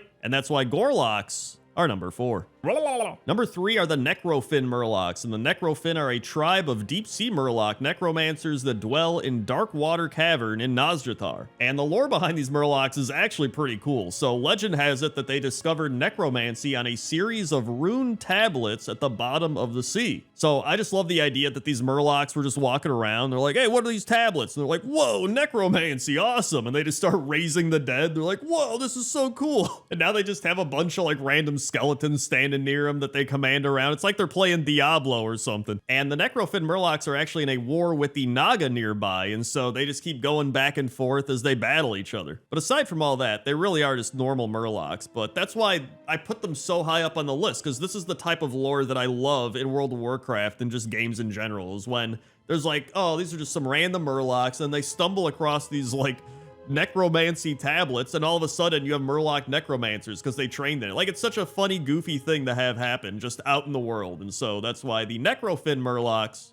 are number 3. Blah. Number 2 is King Murgle, and King Murgle is not actually a Murloc, but he also is. He's dressed up as a Murloc. He's a Night Elven agent of the DEHTA, and he's always wearing this Murloc costume because he loves studying the Murlocs. And Murgle first appears at the Winterfin Retreat in Wrath of the Lich King in Borean Tundra, and he goes there to observe some Winterfin Murlocs in their natural habitat, but then he sees that Claximus, this magical Makrura, is taking control of the tribe, and so the unaffected survivors that don't get mind controlled run over to Murgle, and they name him their king, and then he tries to help them by getting you to do quests to save them. And he appears a few other times in the game. He appears in Cataclysm, he appears in Legion with Murky, shout out to Murky, by the way, honorable mention. And then he appears in Battle for Azeroth in Nazjatar, and he has Murgle's Bar and Grill, which I think is my favorite scenario for King Murgle. And most of his interactions with the player involve trying to restock the bar in order to keep the Murlocs entertained and well fed, something he acknowledges is difficult due to their ferocity shown by this particular branch of species. He even asked the player to hunt for crabs, admitting that doing so is contradictory to the overall goal of DEHTA, claiming it is necessary to prevent the patrons from preying on humans. And I also think it's funny, there's just a bunch of drunk Murlocs here being like, blah, blah, blah. So anyway, that's why King Murgle is number 2. Blah, blah, blah. Before we get to number 1, I want to give an honorable mention to the Murloc backpack that is a transmog item, and it is phenomenal. It's just a little Murloc backpack guy. He eats fish. When you go into combat, he goes into his little eggshell. I love it, and I wanted to put him on the list, so that's an honorable backpack Murloc mention. And actual number 1 is Gurvurgull the Conqueror, and Gurvurgull the Conqueror is a Murloc located in Morheim in Stormheim, and he is here with his Bilgefin invaders. And there's a quest here called Reclaiming Morheim, where you have to go fight these Murlocs, and obviously this is a reference to Mike Morheim. But I'm not gonna lie, the reason I put these at number 1 is for the sole reason of they just look cool and funny. Like, these are Viking warrior Murlocs. They've just stolen a bunch of gear. They're just standing around, and they're just like, blah, blah, blah, blah, and they're just ready to fight. It looks like they've made targets out of shells so they can practice throwing axes at them. And then all of them are just walking around with swords and shields, and some have helmets, and it's just funny. I just think it's really cool, and I like it a lot. So that's why Gurvurgull the Conqueror and his crew are number 1. 10. Number 10 is this Kodo pulling a gnome prisoner cart in Ashenvale. And you know, there's a lot of animals pulling carts in World of Warcraft, right? When I thought of this list, I was like, we're gonna have some animals pulling carts. But when I found this one, I was like, this is probably the most insane one. So first off, there's like screaming gnomes in the back that are like, ah, help us. There's some that I think are either passed out or dead. I have no idea. But then on top of that, the wheels are spinning at an insane rate to the point where it looks like it's spinning faster than the cart is even going. I don't know what is happening here. And then the Kodo also just goes into the ground at one point. And I just remember coming across this for the first time in my video series, Things You Might Have Missed. And I was doing Things You Might Have Missed in Ashenvale. And I was just so blown away. I was like, dude, I can't believe this exists in World of Warcraft. I've either never seen this or I don't know. But I was like, hey, you know what? That's an animal with a job. He's got to pull this insane cart. And so that's why it's number 10. 9. Number 9 are the tame pack goats. And the tame pack goats are goats, as you might have imagined, that are all over the place in Camp Nowhere in the Azure Span. And I contemplated a lot of different pack animals, because there's a lot of pack animals in World of Warcraft, and I want to have an entire list of like, here's a pack animal, here's another pack animal, right? There's like a lot of different animals I could use, but I just really like the pack goat because he gives me Crendor vibes. Like, he truly feels like he could be a spirit animal to me, or my spirit animal. I worded that weird, but I love how he's just chilling, you know, they got him on a rope and he's walking around like, I'm a pack goat. And then there's other pack goats that people are riding on, and you know, they're carrying stuff. They're pack animals, but they got a little bell underneath that, I don't know, that might get annoying if they're walking around and the bell's like clang, clang, clang, clang. but maybe you get used to it. Or it just helps if your pack goat gets lost. You're like, where'd that pack goat go? And you're like, oh, it's where the bell is ringing, right? So I just like these goats. I think they're really cool, and they're doing a good job. So that's why the tame pack goats are number 9. 8. Number 8 is Kenshi the cat, and Kenshi is a house cat located at Catty Cathy's in Borealis. And this is a bit of a weird animal with a job, because I don't know if he truly has a job, but I think he believes he has a job, and that's good enough for me. So when you go to Kenshi, he sells you a half-eaten mouse if you give him a deluxe tuna. And apparently he never used to do this prior to November of 2024, which I believe was the big 20th anniversary for World of Warcraft. So it seems that part of the Operation Toy Rescue quest included Kenshi, and that's why he is now a vendor. So I like to imagine Kenshi was just a cat, just chilling around, having a good time, and then all of a sudden, he was just like, you know what? I am sentient enough to start selling a half-eaten mouse to people if they give me tuna. And so in Kenshi's mind, he truly does have a job. Like, this is his job, and his payment is tuna. And I like that. So that's why Kenshi is number 8. 7. Number 7 are all of the flight path animals all over Azeroth and the various other continents of World of Warcraft. But when I thought of this list, I was like, I gotta include flight path animals. There was a part of me that was like, hey, you know, maybe I'll find some different ones, or, you know, everybody knows about flight path animals. But no, I had to do it. Like, when I think of animals with jobs, like, my mind goes straight to the flight path animals. And you know what? That makes me feel kind of bad now that everybody just kind of flies around on their mounts. Although I guess mounts technically are also animals with jobs, so I guess I can lump them in with this. But I actually do use flight paths a decent amount of time. Sometimes I'm just lazy and I'm like, you know what? I'm just going to use a flight path. So that's usually what I do. I'm actually curious, when you fly somewhere on a flight path animal, how do they get back? Because, like, let's say you ride on a griffin and it goes all the way to the eastern plague lands or, like, wherever.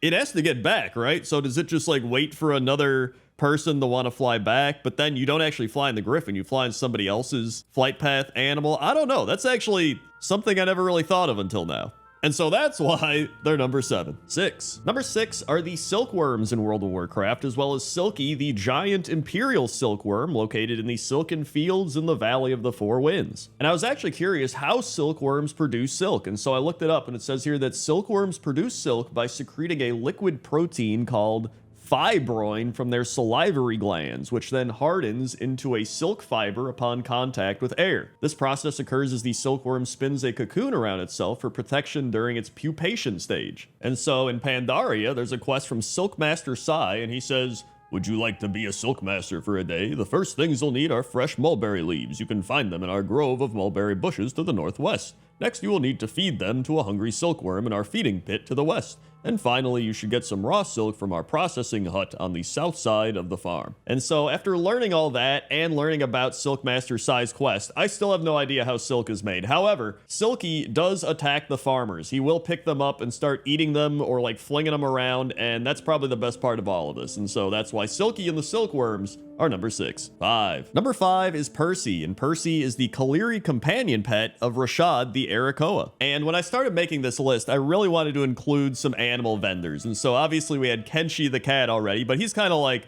part of a secret, you know? He's still a vendor, but he's not like a profession vendor, that type of thing. But then we get to Percy, and he actually is a type of profession vendor. So he's carrying scrolls on his back, and he's got a scroll in his talons, and then he's selling inscription stuff, which I think is just really fun, right? Like, he's just a little inscription guy. And I actually do want to give some Kaliri facts, because they're actually pretty cool. So they are a species of bird that's bred by the Arakoa as their attack pets or guardians, and the females tend to be more rare than the males. Since they were hunted near extinction for their feathers, the Kaliri have developed very keen senses. Kaliri take flight immediately after hatching, and they feast on grubs when they're young, eventually graduating to anything smaller than themselves. And unlike other birds, Kaliri mothers don't chew their hatchlings' food for them. So yeah, I just thought that was pretty cool, and I think Percy's pretty cool, and so that's why it's number 5. 4. Number 4 are the Caravan Brutosaurs, and the Caravan Brutosaurs are located all over Dazar'alor. And these Brutosaurs pretty much carry around everything you can imagine. They've got a bunch of different trade profession goods, like tailoring materials. They got a bunch of crates that they're throwing down to the floor.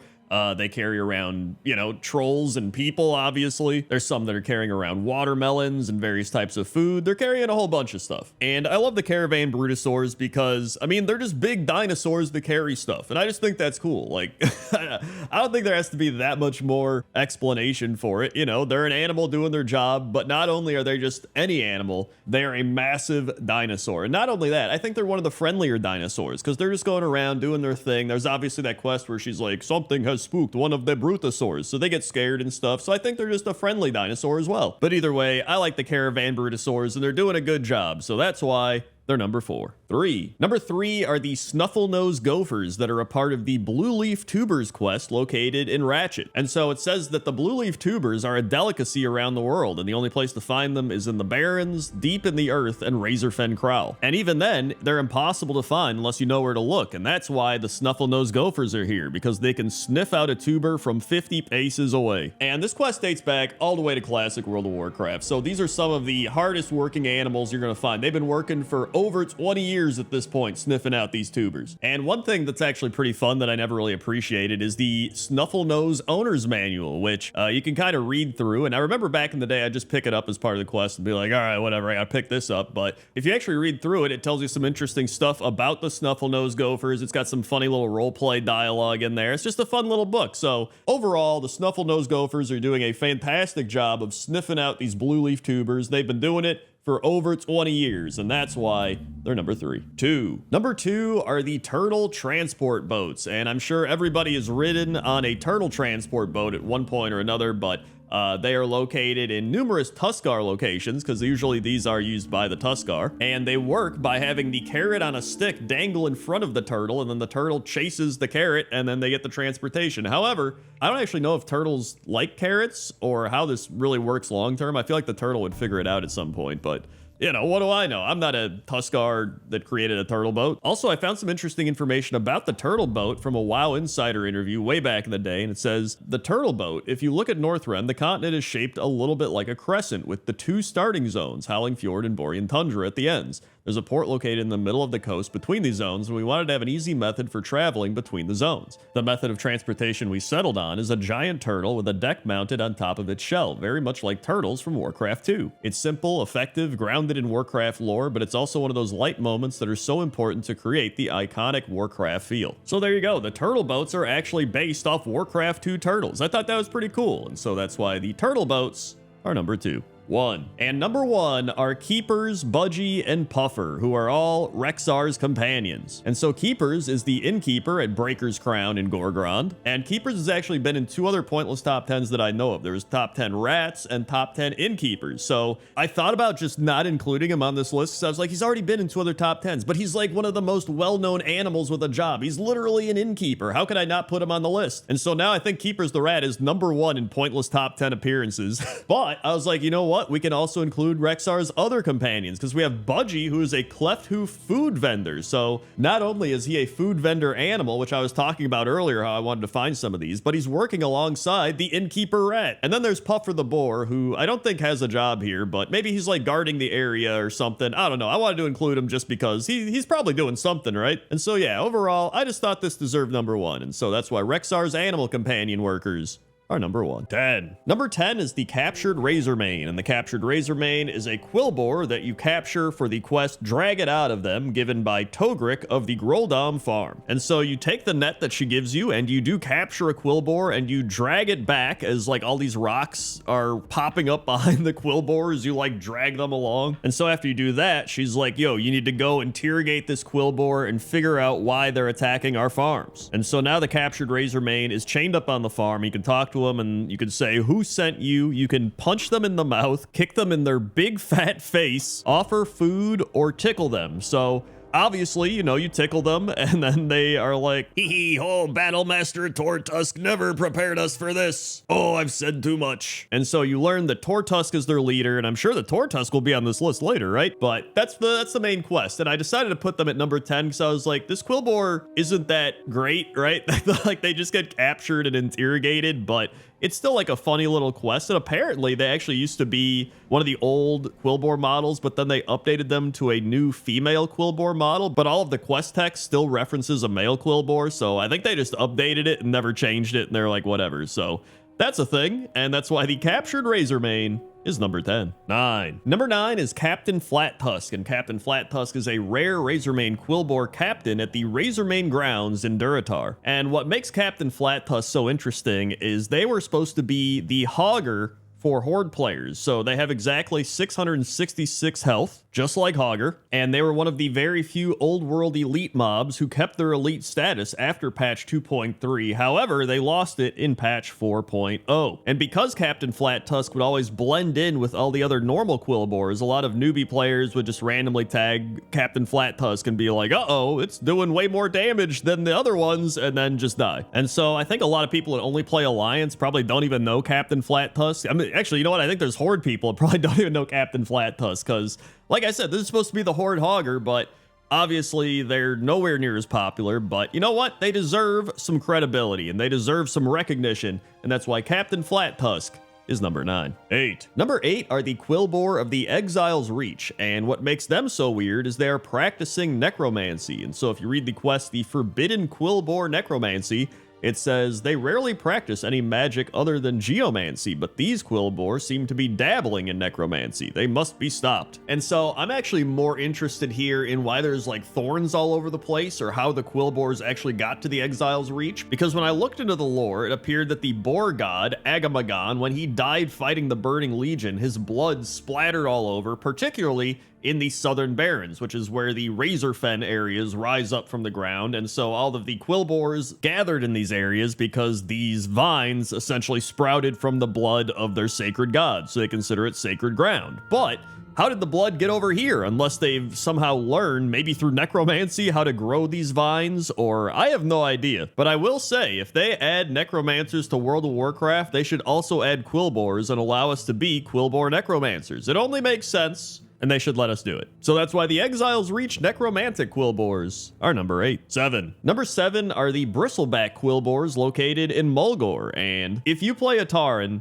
you know all about Quilboar, because the first thing you fight as a Tauren is the Quilboar. Well, not counting like plain striders and just wild animals. And obviously we just talked about how the Razormane have their boar god's blood splattered all over this area. So obviously there's thorns here right next to Mulgore, so they consider this their kind of sacred ground. And then they see the Tauren as kind of encroaching a little too close to it, and they're just like, hey, this is our ground. And the Tauren are just like, get out of here. But after the Cataclysm, the Quilboar have encroached on the village, and the Cataclysm drove them from their dens to spread like locusts across the land. And now you can see that they have truly started to attack the Tauren. But I felt like I had to put the Mulgore Quilboar on this list because I just always remember making a Tauren and fighting the Quilboar. And I was like, you know what? I bet a lot of people, when they think of Quilboars, they think of the Mulgore Quilboars because it's just the mob you fight right away. And so that's why I decided to put them at number 7. 6. Number 6 is Three Tooth, and Three Tooth is a bristleback Quilboar matriarch that is doing some shamanistic stuff to grow these big vines. And obviously we just talked about how the blood of Agamaggon splattered and all these vines and thorns grew from that, so it would make sense that the Quilboar would want to grow and spread more vines as a way to kind of like honor their god by spreading his symbolic body across the land, right? And so Three Tooth here, who actually does not have 3 teeth, which is disappointing,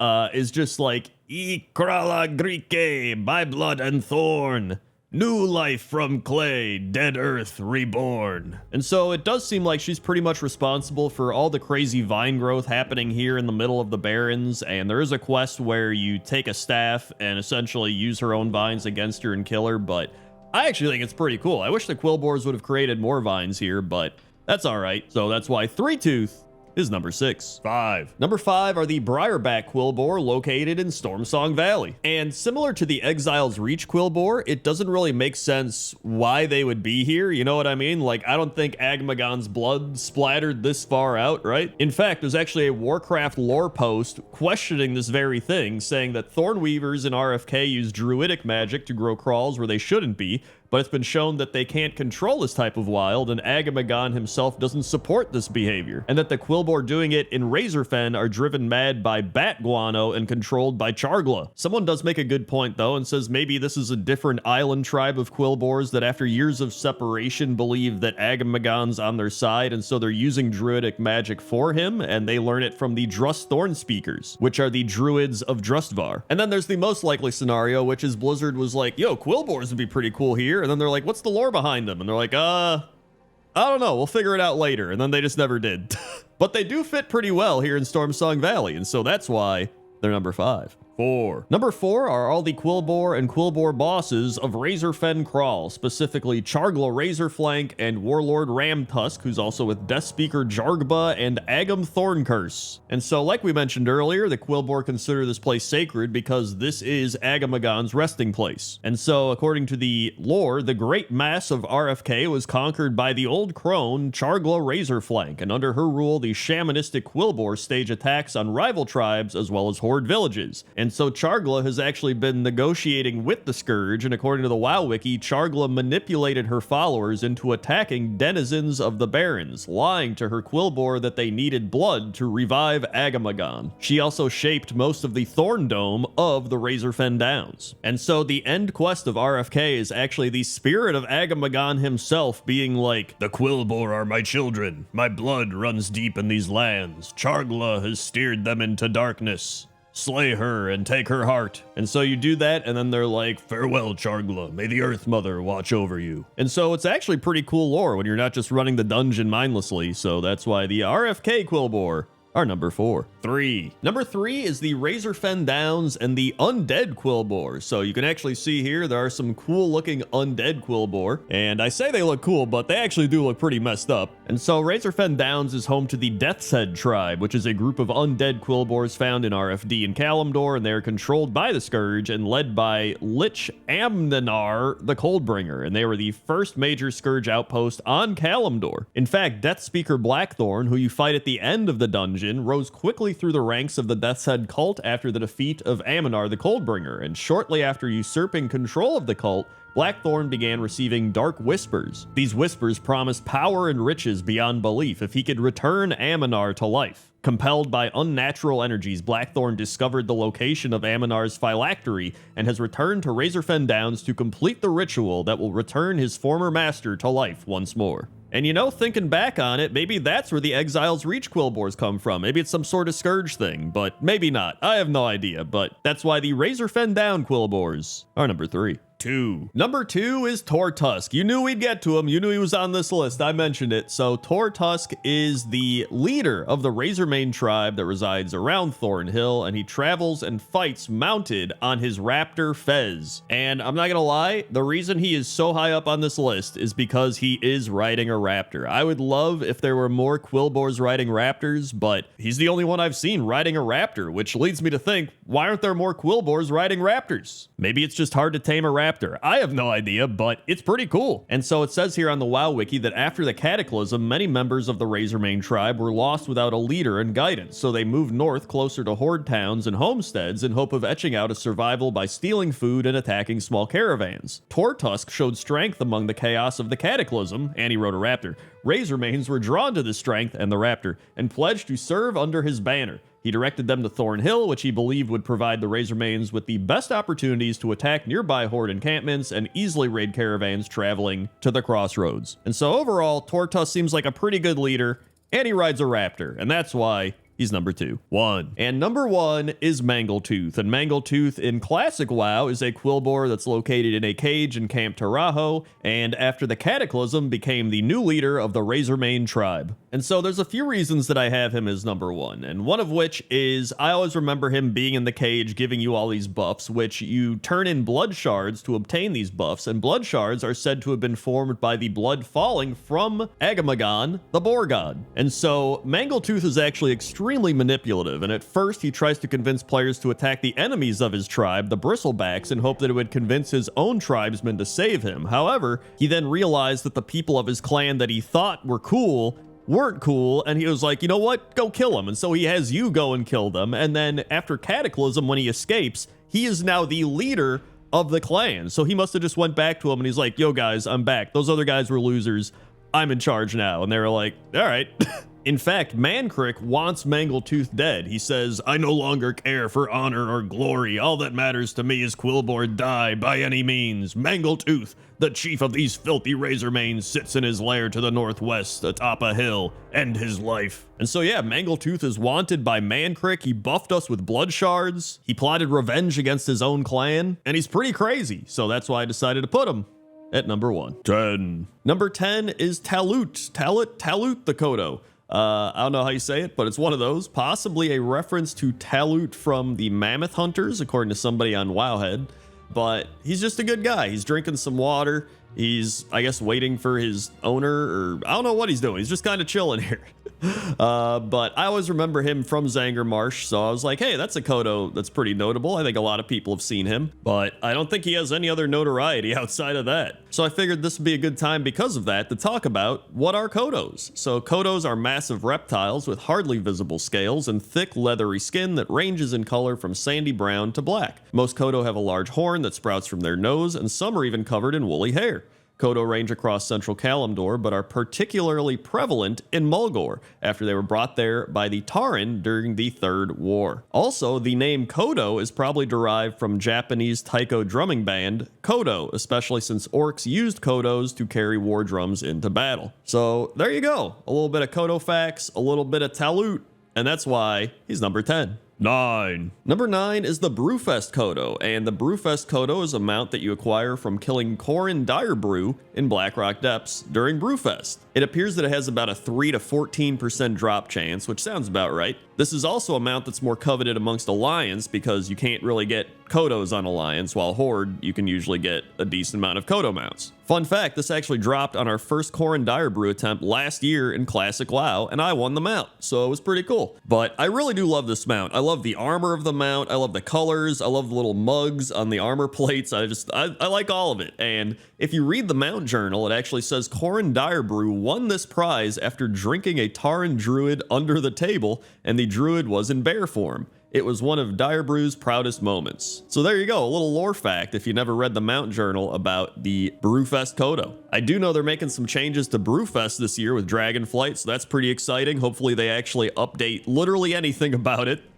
But as for now, the Brewfest Kodo is number 9. 8. Number 8 is Tavgren's Kodo, and Tavgren's Kodo is the Kodo of Earthbinder Tavgren, who is a Tauren quest giver in the Cenarian Thicket in Terakar Forest. He was actually one of the 2 survivors of the destruction of the Cenarian Thicket Druid Enclave, and he was away on a survey of the Bone Waste during the attack. The other survivor was Warden Treelos, who was present when the devastation occurred and was driven insane by it. But his Kodo is great. He's a tan, yellowish Kodo with brown spots, and he carries a bunch of stuff on his back. I know a lot of Kodos are actually used as kind of pack animals that carry a bunch of stuff around, on top of what we mentioned earlier about the war drums, but it does seem like Kodos are primarily used as pack animals now, or as mounts. So Tavgren's Kodo, you know, nothing too crazy special about him, but you need these types of Kodos on the list, right? Like, so what if there's nothing crazy special about him? He is still a vital part of World of Warcraft and a vital part of transporting supplies. And that's why Tavgren's Kodo is number 8. 7. Number 7 is Arakia, and Arakia is a named Kodo found roaming the hills just east of Thunderbluff. Arakia's actually been in the game since the original version of World of Warcraft way back when, and Arakia used to be a quest objective for the Cairn Bloodhoof quest, Rites of the Earth Mother. The description was, you have passed the rites of the Earth Mother and earned your place in Thunderbluff. But in order to maintain the spot that you strive so hard to achieve, you must continue to prove your worth to your people.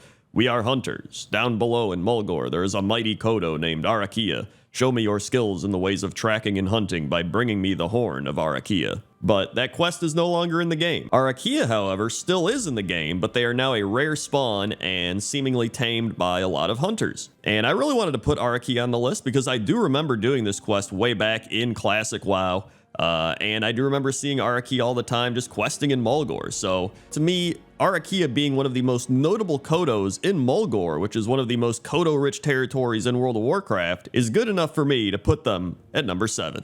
6. Number 6 is Capic or Capique. I'm not sure how you say it. And they are Sunwalker Dezco's riding Kodo. And if you don't know who Sunwalker Dezco is, he is one of the most notable Tauren lore characters in the game outside of like Bane and Cairn Bloodhoof. Sunwalker Dezco is a prominent Tauren Sunwalker and the chieftain of the Dawn Chaser tribe. He was dispatched by Bane Bloodhoof to the myth-shrouded land of Pandaria.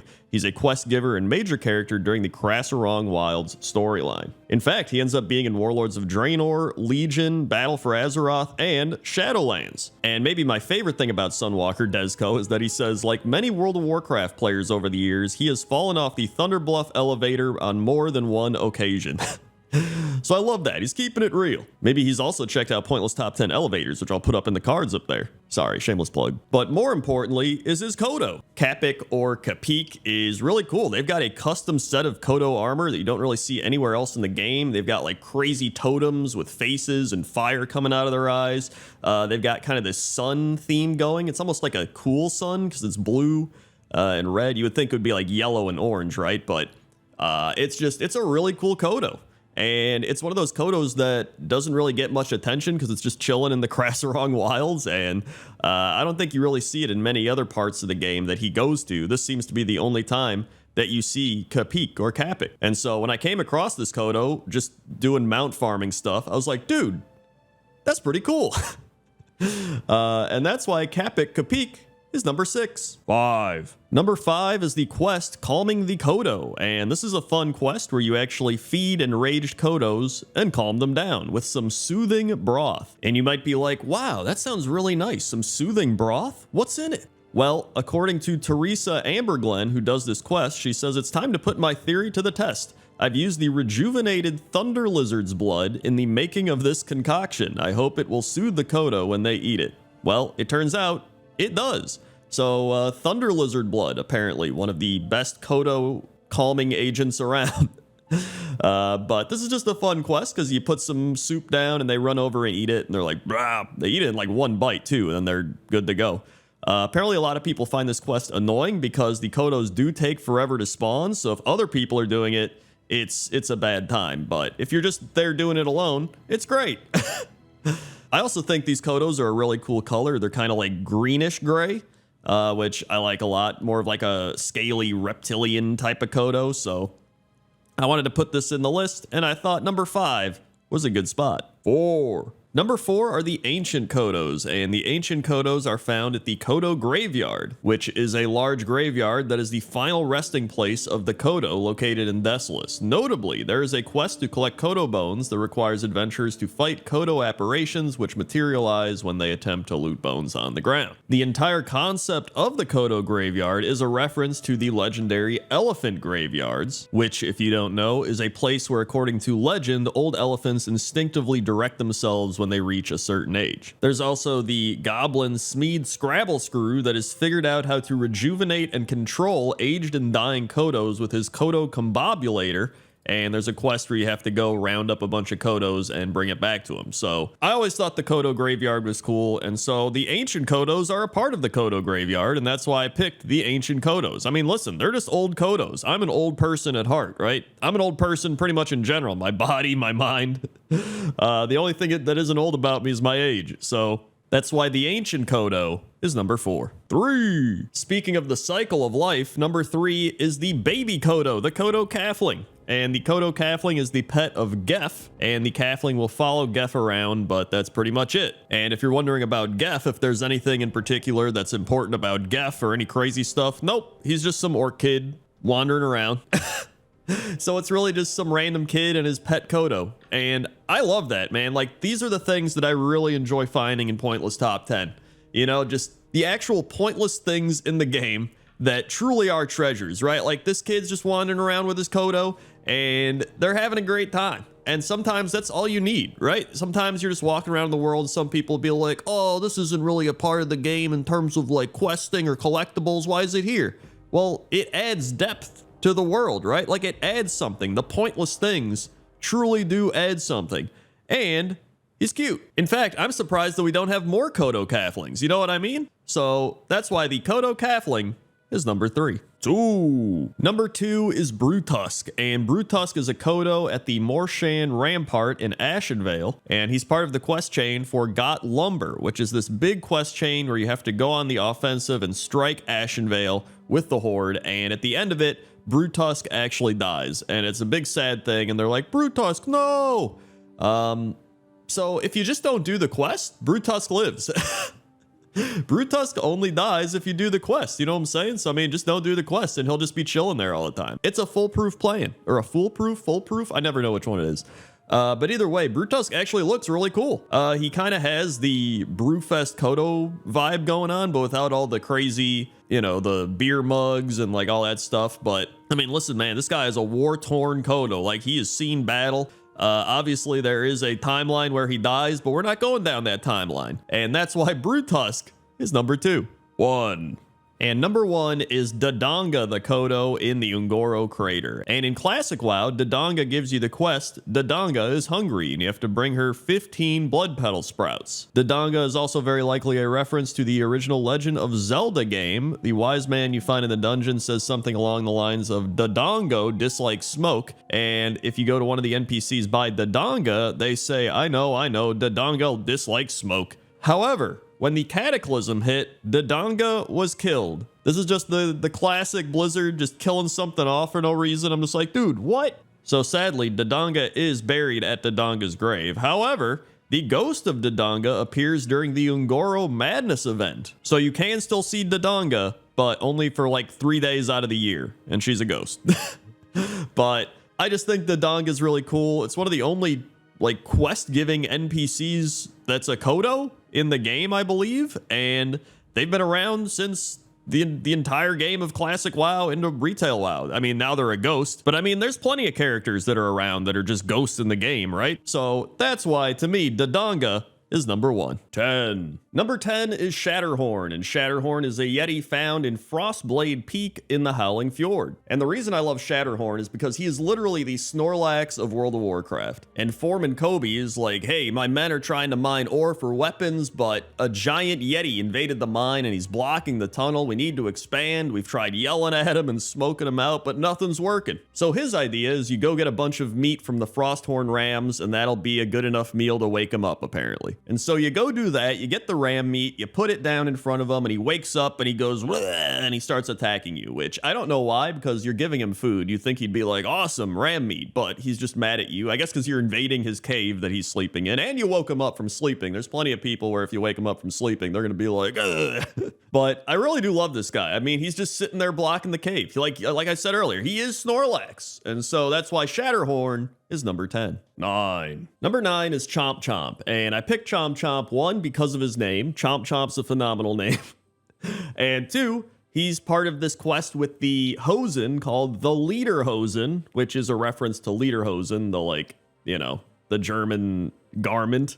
And so the big part of the quest is that you send in this goat to scare away Chomp Chomp, and then he runs through the wall and he's like, bleh, and then the Ook of Duke says, no, Wicket stole my Chomp Chomp. You bunch of dukers. You might be like, Crendor, why aren't you showing us this quest? That's because this is part of a 67-part quest chain that I'm not about to redo.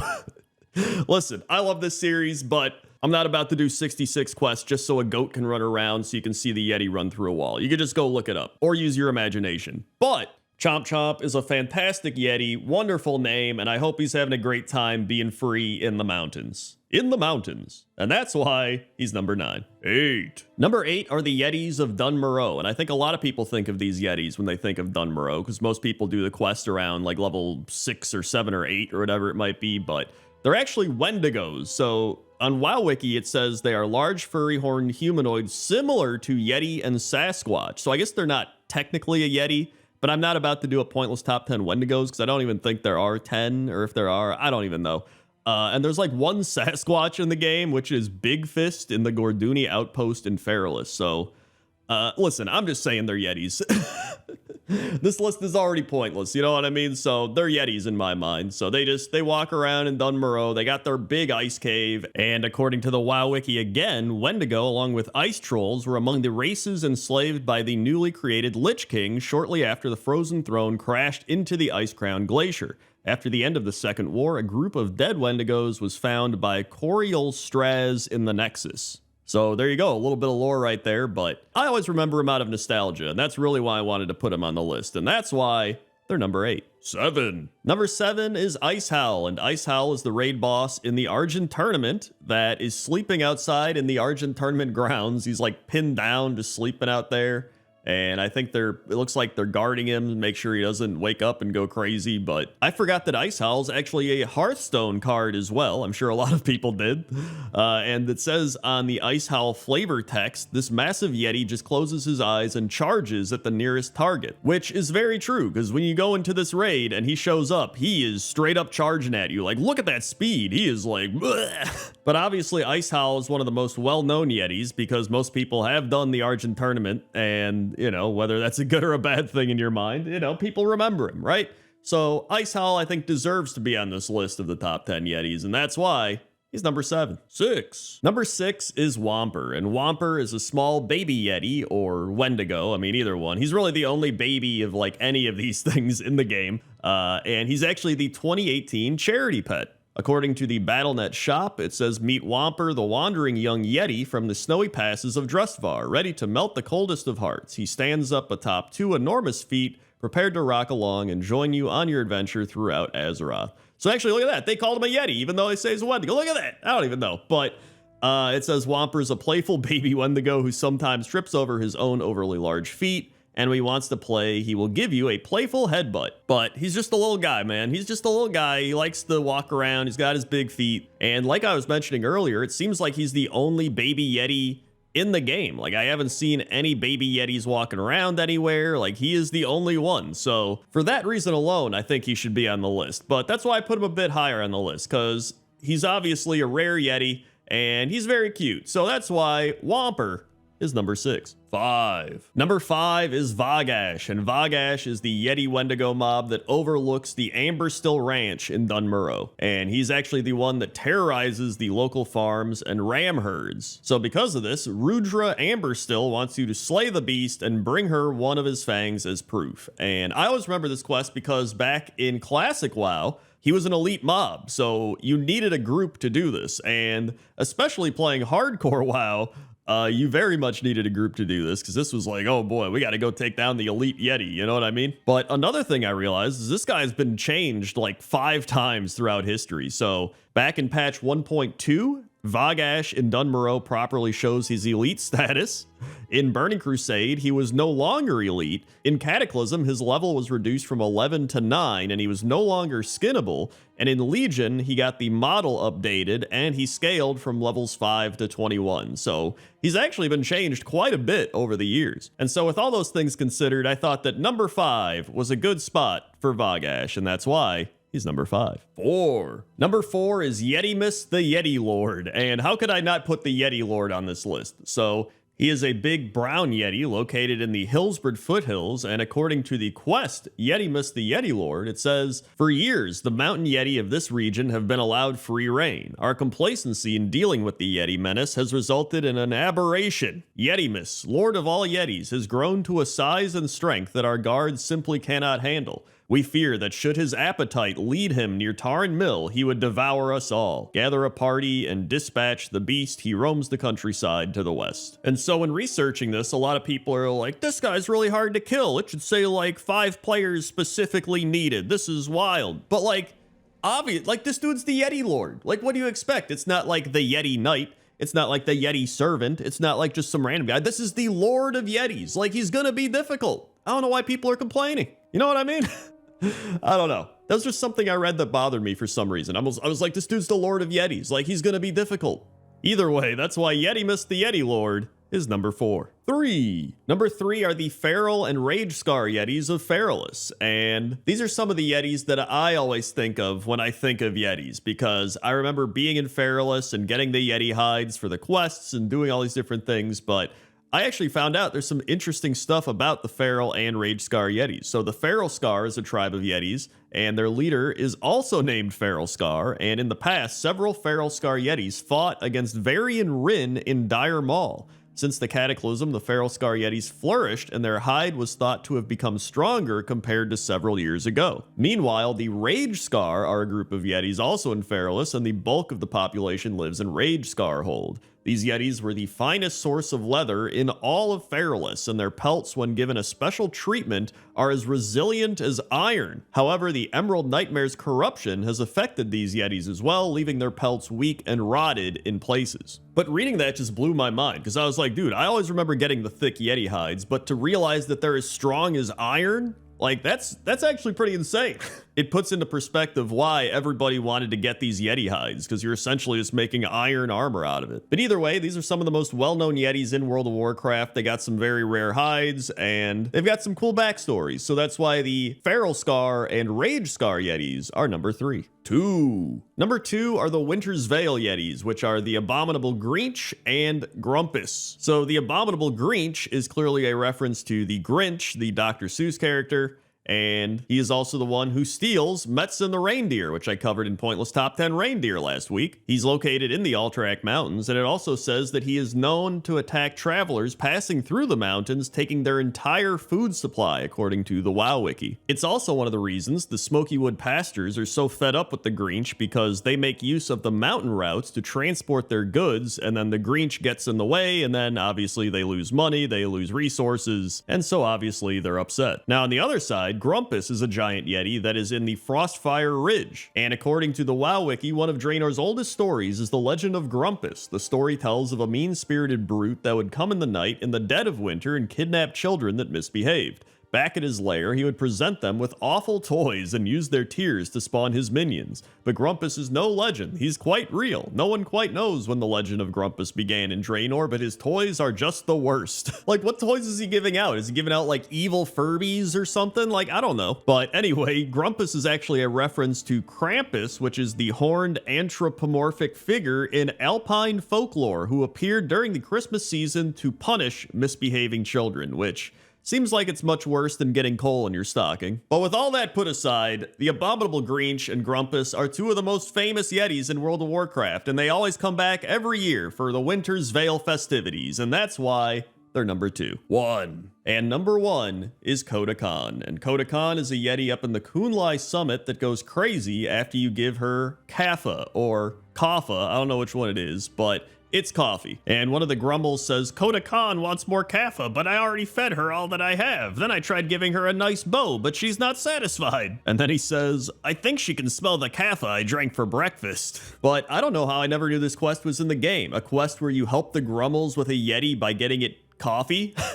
Like, how did I not know this? I guess I just breezed through it when I was leveling back in Pandaria, but this quest is phenomenal. And then you get to ride around on Koda while she smashes a bunch of Hosen, very likely in a caffeine-induced rage. So in the grand scheme of things, this is a quest about giving coffee to a Yeti that then has a bow and smashes Hosen for the Grummels. How could I not put this at number 1? And that's why Koda is number 1. 10. Number 10 is a combination of these birds in this bird cage in Suramar and the birds located at this encampment up in the mountains at Stormsong Valley. And the reason I combine them is I'm pretty sure these are the same birds. Some of them are skinned differently, but they're all pretty much the same bird, just in different situations. And I love the Suramar bird cage because I haven't really seen anything like this in the game. I think this was created for Suramar, and I don't know if they've ever used it again. If they have, I haven't found it. It might be in the game. They've reused stuff, but I just think it looks so cool. It's got little feeder things and some hay or straw in there, and then the birds are just chilling, having a good time. Well, I think they're having a good time. I don't know, they're in a cage.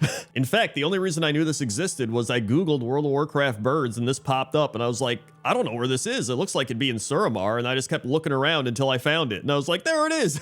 And then there's this area up in the mountains where these birds are just hanging out at this campsite. There's some spilled grain on the ground that I think they're eating, and they're just kind of hanging out at this tent. And so I was like, it's a really nice area, right? I put it on vacation spots for a reason. You can sit up here with the birds. You can look out into the landscape of the mountains and down below. It's very nice. And so that's why I decided to put it along with the bird cage at number 10. 9. Number 9 are the Grain Hunter Hawks, and the Grain Hunter Hawks are located at the Plain of Thieves in the Valley of the Four Winds. And the Plain of Thieves is a grassy flatland found between the Imperial Granary and the Gliding Stream in South Central Valley of the Four Winds, and it is here that the Hawks and the Sprites have been taking grain they stole from the Imperial Granary. And so I actually didn't know this, but the Sprites are here because they were accidentally brought in through cheaply purchased grain. So I guess all the cheap grain has like sprites in it or something, like, I don't know. And then the Hawks are here because they're just birds that are hungry. So yeah, that's really it. But I love these birds because it's not every day that you see birds flying around with bags of grain or really just bags of anything. Like normally you just see birds and they're just flying, right? But that's one of the reasons I wanted to put them in Pointless Top 10. In fact, these birds are what made me write down birds for Pointless Top 10. So in a way, this Pointless Top 10 is inspired by these grain flying birds. And so that's why I had to put them on the list. At number 9. 8. Number 8 is Gut Ripper, and Gut Ripper is a Windrock located in northern Classic Nagrand, and she's part of the quest Windrock Mastery, where Shadow Fitz Farstrider wants her dead. And Gut Ripper is actually the mother of all Windrocks. It says here that Windrocks appear to have a matriarchal society, with all of the current Windrocks descending from Gut Ripper. Gut Ripper is actually faster than an epic mount, and you are unable to kite her because of that, and she's immune to roots and snares. So obviously now you can go and kill Gut Ripper and be like, whatever, but back then, Gut Ripper was actually a pretty difficult fight, and they used to be elite, but in Cataclysm, they had their elite status removed. And so whenever I think of Nagrand, I always do kind of think of the elite animals that were all over this area, and Gut Ripper being one of them. I was like, what's that bird that was really elite and hard to kill? And I was like, oh yeah, it's Gut Ripper. I should probably put them on the list. And so I did, and that's why Gut Ripper is number 8. 7. Number 7 are the Axe Beaks, and these are really cool birds because their beaks are kind of like weapons. And so there's numerous types of Axe Beaks. There's the Blighted Axe Beaks, the Bloodthirsty Axe Beaks, Canopy Axe Beaks, Greater, Highlands, Jungle, Putrid, Vibrant, Wandering, Yellow Feather Axe Beaks, but I picked the Territorial Axe Beaks because I just think it's a cool little area in the Waking Shores. They kind of look like toucans, although I guess a lot of the Axe Beaks do, but it seems like these are the most chill Axe Beaks. They're just flying around. They're just sitting on trees and logs. And I don't know. I think they look really cool. And I wanted to put Axe Beaks on this list, but I was trying to determine which ones did I want to put on the list. And I was like, you know what? I think I'm going to pick this area because I like the environment they're in. I like the Axe Beaks here. And most importantly, there's ducks nearby, which could also be on the list. Well, I guess they kind of are on the list now. In fact, I don't know why I didn't put ducks on this list. So I guess ducks are joining the Axe Beaks at number 7. Listen, it's my top 10 list. I can do what I want. So that's why the Axe Beaks and the ducks are number 7. 6. Number 6 is Aviash, and Aviash is Lasan Skyhorn's eagle mount, who accompanies him throughout places like High Mountain, the Onaran Plains, Voldoom, Dazaralor, and Orgrimmar and Stormwind. And if you don't know Lasan Skyhorn, he is the chieftain of the Skyhorn tribe, which is one of the 4 tribes of the High Mountain Tauren. And I decided to lump in the Ohuna here as well, because the Ohuna are a race of eagles native to the Dragon Isles. You can actually see them sitting here in the Onaran Plains next to Aviash. And this is definitely one of those pointless top 10s where there's so many birds that I don't mind combining some birds with others because they're, you know, kind of similar, they're near each other and stuff, because there's a lot of birds in this game, all right? When I was looking for top 10 birds, I was like, I could probably make 10 or 20 lists of birds. Like, there's so many birds, but I don't know. I think Aviash is really cool. The fact that it's like this great eagle mount and the Tauren rides around on this great eagle mount. Like, I just think that's pretty sick. So that's why I decided to put Aviash and the Ohuna eagles at number 6. 5. Number 5 are the Kakapo, and the Kakapo are flightless parrots with long lifespans that hop around on the ground and shake fruits from trees. And I just love the way these move. Just the way they hop, and they're just like doop, doop, doop, doop. And these ones are the spring waddlers, which are native to the Isle of Dorne. And it says here that the Kakapo is a species of large flightless parrot typically found in New Zealand, and the Kakapo model in World of Warcraft is actually using the Sky Screamer skeleton. So it's kind of funny that this little tiny bird hopping around is using the same skeleton as the big pterodactyl monsters. That's kind of funny. And so yeah, they're just these happy little bird guys hopping around, going all over the mountains through the grass. It actually says here that the Kakapo can live up to 90 years, which is pretty insane, although it says their average lifespan is about 60 years, which is still pretty insane, to be honest. And so when I ran into these birds on the Isle of Dorne for the first time, I was like, I love these. These have to be on a list, and what a better list for them than birds. So that's why the Kakapo our number 5. 4. Number 4 is G-Kun, and G-Kun is the 6th boss encounter in the Throne of Thunder in the Mist of Pandaria. And so according to the adventure guide, Mogu Flesh Shapers discarded their failed creations in an abyssal shaft beneath Lei Shen's keep. The reek of decay lured many scavengers to the refuse pit, including the great G-Kun. Ruthless and cunning, the monstrous bird devoured her rivals one by one until she held sole dominion over the shadowy tunnel. And so that makes G-Kun pretty awesome in my mind. Like, out of all the birds in World of Warcraft, this monstrous bird just is like, yo, there's like some decaying stuff here to eat. And they go down here and they fight off all the other scavengers trying to get everything and then just take it over. And now this is their domain. I also think this area just looks really cool, the boss room in general. I also wanted to do a top 10 boss rooms or raid rooms or something like that, so that'll probably happen in the future. But I think G-Kun's great, definitely one of the best birds in World of Warcraft, maybe one of the most powerful birds, and so that's why they're number 4. 3. Number 3 are the parrots that belong to Tan Lotus Wind in Ediport in Drustvar, and they're named Berry, Clear Skies, and Jade Hurricane. And so each parrot is a different color. You've got red, green, and blue. And if you talk to Tan, he says, "Torn Sail and his people are bad for business. If it gets much worse, I might just take my birds and leave." And then he says, "Parrots are far more intelligent and interesting than a kite, even if they scream for fun sometimes." And so I think they got their names based on their color. I feel like Berry is probably red because, you know, a lot of berries are red. Clear Skies is blue because the sky is blue. And then Jade Hurricane is green because Jade. And after you finish a bunch of quests here, you actually get to have him become the flight master for the area with his birds sitting around. So that's pretty cool. Also, shout out to Miranda the Falcon, who's a cool falcon that's tied up by a ball and chain, and then you end up doing a quest where you free her, and then she just chills here pretty close to the other birds. And so that's why Berry, Clear Skies, Jade Hurricane, and Miranda the Falcon are number 3. 2. Number 2 is the chicken playing a troll guitar located in the Valley of the Four Winds. And if this isn't a pointless bird, I don't know what is. Like, he's just randomly here. He's holding this guitar that, like, he's not even holding. Like, he's moving around, but the guitar is just staying completely static. Like, he's not moving the guitar. Like, look at that. It's such a weird looking thing. He's got a little cup for tips, so you can walk by and toss a, you know, silver or a bronze piece in there, maybe a gold if you're feeling crazy. And I mean, the guitar is pretty cool. It's got this totem troll look to it. It's got some glowy fire stuff coming off of it. It's got little bones that are stringing stuff together. Like, overall, the guitar itself is pretty cool, and the chicken's just here as well. But it's the weirdest thing because you would think that he would be holding it. So it must have been some developer created this and then did it as a joke. Like, I have no idea, but I think it's amazing. And so that's why the chicken playing a troll guitar is number 2. 1. And number 1 is Pepe. And the more I thought about it, the more I was like, I think Pepe does deserve to be number 1 on this list. Like, he's definitely the most well-known bird in World of Warcraft. Everybody has probably seen Pepe, if not, you know, interacted with Pepe. He's got various types. You've got Pirate Pepe, you've got Viking Pepe, you've got Ninja Pepe,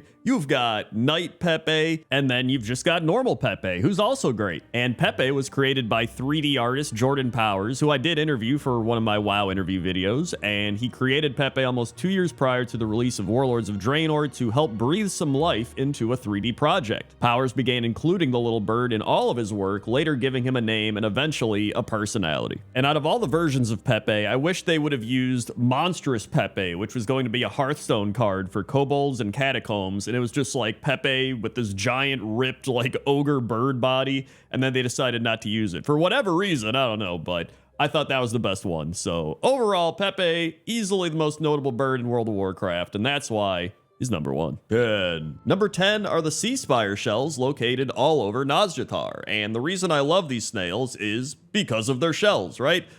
They remind me of a conch shell a little bit, almost like a spikier conch shell. And there's different colors. There's green ones. There's more beige ones. There's a whole bunch of different ones. But the crazy thing about the sea spire shells is the odd scenarios going on all over Nazjatar. So for example, there is one sea spire shell, and he is surrounded by 6 muck creepers, and it looks like he's just given a presentation to them.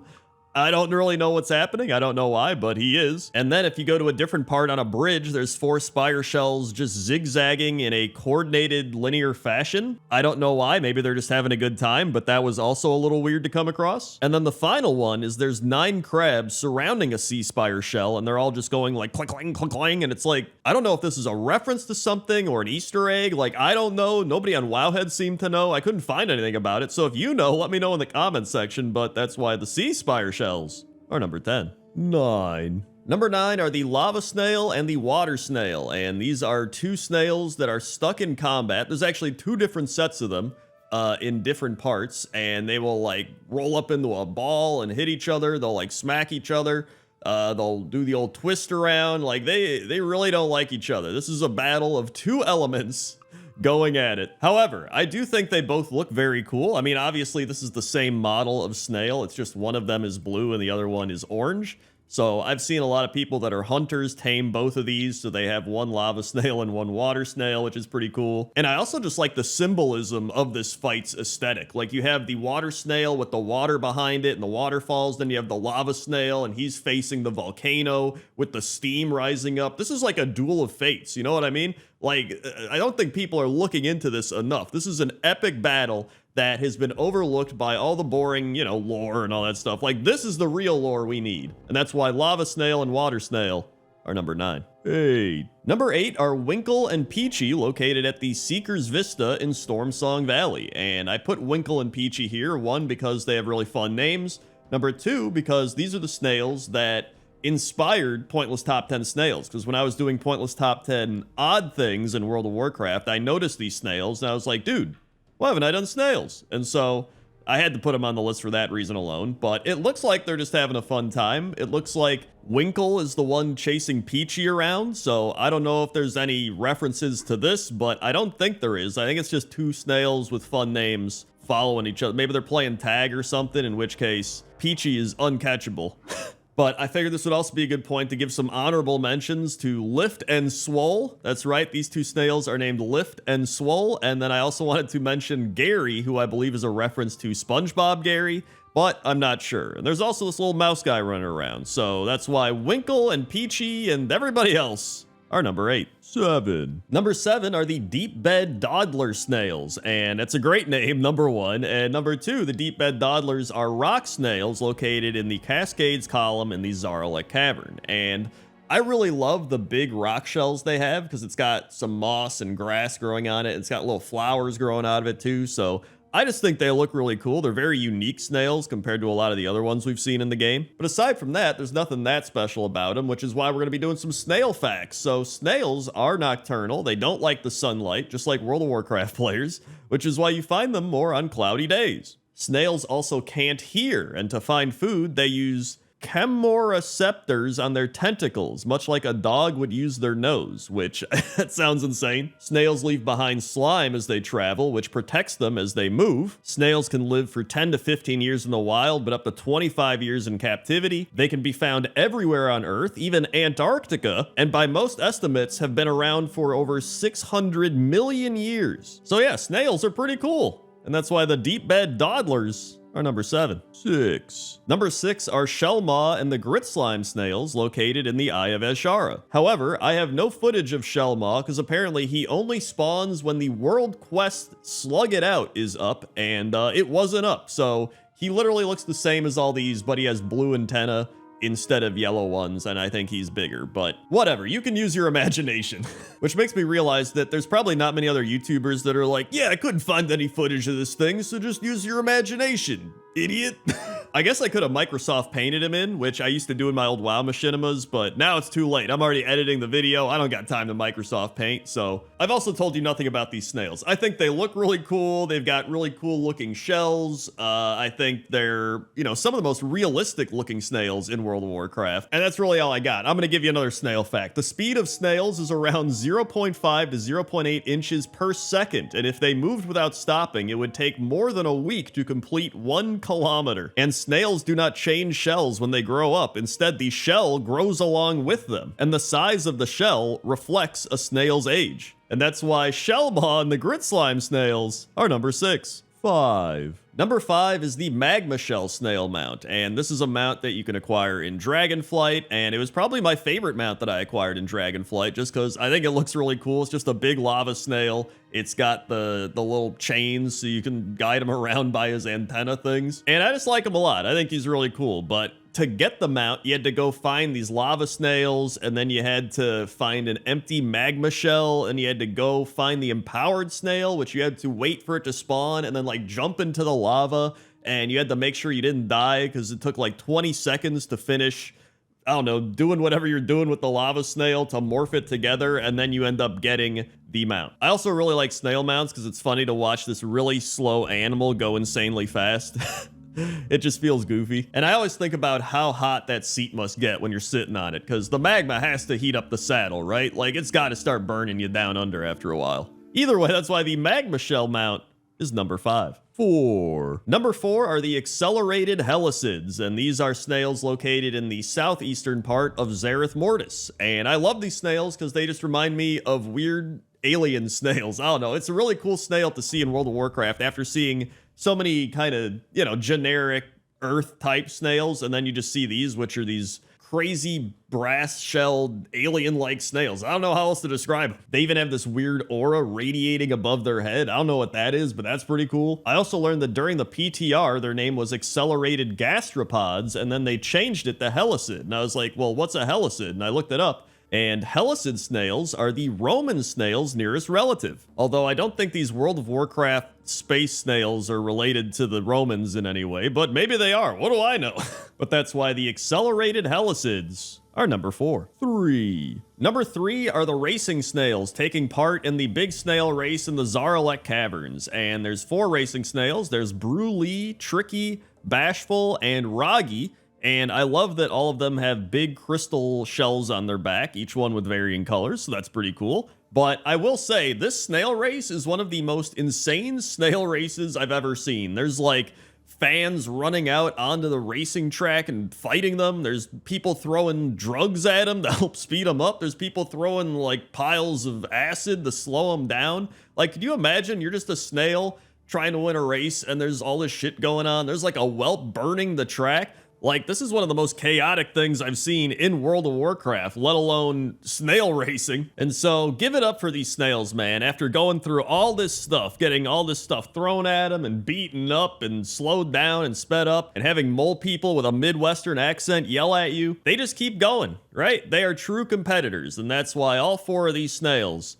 are number 3. 2. Number 2 are the gastropods, which are snails located in the Roost of Jikun in the Throne of Thunder. And this is probably going to give some people PTSD because these trash mobs are pretty insane. These are snails that will just one-shot you. They've been called LFR destroyers. I mean, these gastropods have probably killed more people than some boss fights in World of Warcraft. Like, these are essentially a mini-boss in the raid. So what makes them so confusing is they cannot be tanked and will instead fixate on a random player, and any players caught in front of a moving gastropod in melee range will be instantly killed. One fun thing about these snails is that they drop a toy called the gastropod shell, which allows you to summon and control Jerry the Snail, which some people do think is a reference to Gary, partially because there is an episode where SpongeBob gets a new pet named Jerry the Snail, so it could be a reference. Or they could have just decided to randomly name him Jerry. I don't know, but either way, that's why the gastropods in the Throne of Thunder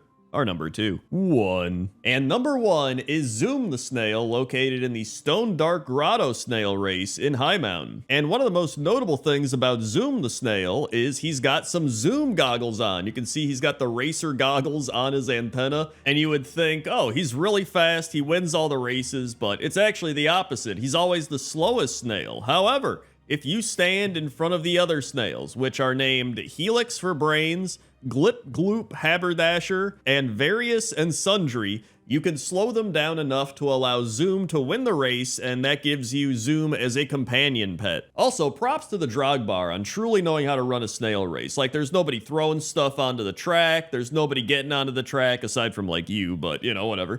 The Murlocs make sure there's no funny business, they all stand there with spears, and then the Drogbar are civil about everything. They even got Zoom's #1 fan right there, so I decided this was the better snail race of the two snail races, and Zoom is pretty great, so that's why Zoom is number 1. 10. Number 10 is Gug Fat Candle, and Gug Fat Candle is a rare kobold found at the entrance to the Echo Ridge Mine in the Elwyn Forest. And obviously one of the reasons I picked him is his name, because he has a phenomenal name, and I contemplated putting the classic WoW human area kobolds here, but I think Gug Fat Candle actually does a great job at representing all kobolds in the human starting area, although, as of Cataclysm, there's actually no kobolds here outside of Gug Fat Candle, and the actual mine itself is blocked off, which I think is interesting. It says here on the Warcraft wiki that it's unknown why it was closed, but it's possible that it had collapsed at some point due to the earthquakes or to prevent the kobolds of Elwyn Forest from getting back inside. It also says that according to Jeremy Fiesel, a game designer, that Gug was one of the very first NPCs created for Elwyn Forest in the original World of Warcraft pre-alpha, though he wasn't actually implemented until Cataclysm, which I thought was really cool. And so yeah, Gug Fat Candle is one of the only kobolds that was in the game in pre-alpha and is still in the game to this very day, and that's why Gug Fat Candle is number 10. 9. Number 9 are the Amberleaf Scamps, and the Amberleaf Scamps are sprites found in the Dawning Valley on the Wandering Isle, and they have stolen Merchant Lorvo's merchandise. And I really just love how much fun they're having with these barrels. Like, they've got barrels on their head, and they're running around with the barrels on their head like, whoa, and then sometimes they're just carrying the barrels around. Some are just like dancing around the barrels, like they're just having a fantastic time. And then there's this area where it looked like they were all surrounding a Pandaren that was trapped in a cage or something, but when I came here to look for him, he was gone. So I don't know what happened. I don't know if it was a quest thing and someone did the quest, then he vanished, but like I didn't see him again. So now it just looks like a bunch of them are looking at nothing, which is kind of funny. I also learned that sprites apparently dislike turnips, and they share the same animations of goblin males, which I didn't know. But yeah, these sprites are just having a great time, even if it is at the expense of Merchant Lorvo's merchandise, but that's why they're number 9. 8. Number 8 are the Young Night Sabers, and the Young Night Sabers are a neutral level 1 saber cat found in Teldrassil. And I always really liked Night Sabers, so I enjoyed seeing them in Teldrassil, but the sad part here is that you have to kill the Young Night Sabers, which I always hate killing the like cool animals or just the happy animals in World of Warcraft. I don't know.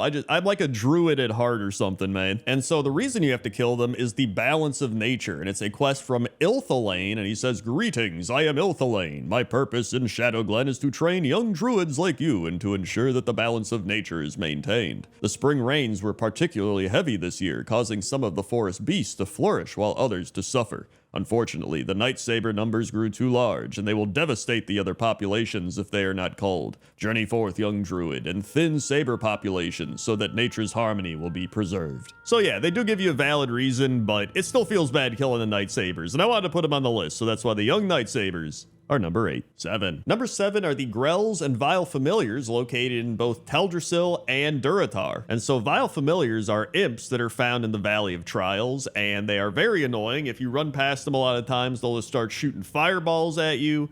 And they are called imps for their quest, but they actually use the Grell model and are not classified as demons. But wait, it gets more confusing. The Grell are forest spirits that resemble imps, but are generally larger and lack the horns that imps have. However, according to Anchorite Avun, who is a Draenei quest giver, even though Grell resemble imps, he found no demonic traces among the ones that he had studied, and they were, as far as he could tell, uncorrupted. I will say, I like how the Vile Familiars and the Grell are both wearing vests. Like, for some reason, they're like, you know what? We don't need gloves. We don't need pants or shoes. We need vests. Although I think the edge goes to the Vile Familiars because they also have a plank of wood with a nail in it. And I think that just really takes it above and beyond. That's like the cherry on top. So either way, that's why the Grell and the Vile Familiars are number 7. 6. Number 6 are the Blood Talon Raptors, and the Blood Talon Raptors are neutral raptors found on the Darkspear Isle and Blood Talon Shore on the Echo Isles in Durotar. And the reason I put the Blood Talon Raptors on this list is I just like raptors. I mean, my WoW leveling pet Larry is a raptor. Growing up, I liked the Toronto Raptors, the basketball team, because I just thought the logo was cool and the uniforms were cool. I even remember in Vanilla WoW getting to see all the trolls riding around on raptor mounts, and I was like, dude, that's so cool. I want a raptor mount. And when you talk to one of the trolls in the Echo Isles, Tagashi, he says,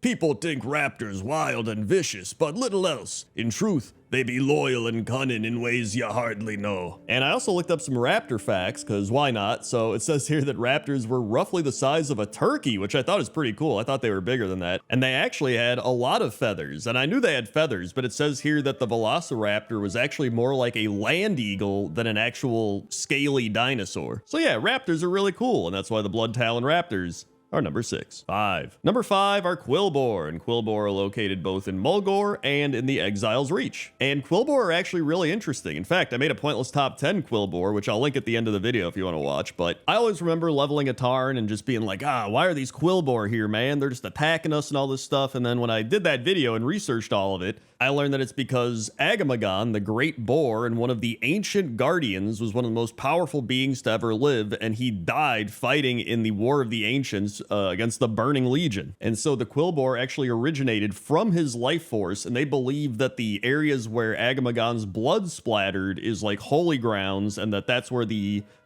big thorns and brambles started growing up from. So to them, this is all just like remnants of their god, essentially. But yeah, I just thought that was sick, and there's actually a lot more cool Quilboar lore. But meanwhile, the Exile's Reach Quilboar are serving the Dark Maul Ogre, and they are practicing necromancy, which is honestly pretty cool as well. But yeah, I mean, I just wanted to put all the starting zone Quilboar here. I just think Quilboar are great, and so that's why the Quilboar are number 5. 4. Number 4 are the Nestlewood and Mutated Alkin, located at the Nestlewood Hills in the Azurmist Isle. And so the Mutated Alkin here are just Nestlewood Alkin that have been mutated, of course. But this happened because the Exitar crash actually had a bunch of spare parts that broke off from like a power core or something, and so all of these parts were radiating this energy, and I guess the Draenei tried to go out and stop it. They're like, hey, don't touch that, Alkin, and then they just started picking them up and like walking away with them, and so they just started mutating. However, there's a quest called Inoculation, where you use an inoculating crystal to protect the native Alkin from the effects of the radiation, but this is mainly helping the ones that haven't mutated, and the ones that have already mutated are pretty much a lost cause. But yeah, this just really sucks for the Nestlewood Alkin here, right? Like, they were just chilling, doing their thing, living life, and then the Draenei were like, and crashed into their home, and their radiation just destroyed all of their friends and family, and the Draenei are just like, whoops. So I just wanted to put him on the list because I feel bad for him. Honestly, this lore impacted me more than anything in Shadowlands ever did. So that's why the Nestlewood and Mutated Alkin are number 4. 3. Number 3 are the Murlocs of Exile's Reach, and these Murlocs are relatively passive, but are known to steal random things and won't give them up without a fight. And compared to most of the other groups of humanoids on the Exile's Reach, the Murlocs actually managed to avoid becoming submissive to the Dark Maul Ogre. And even though the new player experience for World of Warcraft is pretty bad, I actually think the Exile Reach was a great addition. I think it's a fun little area to learn the game, and I think it's after Exile's Reach where the new player experience gets a lot worse. But I'm glad I can add Murlocs to the list, because 8 years ago when I made pointless top 10 starting zone mobs, as of the creation of this video, this is actually a remake, none of the starting zone mobs actually had Murlocs in them. A lot of people were like, where are Murlocs on the list? But they were outside of the starting zone mobs. So a lot of times once you finished the little starting zone area and you went out into the zone, then you would find the Murlocs, but none of the actual little areas had Murlocs in them. But now with the Exile's Reach, that's a different story. And I think my favorite Murlocs here are the ones that are just dancing. They're just dancing on treasure, dancing with other Murlocs, like they're just having a great time. So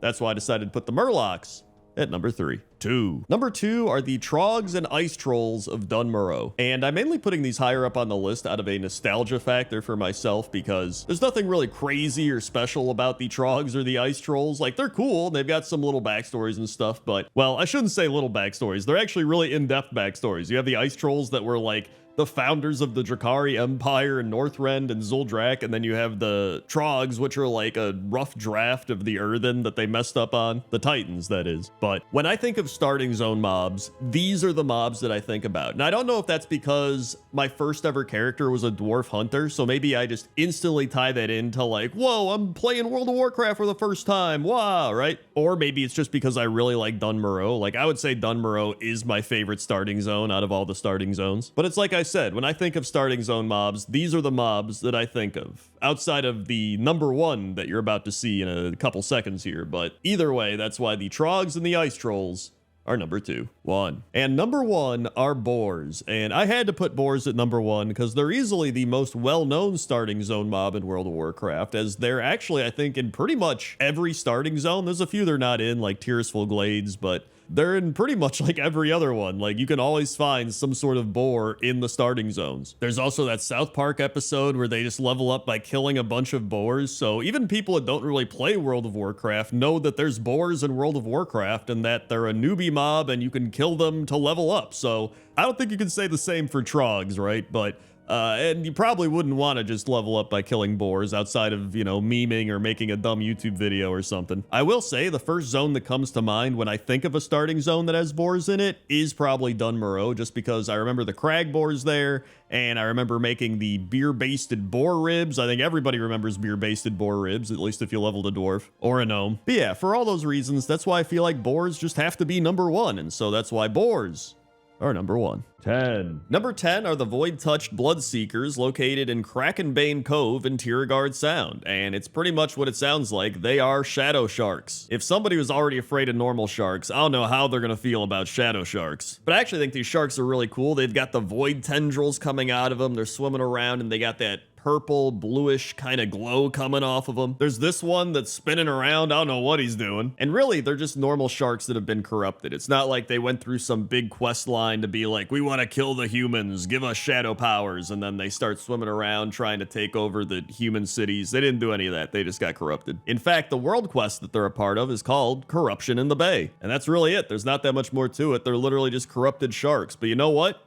They look pretty cool. And that's why they're number 10. 9. Number 9 is the Hammer, and the Hammer is a hammerhead shark found in the waters of the Lost Isles. And the Hammer is part of the quest A Goblin in Shark's Clothing, where you combine the remains of a mecha chicken with shark parts and assemble the Mecha Shark X Steam to defeat the Hammer. Which, this has to be one of the most goblin quests of all time, where you are creating a robot shark to defeat a normal shark. But the main reason I picked the Hammer is I just think hammerhead sharks are cool, and he's got one of the coolest hammerhead models in the game. And so looking into it, it appears that the hammerhead part of the shark is called a cephalofoil, and it is responsible for the distinctive shape of the hammerhead group and serves many purposes, including giving them superior depth perception and binocular vision, aiding them in navigation and finding food. And hammerheads will actually use their head to ram and pin down prey, which is pretty crazy. So that's why the Hammer is number 9. 8. Number 8 are the coral sharks, and coral sharks are elite sharks found swimming in the Wild Shore, the Crystal Shore, and the Southern Savage Coast in the Cape of Stranglethorn. And these are actually the sharks that you find patrolling the edge of the underwater cliffs, where if you try to swim out there, you start getting fatigued. And prior to the Cataclysm, these were also found off the coasts of Dustwallow Marsh and Swamp of Sorrows. In fact, you can go find some classic hardcore WoW people that died to these sharks. These also look like the most standard sharks of all the sharks, right? Like, they are the most generic looking sharks, but that doesn't mean they're bad. It just means, like, when I see this shark, I'm like, oh yeah, that's what I think a shark looks like, right? But I always enjoyed how these sharks were kind of just the guardians of the edge of the map. You know what I mean? Like, if you wanted to go swim out and explore the great unknown sea, you'd have to get past these sharks, and they were definitely not afraid to attack and kill you. In fact, there were some Wowhead stories of these sharks actually going onto land and following people on land and killing them, which is pretty insane. So that's why the coral sharks are number 8. 7. Number 7 is Segaseti, and Segaseti is a sewer shark that can be found in the black market in the underbelly of Dalaran. And it appears that Segaseti is actually a reference to the Sega CD, which I did not even put together until now, and I've seen this shark numerous times over the years. He also doesn't move very fluidly. He kind of chops around sometimes. He'll just be like, like that's the sounds he would make if his movement was creating sound. And during the Purge of Dalaran, Soren Magehand, who's a high elf mage, is levitating a Sunreaver citizen over Segaseti, and when you engage him, he drops him onto the shark to be devoured. However, I've always heard that sharks don't actually eat people, and when I looked it up, it said attacks are extremely rare and people are rarely consumed by sharks. But a starving shark will eat anything, so maybe Segaseti was really hungry, or maybe he just likes the taste of elves. Who knows? But this is also a really small random location for a shark to be. I don't know how they got the shark in here, who put him here. Maybe it's magic, I have no idea, but that's why Segaseti is number 7. 6. Number 6 are the shrouded carcharodons and the shrouded cetaceans, which are found swimming south of the Big Islands in the Krasarong Wilds. And you do not want to know how many times I just tried to say carcharodon before I got it right. And I'm still probably not saying it correctly. And I actually saw this comment on Wowhead, which is actually educational. Didn't expect that on Wowhead. Carcharodon is a genus containing two of the most well-known sharks, the extant great white shark and the extinct megalodon. And carcharodon comes from the Greek word karkaros, which means sharp or jagged, and odous, which means tooth. Meanwhile, a cetacean is actually a sea mammal like a whale or a dolphin, so it's not actually a shark, but I included it here because it is swimming with the sharks. But the main reason I put them on the list is I just think it's cool that they're kind of roaming around the Krasarong Wild Islands. Like, you fly around and you look down and you see them kind of just swimming underneath, and it's cool to look down and see them there and be like, damn, dude, I don't want to go in that water. That's scary. So that's why the shrouded carcharodons and cetaceans are number 6. 5. Number 5 is Owlgummers, and Owlgummers is a great white shark found in Lake Everstill of the Red Ridge Mountains. And I kind of feel bad for him because he's missing a bunch of his teeth, hence why his name is Owlgummers. And on top of that, he's got some arrows and spears stuck in him. Like, dude, it looks like Owlgummers has gone through some shit, you know what I mean? And he apparently replaced the elite Hydra that used to be here before the Cataclysm. And I don't actually know much about Red Ridge as somebody who primarily played Horde or played Dwarves and Gnomes that generally avoided Red Ridge, or at least, I don't know, I avoided Red Ridge. Listen, the mobs were too compact. I didn't really like the questing. I'm not a big Red Ridge person, all right? I know some people are like, I love Red Ridge. I don't like Red Ridge, all right? Sorry, this is supposed to be about Owlgummers. Like I was saying, I feel bad for him. I think he's just a shark trying to live, and the humans are just there shooting him and being annoying. But like, come on, he's swimming around with no teeth, and he's got spears and stuff stuck in him. Like, either put him out of his misery or like help him out. And maybe if you help him out, he won't hurt anybody anymore, and you can live in harmony, right? It'd be like a Disney movie. I don't know. That's why Owlgummers is number 5. 4. Number 4 is Wilhai, and Wilhai is a whale shark found in the abyssal depths, and he is being held by tentacles in place. So you have to free Wilhai for his quest. And if you couldn't tell, this is a reference to Free Willy, which really just reminds me how many pop culture references exist in this game. It is like so many, especially because I did Pointless Top 10 pop culture references last week, and I picked 10 out of like 10,000. Like, there are so many pop culture references in this game. I could make like 100 Pointless Top 10 pop culture references, and I still don't think it would cover all of them. But this is actually a double reference because Walhai is German for whale shark. And then on Wowhead, someone said that Vilhai means wild shark. But anyway, Wilhai's great. He's just a random whale shark trapped by these tentacles. You free him from the tentacles, and then he goes about his way without even really knowing that he's a reference to anything. So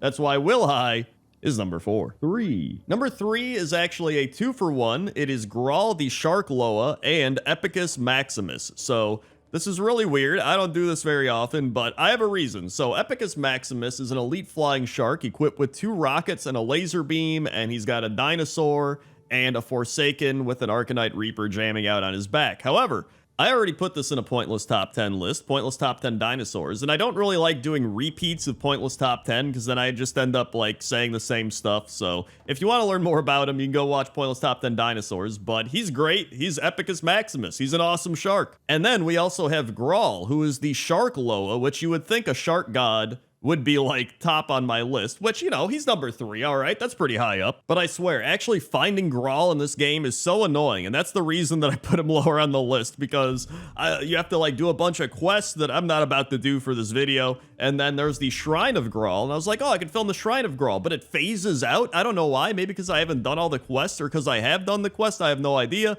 Then there's the Spirit of Grawl in Nosjatar, but I could only find the Son of Grawl that's behind the waterfall, and then I was looking for the Spirit. Apparently he comes out and helps you fight occasionally, but he never helped me fight when I was killing stuff, so it was just the Son of Grawl sitting back there with like dolphins swimming through. So I don't know. And this is a pointless list anyway, so that's why Epicus Maximus and Grawl are number 3. 2. Number 2 are the young sharks swimming around in Stormheim, because there are a ton of sharks here. Like, this might be the most shark infested area in the game. It is just sharks every couple feet. They're just all swimming around, all getting in your way. And apparently this is for a shaman quest. There's this big water elemental guy called Hydranin, and shaman players can interact with him to begin a one-time minigame where you need to collect 10 bubbles and return them to Hydranin while avoiding the sharks. And if you've never been here, I would suggest just coming here once, because it is really cool. Like, I was just flying around Stormheim, and then to see all these sharks swimming around, it's wild. I mean, if you don't like sharks, number one, I don't know how you made it this far through the video. And number two, then you probably shouldn't come here. I also just want to throw in some shark facts. We've got sharks do not have bones. Sharks have special electroreceptor organs. Shark skin feels similar to sandpaper. Sharks can go into a trance-like state called tonic immobility. And each whale shark spot pattern is unique as a fingerprint. But I think it's a really unique place in World of Warcraft, even if you're not a shaman. So that's why the young sharks are number 2. And number 1 is Mobus, and Mobus is a rare elite boss-level whale shark found circling the abyssal breach in the abyssal depths. And I'm pretty sure he's a reference to Moby Dick. I would probably bet money on that one. And Mobus is apparently the largest rare mob in the game. I don't know if that's still true to this day, but it wouldn't surprise me because he is a massive whale shark that is just circling around the abyssal breach. And I mean, this guy pretty much is an outdoor raid boss. Like, he is a dragon of the sea. And even though I was never really a big fan of Vazir, I always remember this giant whale shark swimming around and always being like, oh my god, there he is, and trying to avoid him. I always just thought it was cool. You know, this guy was pretty much the Fel Reaver of Vazir. And so after thinking about all the sharks, I was like, dude, this guy is probably the coolest one. He's practically a dragon shark, and that's pretty awesome. So that's why he's number 1. 10. Number 10 is Crunchy, and Crunchy is the baby crocolisk located at the Nessingwary base camp in Sholazar Basin, and Crunchy is also the pet of Dabar, who is the quest giver at the Nessingwary base camp that gives you quests to kill crocodiles. So that's kind of messed up. The quest giver that's giving you quests to kill crocodiles has a pet baby crocodile. Like, I don't know, there's something weird happening there. One funny thing about Crunchy is that if you're doing the quest where you have to shoot the apple off of the gnome's head, sometimes you'll miss and hit a bird, and then Crunchy will come over and grab and eat the bird. So, I mean, it makes sense, he's a crocodile, but that's pretty much it. He's just a small pet baby crocodile that sometimes eats birds.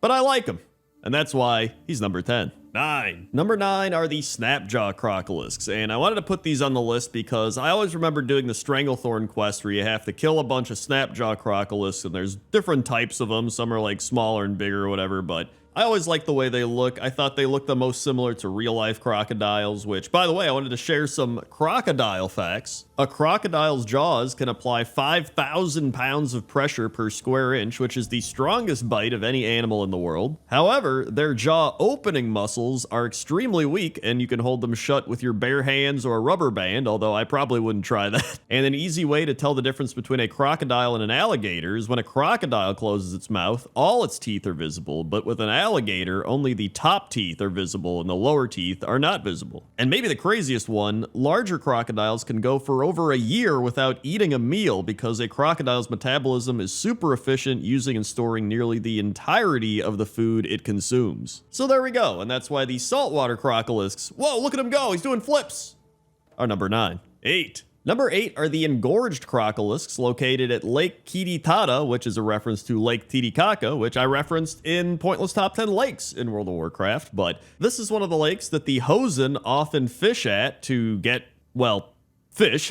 But during certain seasons of the year, crocolisks claim the lake as a home and feed upon the Hosen that get too close. And then, as you can imagine, the engorged crocolisks have eaten the Hosen, and when you kill these crocolisks, Hosen will appear. And that led me to be like, do real-life crocodiles just swallow everything whole? And it turns out, for the most part, they swallow a bunch of things whole. There's like small animals, they've swallowed people, they've swallowed, like, I saw one swallowed a zebra. Like, dude, the crocodiles are crazy. Especially this crocolisk that's just swimming into a rock. I don't know what he's doing, but he's definitely crazy. And that's why the engorged crocolisks are number 8. 7. Number 7 is Gosh Haldir, and Gosh Haldir is a mid-sized crocolisk found in the southern part of the loch in the Loch Modan, and is also the brood mother of the crocolisks that are found there. And I can't help but every time that I see Gosh Haldir to think of Goofy being like, Gosh Haldir.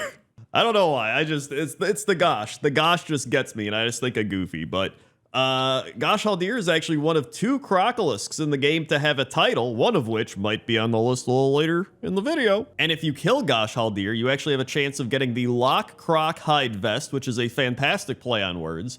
And it previously dropped in the Crate of Salvage and Big Crate of Salvage, which was removed in Cataclysm, then re-added in Salvage Crates. Then the Salvage Crates were removed, and now in Dragonflight, they once again dropped from Gosh Haldir. So I don't know why these have been like such a controversial thing. They're just like, get rid of the Salvage Crates, get rid of that Lock Croc Hide Vest. We cannot have that in the game. And they're like, you know what? Never mind, bring it back, bring it back. But whatever the case is, it's in the game now. So that's why Gosh Haldir is number 7. 6. Number 6 are the Dreadmaw Crocolis, and these are the Crocolis found in the river that separates Durotar and the Barrens. And the reason I love these Crocolis is because this is where I got Crocky, my pet crocodile, way back in like 2005, which is the pet that Billy had from my old Machinima series. So I remember looking for a pet because I was an orc hunter running around, and they had boars and they had scorpions and they had, everything. And I was like, you know what?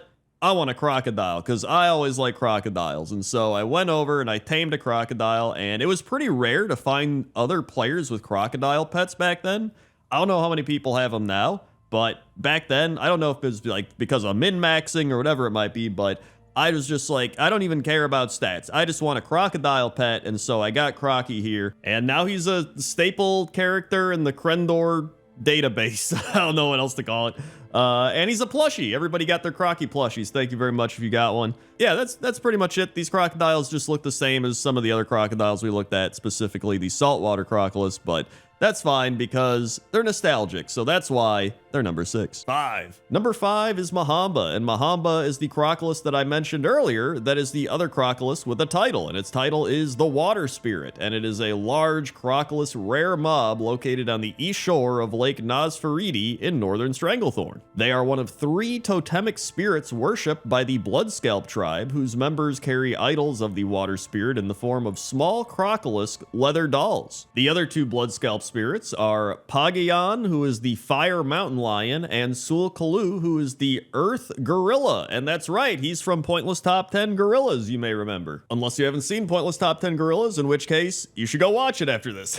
But Mahamba is the largest Crocolisk in Stranglethorn and is slightly larger than most Crocolisk in the game. And he's also a reference to Mahamba, a lake monster from the Democratic Republic of Congo that resembles a giant crocodile. I also just think he looks cool. He's got like a silvery blue body with really blue eyes and then like greenish yellow scales. I just think he looks pretty neat. Although I don't know what he's doing with that Crocolisk right there. Dude, Mahamba, what are you doing? Either way, Mahamba is number 5. 4. Number 4 is Horror Jaw, and Horror Jaw is one of the biggest and deadliest Crocolis found in the wetlands, and James Halloran wants his hide so that he can buy a new house for his family to dwell in. In his quest hunting Horror Jaw, he says, "I've been tempted to go after the big kill, the largest Crocolisk out there, Horror Jaw. His hide alone would be enough to get my family out of this hole. But I'm no fool. One mistake and I could lose a leg or my life. And then where would my wife and kids be? Still homeless and without a father to care for them. Please help me find Horror Jaw." But here's the thing. I think Horror Jaw is pretty cool. He's got this like whitish, reddish skin and he's got red eyes and he's just swimming around. Like, I think he's pretty cool. And one of his abilities is called Bad Attitude, where he snaps back and damages at any target that strikes you for the next 45 seconds. So he's got a bad attitude and he's not afraid to use it. And he's got a cool name. So that's why Horror Jaw is number 4. 3. Number 3 is Lockmaw, and Lockmaw is the third and optional boss in the Lost City of the Tolvir dungeon. He is a joint encounter with the Pygmy Chieftain Augh, A-U-G-H. I don't know how to say that.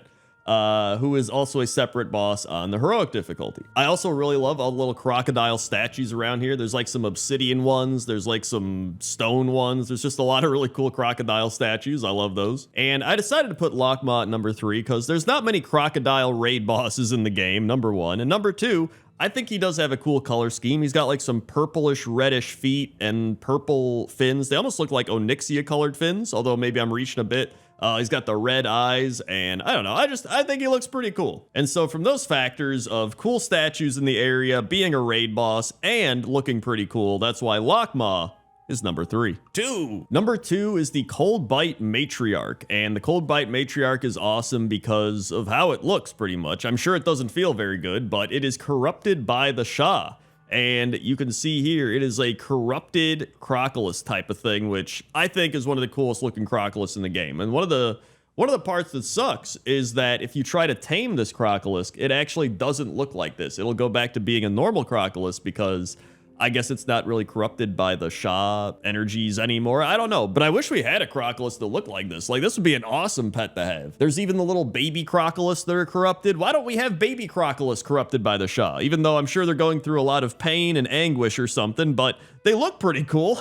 But I wanted to put these on the list because, number one, I never really put many things from the Dread Waste on this list. I think there's actually been 1 or 2 things, like a bridge or something, but I really love how unique these Crocolisks are. Like, there is nothing else like them in the game, even if it is because they are corrupted. So that's why the Cold Bite Matriarchs are number 2. 1. And number 1 is Chomps. And Chomps is a baby Crocolisk that's located in the lower city part of Shatrath City, and he chases around a bunch of unattackable chickens in circles. And that's really it. He just chases chickens in circles. You might be like, Crendor, how is this number 1? Well, I like it. To me, this is what I love in World of Warcraft, where I'm just like going around places. Like, I was just looking for crocodiles, and I ended up being in Shatrath, and I went down here and I was like, this guy's just chasing chickens around in circles. This is awesome. And like, it's just, to me, it's just so goofy to see this, especially in Shatrath City. And I've never really paid attention to this before. So I was like, man, this is a perfect pointless top 10 thing. And I was like, you know what? This might be the pointless top 10 thing. And it is. And that's why Chomps is number 1. 10. Number 10 are the Buffonid frogs, and the Buffonid frogs, or Buffonid frogs, I don't know how you say it, are frogs located in Zareth Mortis, and they're kind of like robot frogs, but this is one of the coolest things that's come out of Shadowlands, to be honest. It's actually a reference to the family Buffonidae, which it says here on Wikipedia, a true toad is any member of the family Buffonidae. However, this is just like turtle and tortoise, because just like how all tortoises are turtles, not all turtles are tortoises, but every toad is a frog, but not all frogs are toads. The main point here being that all of these Buffonid frogs are a reference to that. So there are a lot of them. There's accelerated Buffonids, there's overgrown Buffonids, there's patient Buffonids, bounding Buffonids. There's like 20 different types, and there's venomous, dimensional, bounding. There's a whole bunch of them, but I love these guys. Like, they straight up are just big robot toads, you know? Like, look at them. They're croaking around.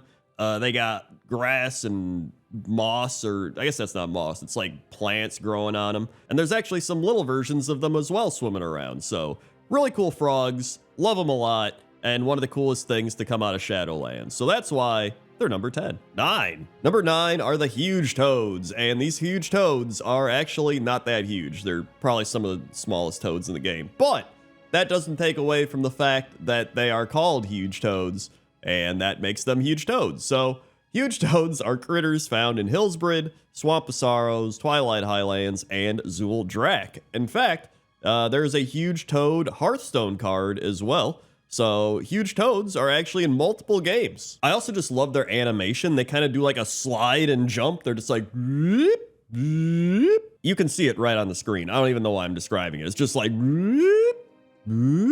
but yeah, there's nothing crazy about these guys. They're literally just toads in the game. In fact, they're part of the achievement to all the squirrels who share my life, which is an achievement you get for /loving a bunch of different critters, which are the Arctic hare, fjord penguin, glacier penguin, huge toad, mountain skunk, scalazar, tickbird, hare, borean marmot, fjord turkey, grizzly squirrel, lava crab, scalawag frog, and tundra penguin. So go find those critters in the game, give them some /love, get yourself an achievement, and see the huge toad in person. Well, in game, in person, you know what I'm saying.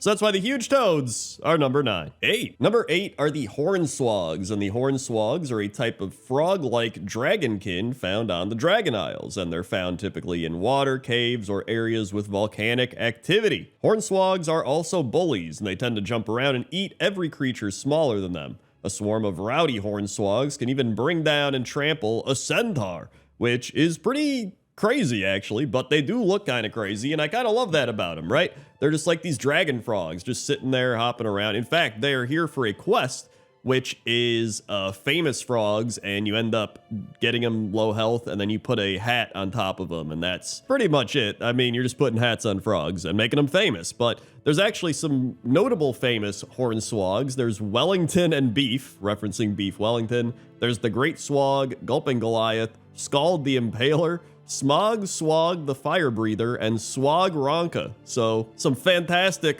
hornswog names out there, but I decided to make these ones number 8 because, I mean, you're making them famous, right? So that's why these famous hornswogs are number 8. 7. Number 7 is the enormous bullfrog, located in Razorfen Kraul, and he is kind of an enormous bullfrog. He's just this big bullfrog in a corner of the cave in RFK, and he has the ability to create bile clouds, which periodically creates a cloud of bile that grows over 10 seconds, inflicting nature damage every second.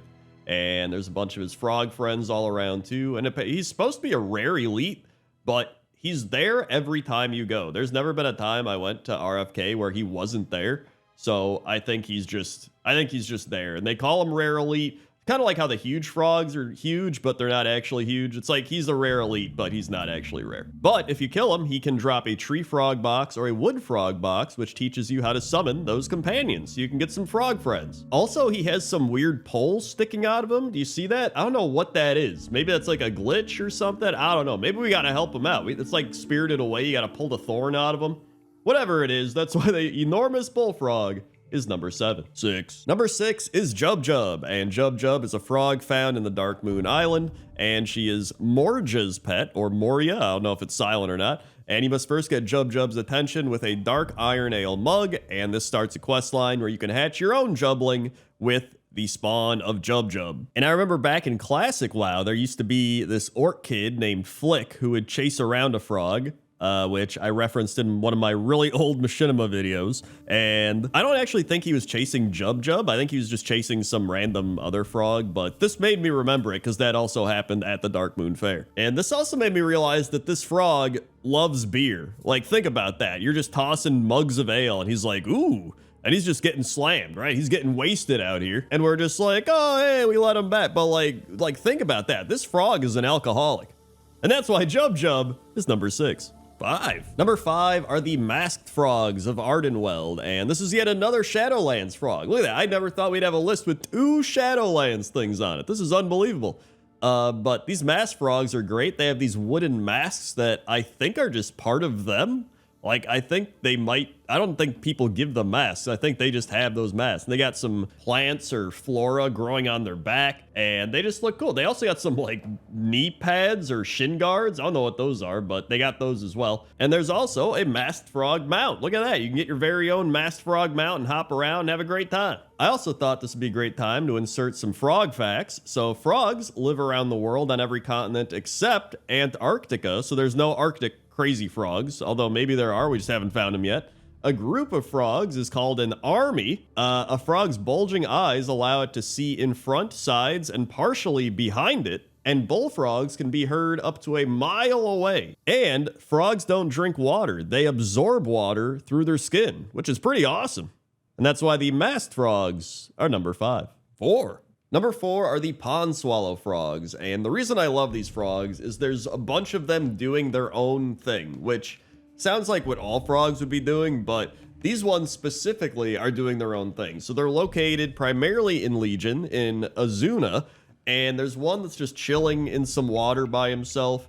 There's one that's chilling by some Murlocs, and they're not even bothering him. He's just like having a great time. There's one that's just chilling in a carriage, like straight up. He's just chilling in a carriage, waiting for a prince or princess to come kiss him or something. I don't know. There's one that's hopping between rocks. Like, these are just some great frogs. And, you know, I mean, again, they're not anything special. They're not like a crazy frog. They're not some elite rare frog or some giant frog. They're just normal frogs. And I love how cool they are by being normal frogs. You know what I mean? Sometimes the most normal frogs are the coolest frogs, and so that's why these pond swallow frogs are number 4. 3. Number 3 is Crocan and his frog friends. So in an island southwest of the Krasarong Wilds, well, in the southwest of the Krasarong Wilds, there is a big area with a bunch of frogs, and there's just like packs and packs of frogs here. They're all just having fun, jumping around, having a good time. And there's a thing where you have to kill a bunch of these frogs. And if you do, Crocan is summoned. And Crocan is an unusually large frog that has the ability Frog Justice. So we could not get him to spawn because you have to kill like thousands of frogs. And not only did I not want to kill these frogs, I mean, they're just having a good time. I don't want to ruin their good time, but it was like thousands. I was like, all right, listen, I'm just going to slap a picture of this frog up there. There he is. He's got Frog Justice. Angered by the senseless slaughter of his fellow amphibians, Crocan unleashes his wrath on enemies in the area. Victims of this attack die instantly. So, he just straight up kills you if you attack him for killing all of his frog friends. And you know what? I respect it. Even if I am using a picture that looks like I'm trying to find Bigfoot out in Frog Isle. He looks like Frog Bigfoot with this grainy ass picture. But either way, that's why Crocan and his frog friends are number 3. Number 2 is Cragwa, and Cragwa is a frog Loa worshipped by the Zandalari, and he can be found at Cragwa's Burrow, located in the Frog Marsh in Nazmir. And I love Cragwa. As soon as I thought of this list, I was like, Cragwa's on this list. Just phenomenal frog. I remember that quest where you hop around on him, and he's just like, blah, blah.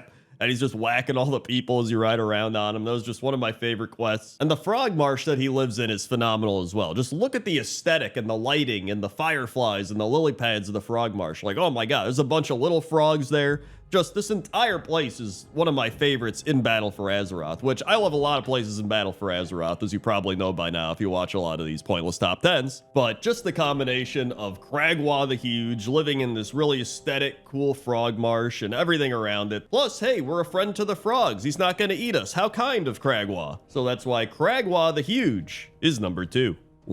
And number 1 is kind of unconventional. So we found old Lula, the innkeeper at the Twilight Glade in Shadowmoon Valley, and it appears she has quite the obsession with frogs, and she sells gently squeezed toads. And so she talks about frog legs, she talks about tadpoles, she talks about a whole bunch of stuff, but then she says, "The others don't believe me. I have seen him, the Great One. Once you fall under his gaze, you will never be the same again." And so the only frog she could be talking about is the Hypnocroak nearby. And so if you go check out the Hypnocroak, I mean, he's a pretty cool frog, but he's just really cool. All glory to the Hypnocroak. You get it? It's like it's a Futurama reference. Hypnocroak's a reference to Futurama and the Hypnotoad. So, very cool. You know, he's Hypnocroak. He's mesmerizing to everybody that goes to him, especially old Luna. And I felt like that'd be a funny goof to put at number 1. So that's why the Hypnocroak is number 1. 10. Number 10 are the Thunderfist gorillas located in the Jade Forest. And, you know, they're not going to be as interesting or exciting as some of the other gorillas we'll look at on this list, but they're still pretty cool, which is why I wanted to put them on the list. And I thought it'd be a good time to talk about a gorilla fact, which is gorillas' arms are longer than their legs. Because of the length of their arms, gorillas are better able to walk on all fours. They do everything with the tips of their fingers and knuckles. They're capable of walking on 2 legs for about 10 feet. Gorillas' arm span is roughly 1 foot longer than that of an adult human male. Though modern gorillas spend most of their time on the ground, their lengthy forearms hint at a past life in the trees. So there you go. That's some gorilla facts. I figured it'd be a good point to put it in there because it's like, you know, gorilla arms, Thunderfist, fist, arms, they're attached. Listen, I'm just trying to find something. That's why the Thunderfist gorillas are number 10. 9. Number 9 is Zeus, and Zeus is a gorilla witch doctor located in Gorilla Gorge in Zuldazar. And not only is he a cool gorilla witch doctor, but he is likely a reference to Dr. Zeus from Planet of the Apes. And all I can ever think of when I hear of Dr. Zeus is the Simpsons thing where they're like, Dr. Zeus, Dr. Zeus, Dr. Zeus.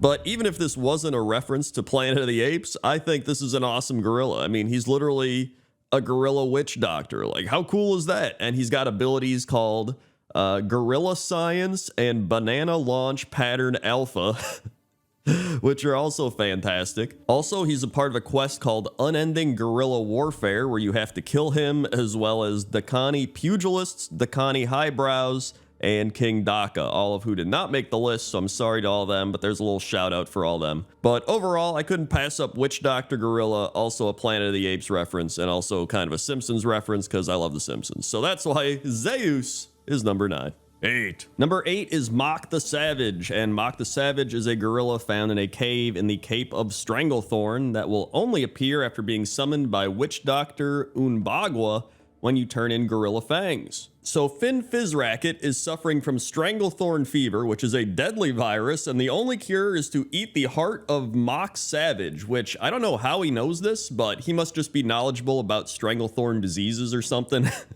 So he's like, yo, you gotta go find Witch Doctor Unbagwa. So you go to Witch Doctor Unbagwa, and he's like, yo, bring me some gorilla fangs, and then we're gonna get attacked by gorillas. And then that's what happens. You get attacked by gorillas, you protect him, and then Mock the Savage shows up, and you kill him, and you take his heart, and you go back to him, and then he's feeling a-okay. This is one of those quests I always remember because I always remember dying to the waves of gorillas, and then you get to Mock the Savage, and then just this weird, like, sickness, Stranglethorn fever thing. It's a really weird quest, but it's a memorable one, and so that's why it's number 8. 7. Number 7 are the Elder Mistvale Gorillas, found in Mistvale Valley in the Cape of Stranglethorn. And there's 2 things I remember these gorillas for. Well, 3, because technically they do drop the gorilla fangs for the Mock the Savage quest we just talked about, so that's 1. Then the Mistvale Giblets, which are for scaring Shaky. You essentially get a bunch of giblets, and he's supposed to pay his gambling debts, and you take it to him and go like, look, this is what happens when you don't pay your debts. And then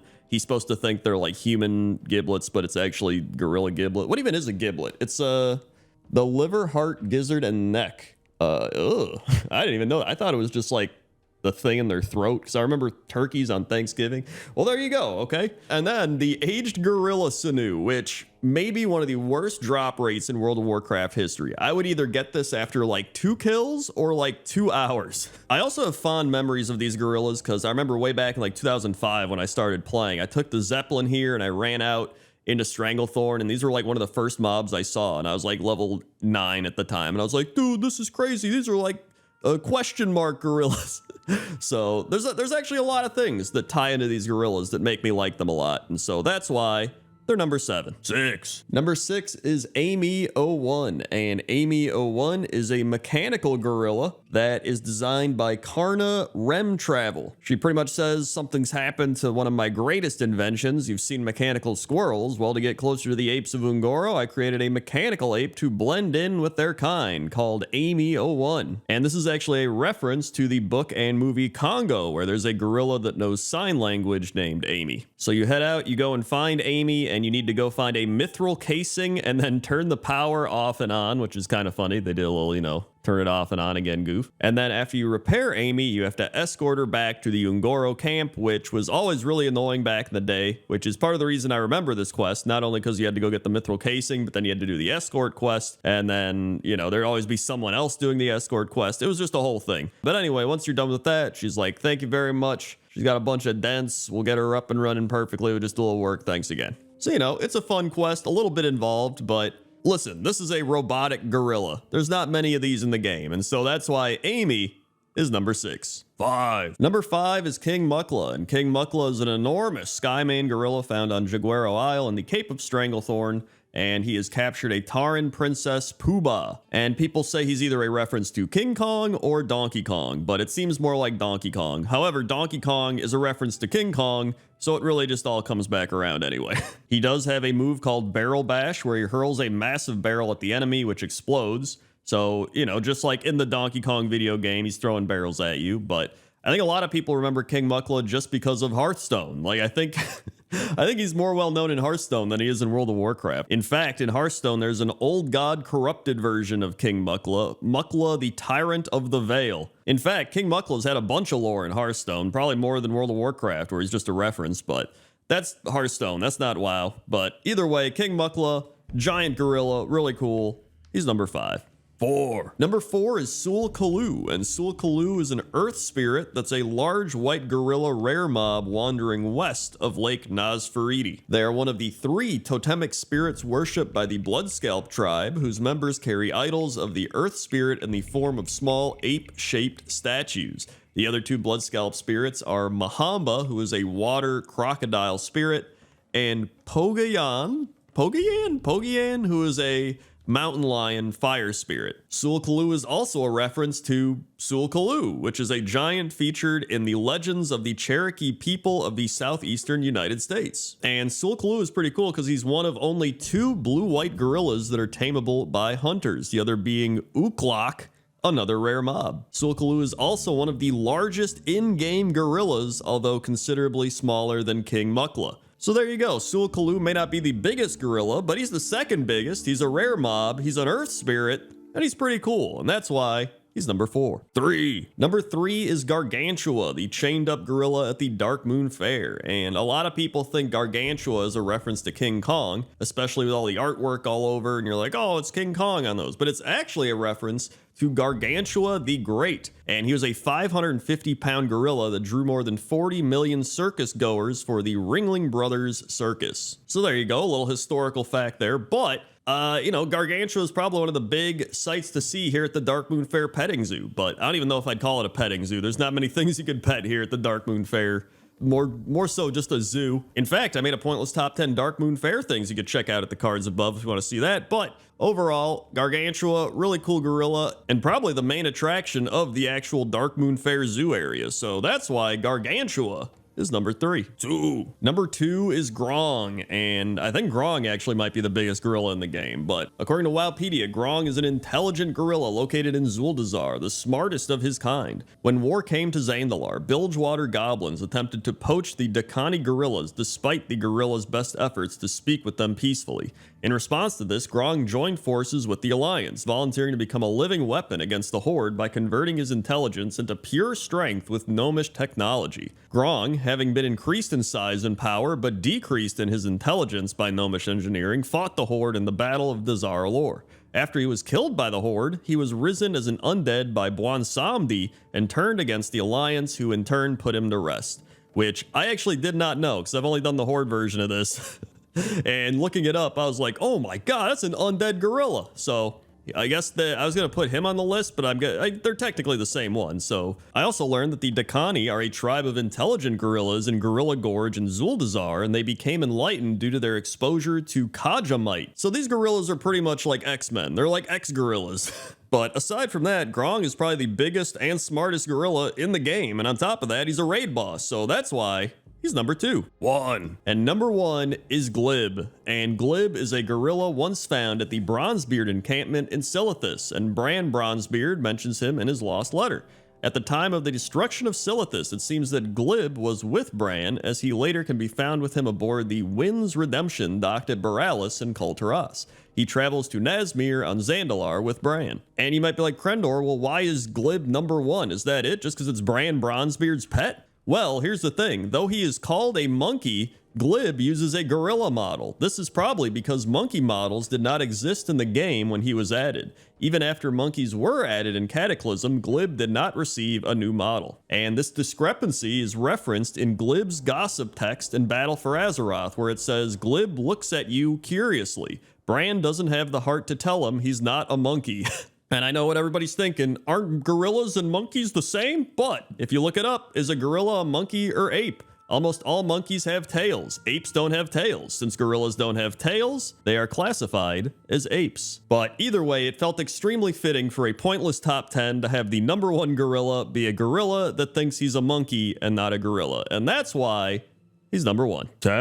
Number 10 is Mother Smolderweb, and Mother Smolderweb is a spider located in the lower Blackrock Spire. It's a bit of a tongue twister. And she's notable for the Smolderweb hatchling, which now you just get from getting the Smolderweb egg, and it teaches you how to summon it, but back in the day you had to get the carrier, and then you kept it in your inventory, and it was kind of annoying. But that's not all. She's also mainly known for the Mother's Milk quest, which back in the day was quite the quest. So if you don't know, it was a quest where you had to go to this boss and poison yourself, and then go back to the quest giver who was like outside Blackrock Mountain, and then he would, quote, milk you of the poison, and that was the quest. And pretty much nobody liked doing it. It was just really annoying. It was a dumb mechanic, and people memed it. They share it all over. Like when you're in a battleground and you haven't done it, they'll just share that quest because they know you haven't completed it. And then after the guy milks the poison out of you, he just uses it for making beer. Because he's like, what did you think I was going to do? Make poison or something? But either way, Mother Smolderweb's actually a really cool spider. And if you read the dungeon journal entry, it says centuries ago, the Dark Iron Dwarves dug into the lair of Mother Smolderweb, releasing the massive arachnid into the spire's halls.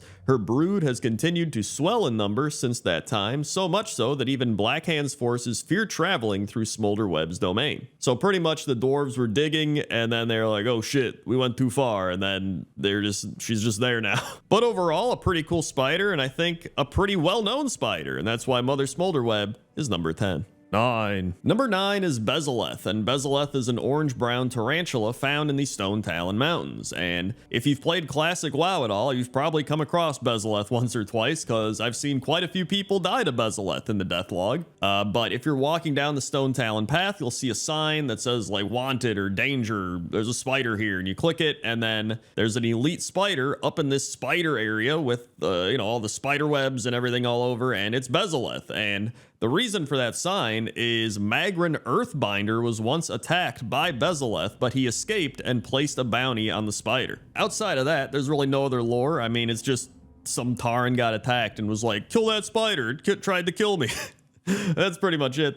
But I think Bezaleth is cool. I love the area that Bezaleth's actually in with all the down trees and the spider webs all over and covering everything. I think it's pretty neat. And so that's why Bezaleth is number 9. 8. Number 8 are the green tarantula spiders, and these are the spiders that you see all over the place in the lower levels, and I think because of that, they're one of the most well-known spiders in World of Warcraft. I mean, in Hillsbrad, you see them where you have to do the Spider Icor quest, which I've done quite a bit playing classic hardcore WoW at this point. There's in Teldrassil, they have them, in Stone Talon. I mean, they're really all over. And I included the old model and the new model. So I actually think the new model looks pretty cool, but I like the old model just for a little bit of nostalgia in there. But I like including a lot of generic creatures when I do these creature lists because, they deserve love too. A lot of people are like, the named ones, right? And the named ones are pretty cool for creatures, but a lot of times I think it's cool to appreciate a lot of the just generic creatures in World of Warcraft because a lot of people run into the generic creatures more than they run into the named creatures. And so I think there is some sort of nostalgia factor with it. And that's kind of what Pointless Top 10 is all about, giving things that wouldn't normally be in the spotlight a little time to shine. And that's why the green tarantula spiders are number 8. 7. Number 7 is Beshal, and Beshal is a tarantula located in a cave near Fallhaven in Drustvar. If you go into its cave, there is an obviously safe chest in there. That's literally what it's called. And if you open it, Beshal spawns and starts attacking you. However, that's not the only reason I put this on the list. The name Beshal is actually an anagram of Shelob, which is the monstrous spider from J.R.R. Tolkien's Lord of the Rings. So an actual Lord of the Rings reference here in World of Warcraft, which is always appreciated. Aside from that, Beshal is just a really big tarantula. But I like their cave a lot. I like the location of the cave. It's very aesthetically pleasing.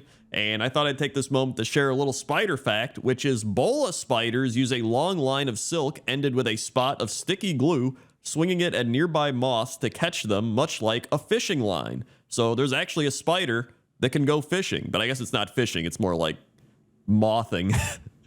So there you go. Spiders go mothing. And that's why Beshal is number 7. 6. Number 6 are Bethelak and her lava spiders. Now, Bethelak is the fire spider boss of the Firelands, and if you read her background in the adventure guide, it says, matriarch of the Cinderweb brood, Bethelak and her merciless offspring sate their appetites by sucking the magma and fire from the corpses of elementals. To provide her broodlings with added sustenance, Bethelak has woven a network of incendiary webs throughout her web to trap unsuspecting prey. Her fiery webs reach far overhead, daring her adversaries to simultaneously face their fears of both spiders and heights.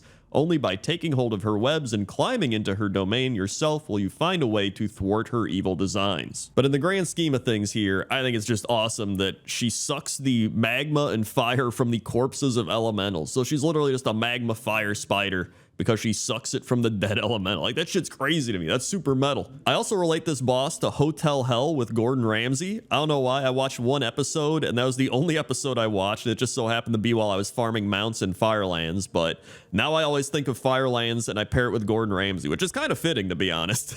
But that's why Bethelak is number 6. 5. Number 5 are the death web spiders, and these are a special breed of spiders living in Death Web Hollow in Talador. And the reason these spiders are so crazy is because their venom twists the very form of their victims. So in Warlords of Draenor, the Shadow Council, which is a group of mortal warlocks that serve the demons of the Burning Legion, became privy to this information and dispatched its warlocks to their lair to infuse these spiders with fel energy so that their venom now turned creatures into demonic minions. Which, I'm not gonna lie, I don't know how that works. They're just like, what if we just give them a little fel energy and then, their victims just become demonic minions? Like, yeah, that sounds about right. I mean, it's crazy magic and, I'm acting like fel energy is this realistic thing. Like, I don't know. And the Draenei Tressia became one of their victims, being transformed into a Manari Eridar before being struck down by her former comrade. But I do really like the way these spiders look. They remind me of Infernals, but like, put over a spider in a way, which I mean makes sense. They're injected with fel energy, but I love the green in their legs, and then they just have the glowing green eyes, and then their area is really cool too with all the cobwebs, and it reminds me of Stone Talon a bit, but almost like upgraded because it's Warlords of Draenor and the graphics got better. But I think these are really cool spiders, and that's why the death web spiders are number 5. 4. Number 4 are the Rivenwood Widow spiders, and these are pretty much just big black widow spiders that are in the Howling Fjord. And I don't know, I love the aesthetic of not just the area they're in, but just everything about this. So you have the Riven Widow cocoons, which are just a bunch of random mobs and creatures wiggling around in cocoons, which is always kind of creepy. You got to break them out for the quest. Just the way they walk around just nonchalantly, like, all right, just looking for our next prey. And then I think the area itself, right, with the purple mist, and you have the cobwebs on the trees, which we've had before, but I think the purple sky with the mist and everything and the pine trees in the fjord really kind of sells this for me. Like, I always loved questing here and always felt a little creepy because of that aspect to it, like the fog and the mist all around, and you've got the mountains back there, and I don't know, I really enjoy everything about these spiders. But it's not like they're a named spider or something, right? But like I mentioned earlier in the video, that's what Pointless Top 10's all about. And sometimes something that makes the list is the sum of all its parts, and that's why the Rivenwood spiders are number 4. 3. Number 3 is Maexna, and Maexna, as you probably know, is the third boss of the Arachnid Quarter in Naxxramas. Maexna is a massive spider taken from the depths of Northren's mountains many ages ago. She was captured with the Dread Citadel Naxxramas, where she gives birth to her brood. She feasts on those foolish enough to enter the necropolis, feeding her spawn with their corpses and producing spider after spider that Kel'Thuzad uses to his own foul ends. And I really put Maexna on this list because she's probably one of the spiders I think of most when I think of spider bosses in World of Warcraft. Like, I always just think of fighting Maexna on that big web floor, which I think is really cool. Fighting on the web is always fun, and then she webs someone up and you got to go break them out of the web. Maexna is also just really cool looking to me. She's got the red and the yellow and the black all together. I think it's a nice combination. And I realize that a lot of times I'm just like, I think this thing looks cool, so that's why I put it on the list. But really, I mean, that's like any list, right? You're like, I think this thing's cool. So I may repeat myself numerous times, but I don't know, I got nothing. That's why Maexna is number 3. Ooh. Number 2 are the ice spiders in the Ice Spider Cave in Dragonflight. And this is one that I've seen shown around all over the internet, and people are like, oh god, I do not want to go into this cave ever. But I remember when I was thinking of this list, I was like, I need to put this on the list because I think it's so cool looking. Unless you're deathly afraid of spiders, in which case you're probably freaking out. But the main point of this cave is actually that Alia Sunsore, which is this blood elf girl, tries to recover an artifact so that it doesn't fall into the Sundered Flame's hands, but then she ends up getting corrupted by the artifact, and then you have to destroy it, and you end up killing her. But the book then like frees all these souls, so the artifact's like holding souls, and they're all like, yeah, we're free after you destroy it. So that's the main quest, summed up very poorly. But this cave is just truly one of the craziest spider areas in World of Warcraft at this point. But I just love the aesthetic of this place, man. Like, the spiders themselves look kind of cool. They've got like ice bone limbs or whatever, and they're hanging by their whatever it's called, spider web things that are gyrating. They're moving. I don't know what they're doing. I had to put this on the list, and I was like, you know what? This deserves to be pretty high up on the list, and that's why It's number 2. 1. And number 1 is Tarantula. And not only is the name amazing, because it's like, you know, Terracar Forest and Tarantula mixed together, right? But Tarantula is a giant spider found at the southern part of Netherweb Ridge in Terracar Forest. Its size is comparable to Mayexna from Naxxramas. So this is literally a raid boss sized spider just chilling in a zone, you know? And obviously it is part of a quest where Vindicator Halen wants Tarantula dead. But man, it is creepy when you're going through this zone and then all of a sudden you just come across this massive tarantula. But I always remember doing the quest here where you had to free the people from the cocoons, kind of like the Rivenwood spider one. But I guess this happened in Burn Crusade, which was before the Rivenwood ones. And when I was reading the Wowhead comments on this, there is somebody that said the mob is a tip of the hat to EverQuest. There was a huge desert spider named Terrorantula that was the bane of Lobies when the game first came out. So this could be a little bit of a mix of that, right? Terrorantula, you know, maybe just a fun way to blend the zone name in with the spider and at the same time give a little tip of the hat to EverQuest, maybe. And funnily enough, you can actually tame Tarantula, but it becomes a very small spider. So you just have a mini version as a pet. But to me, this is just number 1 because of the shock factor as well, right? It's just you're flying around, you're walking around, and then you all of a sudden a giant ass spider just renders in out of nowhere, and you're just like, whoa. And so that's why Tarantula is number 1. 10. Number 10 are the sparkle shell tortoises in the Shimmering Flats before it got flooded. And I feel like we have to clarify this right away in this video. So, tortoises are turtles, but not all turtles are tortoises, according to the Nashville Zoo. That's not just me saying that. And apparently tortoises have more round and dome shells, where turtles have thinner, more water dynamic shells. Tortoises spend most of their time on land. Tortoises have more club-like forelegs, and turtles will have more flipper-like legs and web feet to make it easier to cruise through the water. So there you go. All tortoises are turtles, but not the other way around. Because I already knew some guys would be like, Crendor is a tortoise. Okay, calm down. But either way, these are great turtle tortoises. I love the Shimmering Flats tortoises. I used to farm them back in the day trying to make gold. And when I say back in the day, I mean like 20 years ago. And I was like in high school and I was like, this will be a great way to make money. And it turns out it was not. But I still have nostalgia of it. And I really enjoyed being in the Shimmering Flat. It's one of those zones where you either hate it or love it. I know a lot of people are like, oh, it's boring. There's nothing there. Maybe that's why I love it. Just like this video series. It's boring. There's nothing there, but is there something there? Probably not. That's number 10. 9. Number 9 is Kresh, and Kresh is a big turtle that wanders up and down the river in the Wailing Caverns. He's an optional boss. You don't have to kill him, but a lot of people would kill him for his shell, or they'd want to get him as a pet, so they wouldn't kill him, but they'd tame him.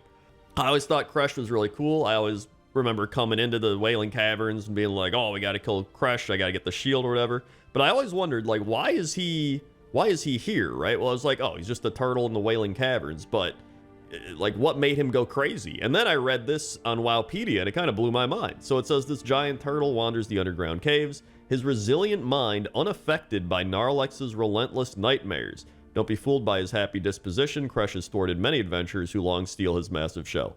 So he's actually just not affected by the nightmares happening in the Wailing Caverns. Like I just mentioned in one of the other pointless top 10s, how all the night elf druids got corrupted. That's why you got to fight him, and all the stuff in here's corrupted. And then he's just fine.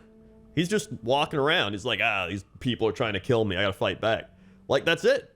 So like, why are we not researching this? Like, for some reason, this turtle is just immune to the dark energies of the nightmare. Like, what? And everyone's like, I don't know. I tried looking more into it and nobody knows anything. So I'm like, am I crazy? Like, you would think somebody in charge in World of Warcraft, not like Blizzard, but like somebody like Thrall or like one of these people be like, hey, you know what? Isn't it kind of crazy that turtle's unaffected by the nightmare? Maybe we should like research it a bit, you know? They're just like, nah, I don't think so. So you know what? Just for Thresh's resiliency to evil, he's number 9. 8. Number 8 are the Snapjaw turtles in Hillsborough Foothills, and I think these are one of the most notorious questing turtles. I think it's an early level range of like in the 20s, 30s. Most people on Alliance and Horde run into these turtles, and they need to get them for the turtle meat, And I think because of that, a lot of people spend a lot of time trying to kill these, and they're kind of tanky, and it takes a while to get the turtle meat. But, you know, most people have run into these snapjaw turtles, and I think because of that, they are one of the most notorious turtles in World of Warcraft, but they are not, you know, they're not like a super cool turtle. They're not anything crazy, but, you know, it's a snapjaw turtle, right? And everybody knows about them, and I feel like because of that, they're number 8. 7. Number 7 is Krusty Bob, and Krusty Bob is just a small turtle that runs around a camp in the Azuremist Isle. And there's really nothing more to it. He's just he's a little guy. He runs around, and he's pretty fast for a turtle, to be honest. Like, look how fast he's running. You expect to see a little turtle, like, going doop, doop, doop, doop, doop. But no, he's zipping around, man. There's really no other information on him. I expected there to be something, but part of me thought this might be a Simpsons reference to, like, Krusty the Clown and Sideshow Bob. So that would be my best guess. Maybe somebody was like, hey, let's put a little Simpson reference in there, but there's no official... like, this is a reference type of thing, right? So, I mean, overall, even if he's not a reference, he's just a fun little turtle guy. And I believe you can get a turtle similar to him in Children's Week. That's what I was finding when I was researching this. So if you want your own Krusty Bob, you can go get one in Children's Week, which I guess was pretty recently if you're watching this when this came out. But maybe you're watching it later. I don't know. Overall, Krusty Bob, great turtle, very fast. Number 7. 6. Number 6 is Dubenko, and Dubenko is a turtle at the Dark Moon Fair. He looks a little bit like Krusty Bob, but actually I think he looks a little more crusty. I think he should be Krusty Bob, and Krusty Bob should be Dubenko, but that's besides the point. And he walks around with a big stick on his shell. I don't know how he got that stick on his shell. I don't know if they just glued it on or what they did. But yeah, he walks around and you try to throw rings on him, and that's one of the Dark Moon Fair dailies. And I don't know if this is a ethical business practice. I mean, this is the Dark Moon Fair, right? But the animal activists or whatever in World of Warcraft, the DITA, the druids for the ethical and humane treatment of animals, I don't know if they would like this very much. But, you know, maybe he's having a good time. Maybe he enjoys people missing the ring toss things. He enjoys yelling at you. I think it would actually be more fitting if he yelled at you. Right? Every time you miss, he's like, you idiot. Come on, I bet you can't get a ring on here. In fact, that would probably be more like Krusty Bob. I think, plus, you know, carnivals, like the Simpson reference, like Krusty Bob, right? I really think Dubenko and Krusty Bob should change names. I think it'd be very fitting. But either way, he's number 6. 5. Number 5 is Tortola, and Tortola is a turtle demigod, and according to Hamuel Rune Totem, he is one of the oldest ancients, having been alive since the time of the Titans. Due to that, he speaks in an old language that has been long forgotten, which proves incomprehensible to players.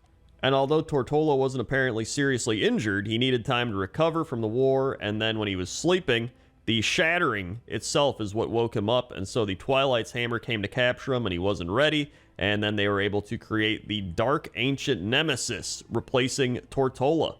And that's why we have Nemesis here, who's kind of like the crazy Bowser version of Tortola, which still looks pretty sick, which is why I had to include this as well. And after players free him and his unborn children, he's prepared to bring down his wrath and that of his children alongside the Guardians of Hydras. Tortola later assisted adventurers in closing a portal of the Twilight's Hammer to Firelands and a burning Night Elf town in Mount Hydral. So this turtle's had some insane backstory, and he's probably one of the most powerful turtles in World of Warcraft, and because of that, he's number 5. 4. Number 4 is Scroll Sage Nola and the turtles making it to the water. I had to include the turtles making it to the water, like 100%. How could you not have a turtle list without those turtles? And Scroll Sage Nola is the one who says the quote. This is her world quest, and she is a Tortolan located in Eventide Delta in Stormsong Valley and Little Tortola in Dazara Lore, as well as various other areas of Kulturas and Zandalar. But this is one of the most famous and well-known quests in World of Warcraft. It just became a meme. It actually has still been my sub sound over on Twitch, and it's just, a turtle made it to the water, and then you help the turtles make it to the water as the crazy seagulls or birds or whatever try to dive bomb them and pick them up and eat them or something. So, it's always a good feeling when you knock a few birds down and the turtles make it to the water. And because of how popular this quest is and how popular this has become in just World of Warcraft lore in general, I had to put it on the list. So, number 4 has made it to the Pointless Top 10 list. Sorry, that was... I don't know what I was thinking. That's number 4. 3. Number 3 is Tortos, and Tortos is the 4th boss encounter in the Throne of Thunder, and he's within the caverns, as you can see. And according to Wowpedia, over the millennia, small amounts of Mogu flesh-shaping magic seeped into the caverns below the Thunder King's citadel. The dark energies warped one of the chamber's native dragon turtles, melding it into the surrounding crystalline walls.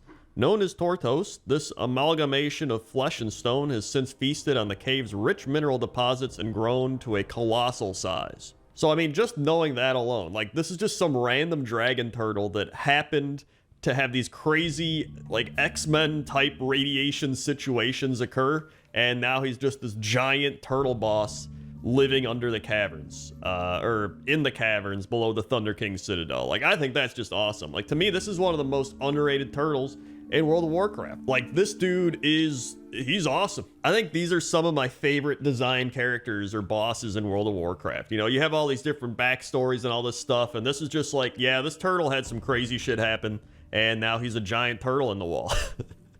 And so I had to put him on the list, and I was like, I gotta put him high up on the list. He's too cool for this. So he's number 3. 2.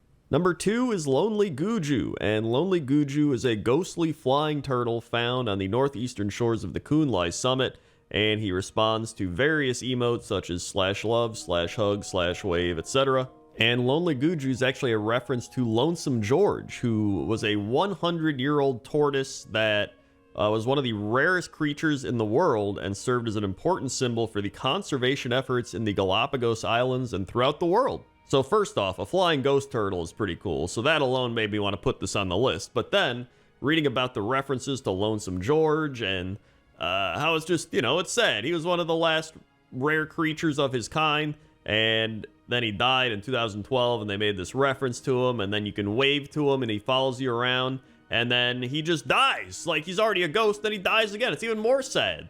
And so this had to go way up on the list, and I almost put it at number 1, but I was like, you know what? Number 2 is good for him. It rhymes. Lonely Guju at number 2, and rest in peace, Lonesome George, and rest in peace, Lonely Guju. 1. And number 1 is Shenzin Su, and Shenzin Su is a great turtle that roams Azeroth's oceans, which some Pandaren named the Wandering Isle, on which they explore the world outside Pandaria. He is a fully sentient being, and he's quite aware of the Pandaren that have been living on his back for generations. Another crazy thing I read is that Shenzin Su is the largest animal in Azeroth, possibly the largest animal known to exist so far. And so, according to Wowpedia, centuries ago, a sea turtle hatched at Turtle Beach in the Krasarong Wilds in the land of Pandaria. This turtle presumably lived a normal everyday life, reaching adulthood and becoming a creature of noteworthy size. One fateful day 800 years before the Dark Portal, it met and was befriended by a Pandaren named Lu Lang, which we actually talk about a bit in Pointless Top 10 Statues, link above. And if you look at the pet journal entry of the Emerald Turtle, it says, "It is difficult to believe that Shenzin Su began life as a tiny emerald turtle." While the Wanderer's Festival hatchling says, legend has it that the Sea Dragon Turtle, just like this one, grew up and became Shenzin Su. So we already had that cavern turtle that was just a normal turtle and grew up into this crazy cavern boss. And now we have Shenzin Su, who was also just some small normal turtle and then became an entire island that people live on. Like, it's crazy. And so because of that, he's one of the biggest, if not the biggest, animal in all of Azeroth. He's easily the biggest turtle, and he's just a really cool looking turtle overall. And that's why he's number 1.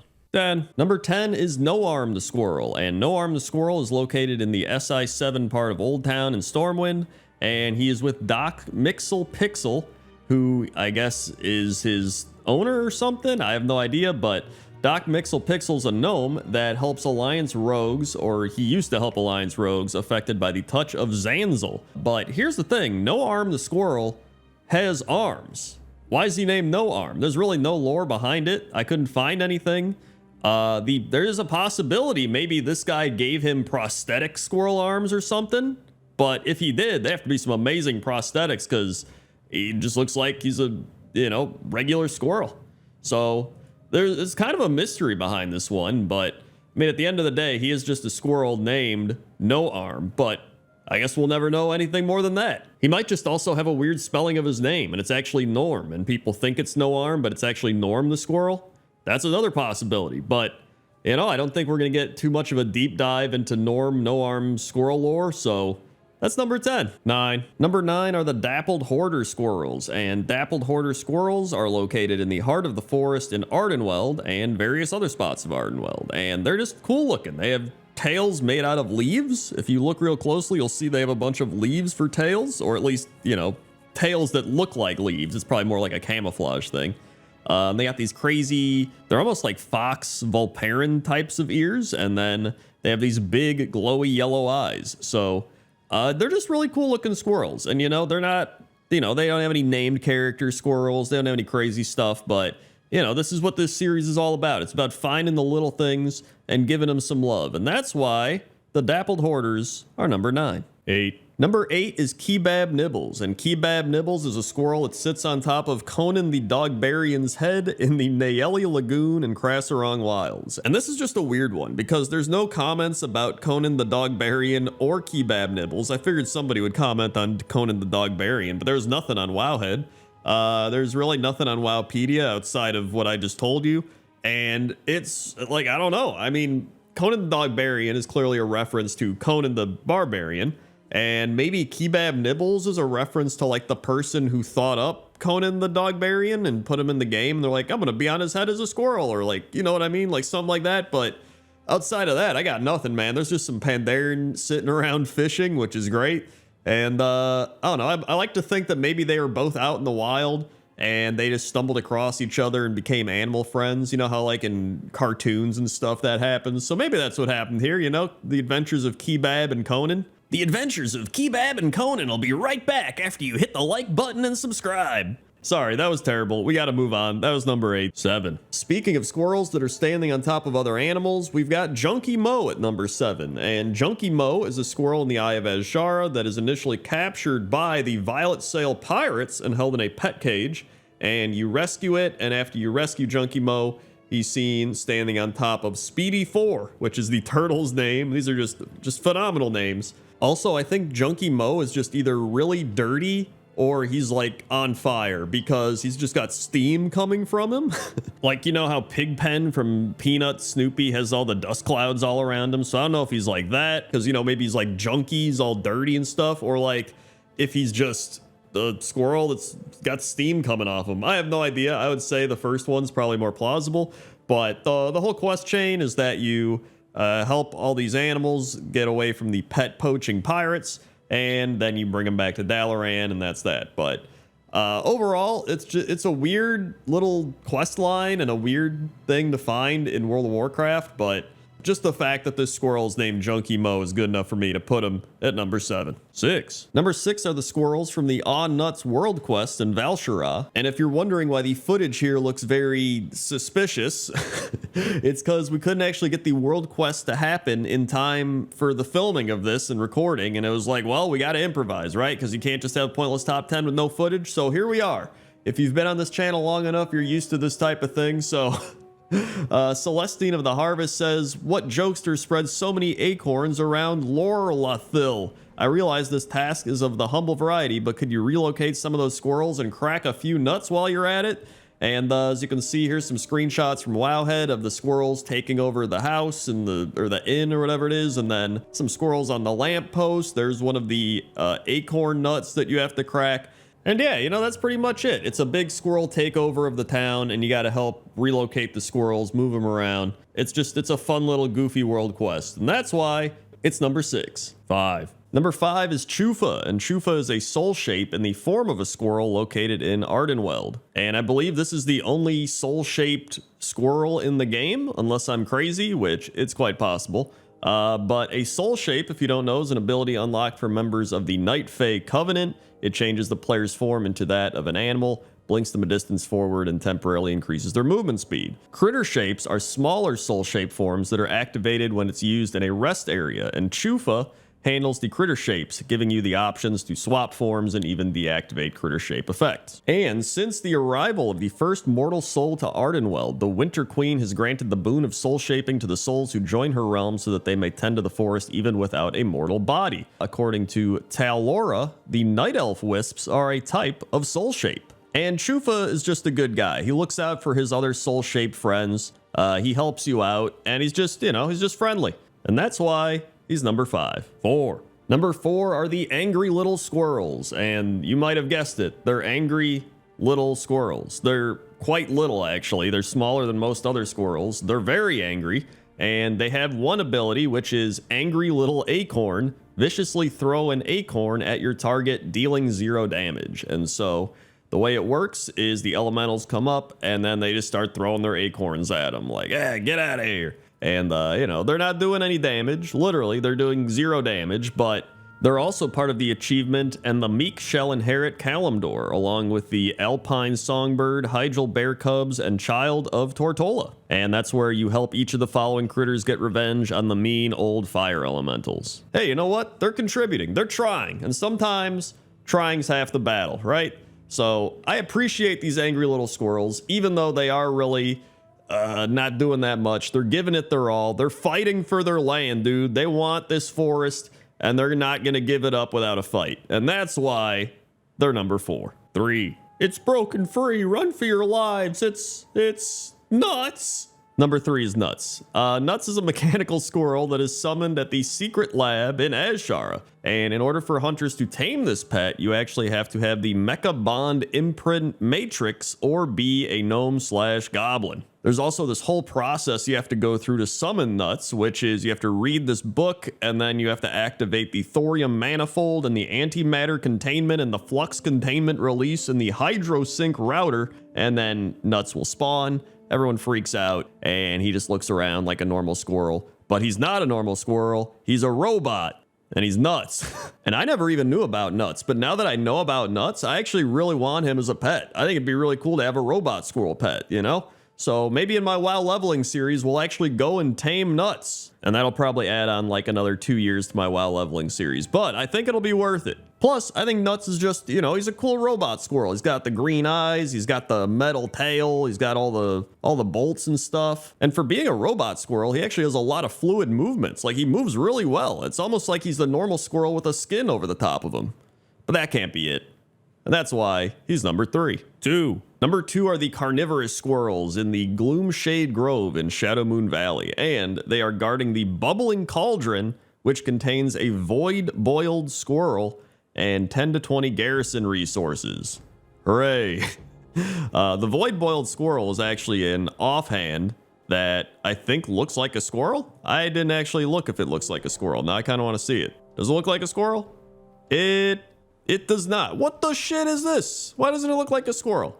I guess it's a little like cauldron thing with some bones in it. That should be a squirrel. That's the top comments. This is not actually a squirrel. I am disappointed. That's a missed opportunity, Blizzard. All right, can we please get that patched up? But anyway, these squirrels are actually insane. There's like a bunch of dead squirrels all over. They're like eating each other. They're eating you. They're attacking you. They just keep coming in droves. And it's pretty insane. Apparently, these are most notable for lovely charm collector's kits, but as of February 2016, they no longer give any charms. I can see why. You would just go in here and they just keep spawning and spawning, but it's still pretty insane. I never even knew about this, and if I did do the quest back in the day, I blocked it out of my mind, but it's pretty wild. So I had to put this way up high on the list, and that's why it's number 2. 1. And number 1 is Scholar, and Scholar is a human located in the Tannin jungle, and he sits on a wagon surrounded by squirrels who he occasionally throws nuts to, and if you talk to him, he pelts you in the face with several nuts before realizing you're not a squirrel and says, "Oh, hello, friend. Even in the heart of a war-torn jungle, it's important to take care of the little ones. Hey, come here. Since you took the time to say hello, would you like a gift?" And he gives you a Scholar's bag of squirrel treats, and you can use it to feed the squirrels. And I was like, dude, this guy's awesome. And then I saw that it's a tribute to Scott Collar, a veteran Blizzard employee who passed away from cancer. And then I was like, oh, this is really sad. But still, what a tribute for him, man. He gets to live on feeding the squirrels and handing out bags of squirrel treats. So rest in peace, Scott. And make sure you go get your own Scholar's bag of squirrel treats today and feed some squirrels. And that's why Scholar is number 1. 10. Number 10 are the Wilderland stags found in the wild plains in Valley of the Four Winds. And I picked the Wilderland stags because I love the markings that they have. They got these cool looking like Hearthstone kind of demon hunter markings on them. Like these stags might just be demon hunters in disguise and we don't even know. I mean, look at this one. He's just, I don't know what he's doing. Maybe he's trying to be suspicious so that we don't suspect that he's a demon hunter. Or he's just a stag, which is what he'd want us to think. But really though, I like these stags a lot. I think they're cool looking. They have cool antlers. Even their antlers have the markings on it, which is pretty cool. There's just a bunch of them running around over here. And one cool thing I learned about stags is that they are known for their impressive antlers, which are shed and regrown every year, which it's actually pretty insane. I looked it up and it looks straight out of a horror movie. I would not look it up if you're like squeamish or anything. But anyway, that's why the Wilderland stags are number 10. 9. Number 9 are the Snowfall Elks and the Blighted Elks of Dragonblight. And the Blighted Elks are really just the Snowfall Elks, but they've been diseased by the Scourge. However, I feel like normally when something becomes kind of diseased and blighted, it just becomes like, bleh, and it's like falling apart and like deteriorating, but these just kind of look cool. They kind of just look like they're demon possessed or something. I also want to take this opportunity to talk about how caribou, moose, elk, reindeer, and stags are all similar yet different. Apparently, reindeer and caribou are actually the same animal. However, elk versus caribou, elk are actually taller with sharper antlers and typically live in mountainous forests in North America and East Asia, but caribou are found in North America, Europe, Asia, and Greenland. But this also says that reindeer and caribou are the same, but reindeer have sharp pointy antlers, but caribou have tall curved antlers, and reindeer mainly live in the Arctic. But then a stag is a male deer, typically of the red deer species, found in various habitats through Europe, Asia, and North America. So in conclusion, I have absolutely no idea. But this list is kind of pointless anyway, so I mean, they're all kind of the same, right? And that's why the Snowfall Elk and the Blighted Elk are number 9. 8. Number 8 is Redhoof the Ancient, and Redhoof is a stag that's located in Suramar. And Redhoof is a part of a quest where you talk to Mayruna Moonwing, and she says there's a secluded glade along the river's bend to the northeast. There you may find our new ally, an elderly stag named Redhoof. So you then talk to Mythandros Irongrove, and she's like, plant some grass seeds and we'll magically grow them. And you do that, and Redhoof goes over and he digs, and then some flowers start to grow where he was digging, and apparently the flowers that grow are very rare flowers, so Redhoof has blessed us. So not only is this stag some sort of magical, powerful stag, but he's got a big deer family around him as well. As you can see, they're all running around or standing near him or whatever, having a great time. And I just genuinely thought he was a pretty cool stag, so that's why Redhoof the Ancient is number 8. 7. Number 7 are the Elder Shadowhorn stags, which are located in Ashenvale. And I actually thought this was kind of funny because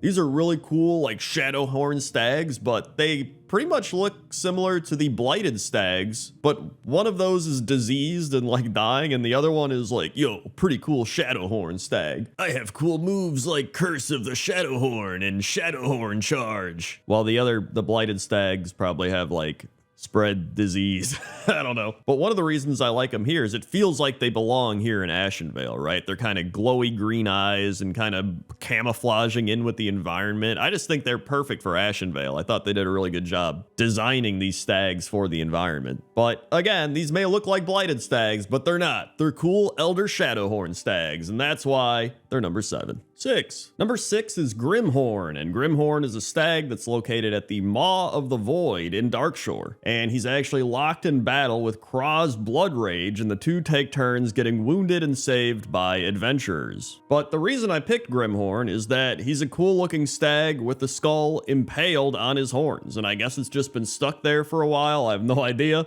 But I kind of love the fact that he's just kind of chilling here, like, yeah, I killed somebody, and then the orc dude's just like, oh, I'm gonna take you down. You're going down. I'll tell you what. And he's just kind of like, yep.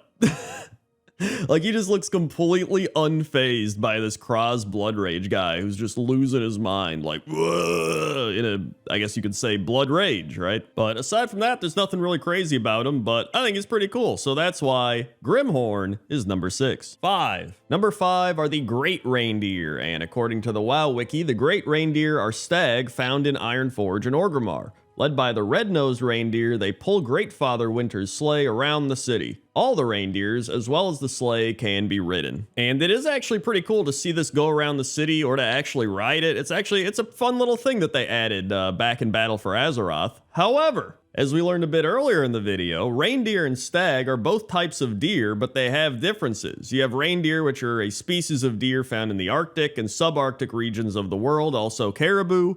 And stags are male deer of any species, but commonly the red deer. So really, Blizzard has a stag named the red-nosed reindeer, which is just an oxymoron. And I'm pretty sure I'm using the term oxymoron correctly, but if I'm not, someone will yell at me anyway to tell you if I am or not. So, the moral of the story here is that Blizzard needs to hire a deer specialist to fact-check their deer. And that's why the Great Reindeer, I almost forgot we were talking about, is number 5. 4. Number 4 are the plains stags, and not plain stags, but the plains stags, like the open plains.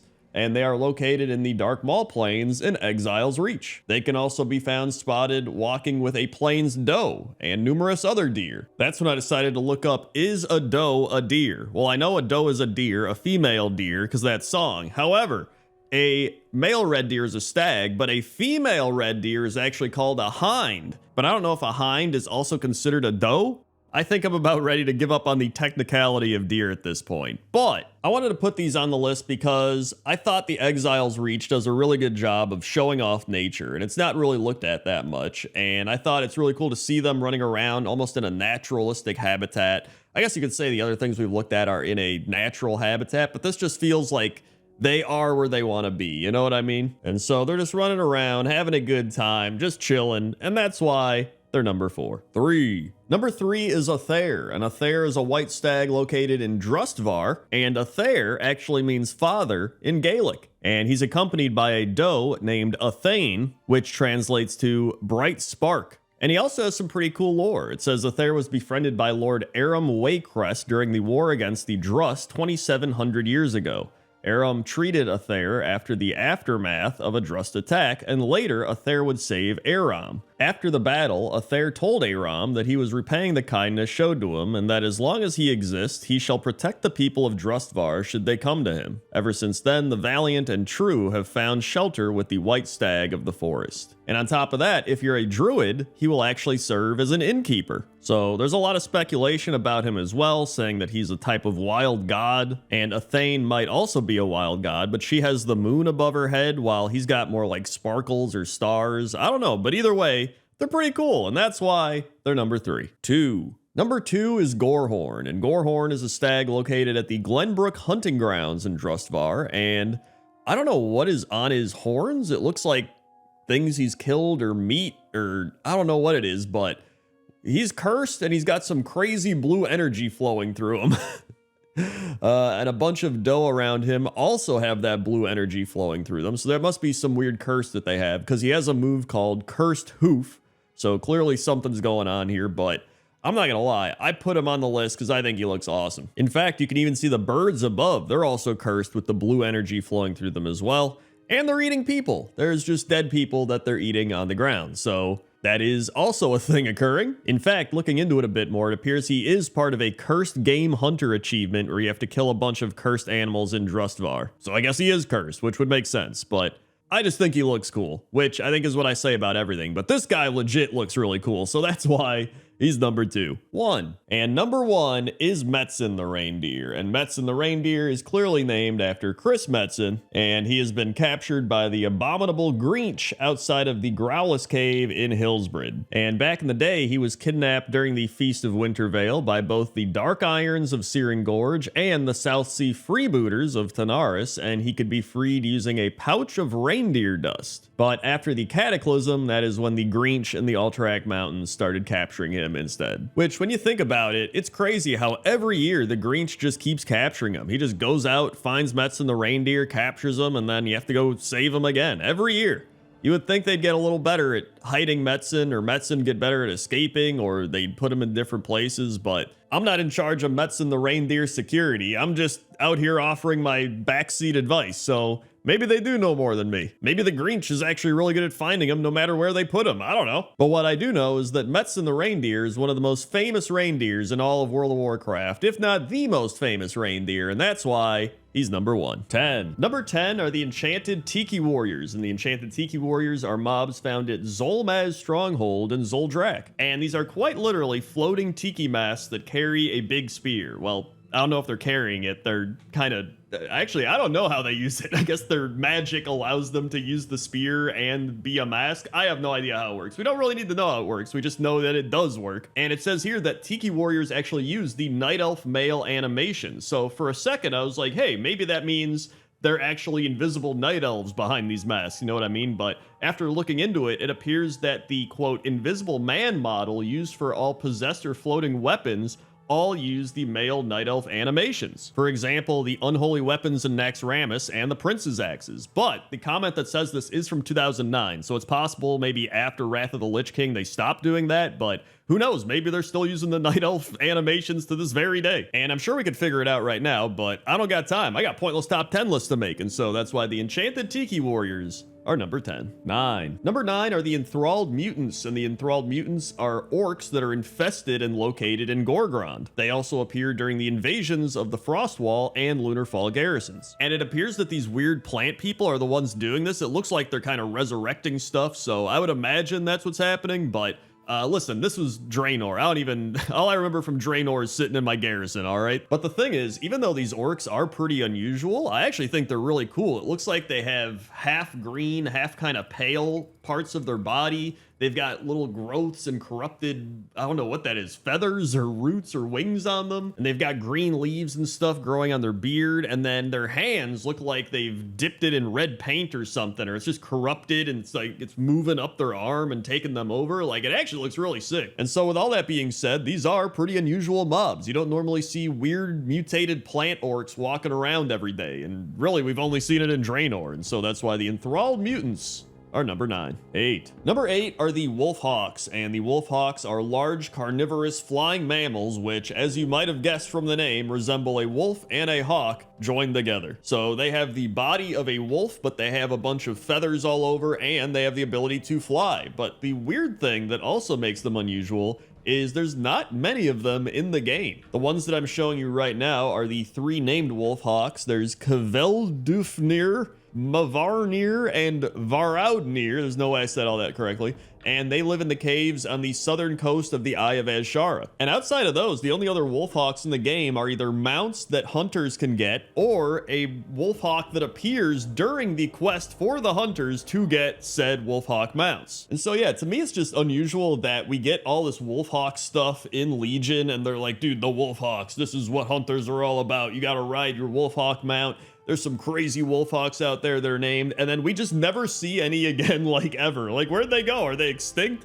What happened? So that's why the Wolfhawks are number 8. 7. Number 7 is Guzrug the Tiny, and Guzrug is an ogre that's located in the Ring of Trials in Nagrand, the Draenor version. And Guzrug is called Guzrug the Tiny because he is quite literally half the size of a normal ogre. If you talk to him, he says, "You want fight in the arena? Talk with Dexel, he puts the fights together. Me, I'm just here to start the match and clean up the bodies after." And so yeah, I put him on the list because it is unusual to see an ogre that is very small in the game. I don't think there's many other ogres in the game that are his size, but in fact, funnily enough, he is the exact same size as a male night elf, which makes this our second male night elf fact of the day. I think if we get 3, we get a hat trick. So I don't know if he's actually an NPC more than he is a mob, but I guess all NPCs are technically mobs, but not all mobs are NPCs, right? It's kind of like Turtle Tortoise. I don't know. It doesn't matter. It's my pointless list and I can do what I want. And so that's why Guzrug the Tiny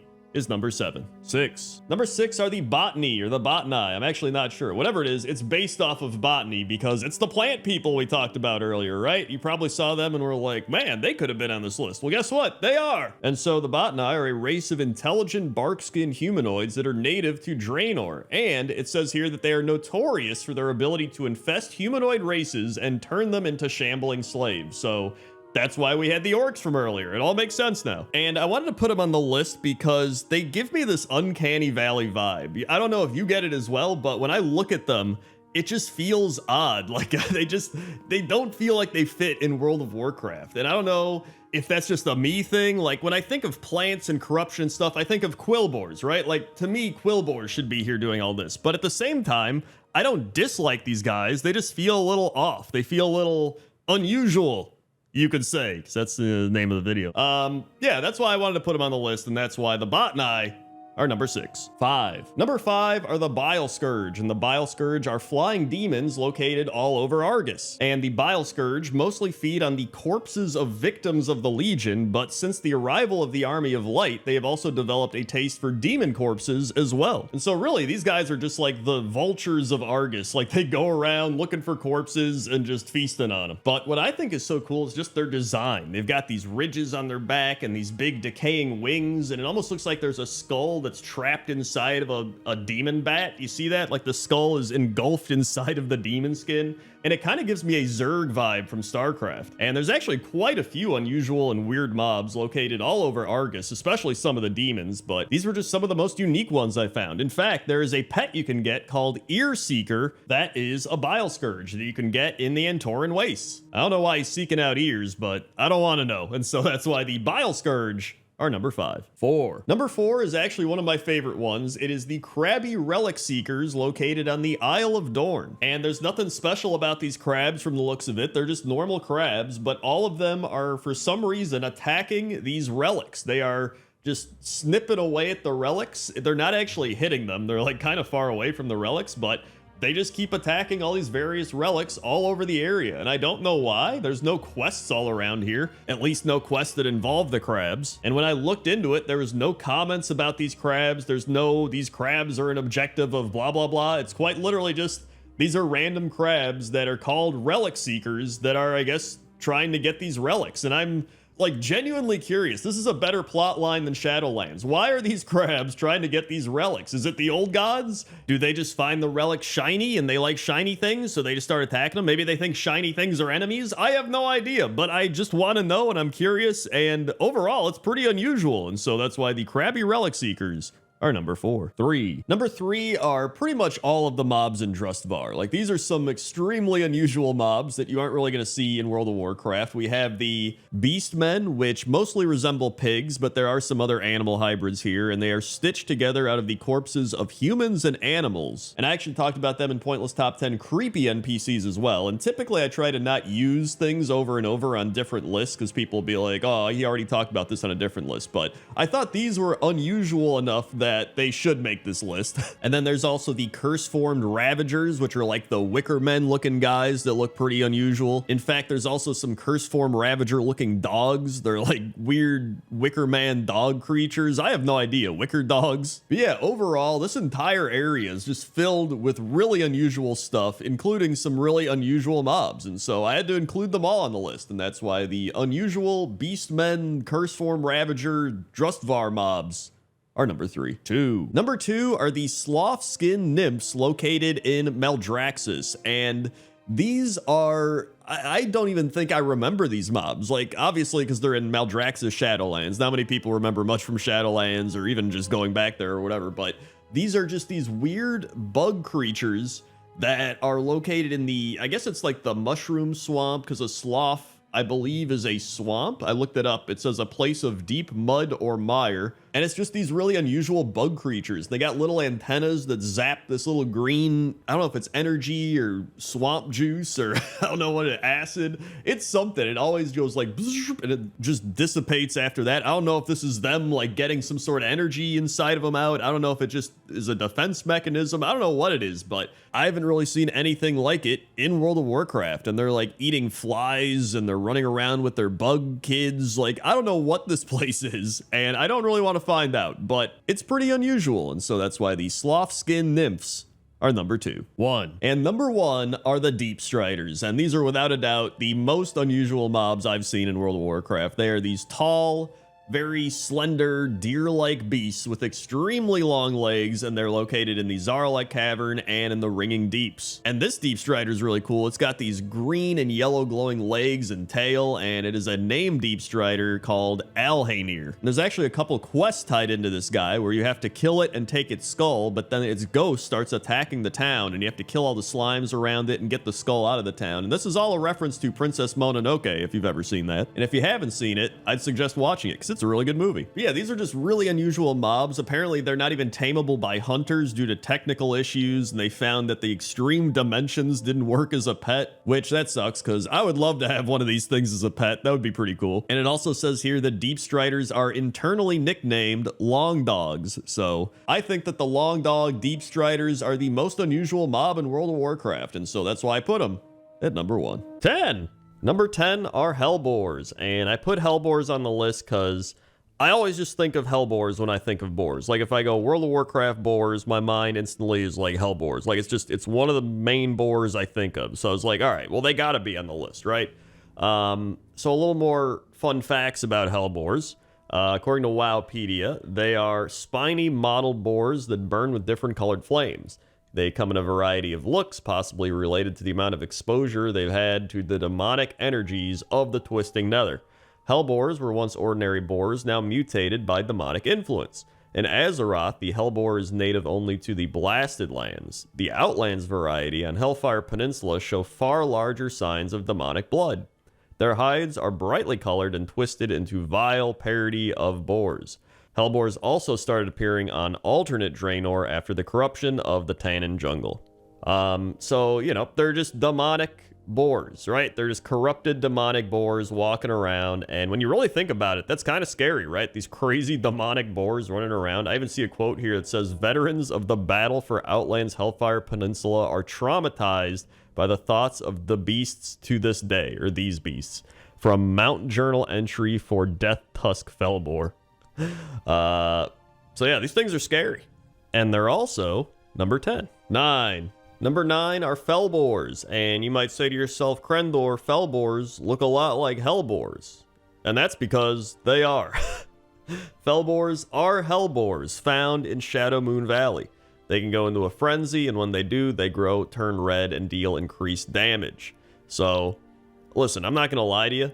I really like these green Hellboars, and it's one of the reasons I wanted both on the list, but I was like, you know what? These are green, and they're in Shadow Moon Valley, and I just like the color green slightly more than the red Hellboars. And you know what? These also turn red when they fight, so I mean, there you go. Also a fun fact, Oranok Tornheart has managed to domesticate a few to help him farm for tubers. So these Fellboars are actually useful to the Horde. I don't know if the Alliance have domesticated them yet, but the Orc vendor, the Orc General Goods and Drink vendor managed to domesticate a few, so that's kind of funny. I was just thinking of the contrast, like somebody, like we just mentioned, was like, these are the most dangerous creatures I've ever seen in my life, and then meanwhile this dude's like, yeah, I got one as a pet. He like finds tubers. And that's why they're number 9. 8. Number 8 is Puffer, and Puffer is a boar that is one of Rexxar's companions located in Breaker's Crown in Gorgrond. And Puffer is actually a name that is likely a reference to Huffer, that is Rexxar's boar companion in the main universe. So if you look up Huffer, Huffer accompanies Rexxar in the Blade's Edge Mountains, where he helps a Horde adventurer steal Grolok's sack by leading Grolok on a merry chase to distract him. And when Rexxar is assigned as a combat ally in Legion, Huffer can be summoned to accompany them. And Huffer is the companion in the Hearthstone Animal Companion card when you play Rexxar's Animal Companion thing. But Puffer is the new edition, I guess, of Huffer. And you get it, like Huff, Puff. I get it. But here's the thing. I think Puffer looks pretty cool. It reminds me of the Pumbaa from The Lion King. And I think Pumbaa, or I mean, I think Pumbaa's got the best skin, folks, and that's why I say Pumbaa is number 8. 7. Number 7 is Princess the Boar, and Princess is in the Stonefield farm in the Elwyn Forest, and is one of the oldest boars in the game, pretty much, next to all the other boars. She was way back in Classic WoW.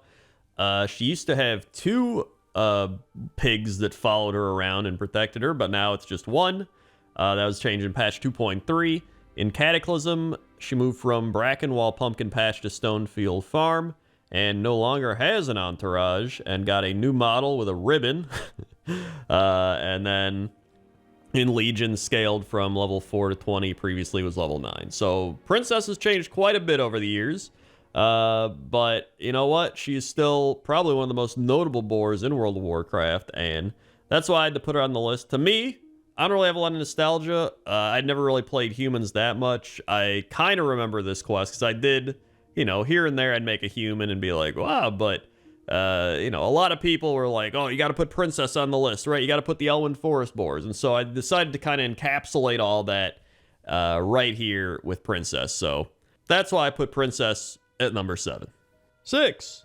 Number 6 is Leytusk, and Leytusk is this really cool looking boar in northern Azuna with a bunch of like blue energy stuff flowing through them. I don't even know. But they're a part of a quest for a feast fit for Odin, where you have to acquire Thunderhorn Flank, Spine Sever Spine, and Leytusk Steak. But aside from that, I think Leytusk is just a really cool, unique looking boar. And there's really not much about them. I was trying to research, see if there's any cool stories behind Leytusk or anything like that. And there's really not. They're just a part of a quest to feed Odin. So that's really it. But, I think Leytusk deserves more than that. And, Leytusk is a pet that is, well, not a pet, like in terms of like a battle pet, but a lot of hunters tame Leytusk as a pet because it's a pretty easy, what am I even saying? It's a pretty easy pet to tame. It is an easable pet to tame. Yeah, that's it. There's nothing else, but I think they look cool. And that's why they're number 6.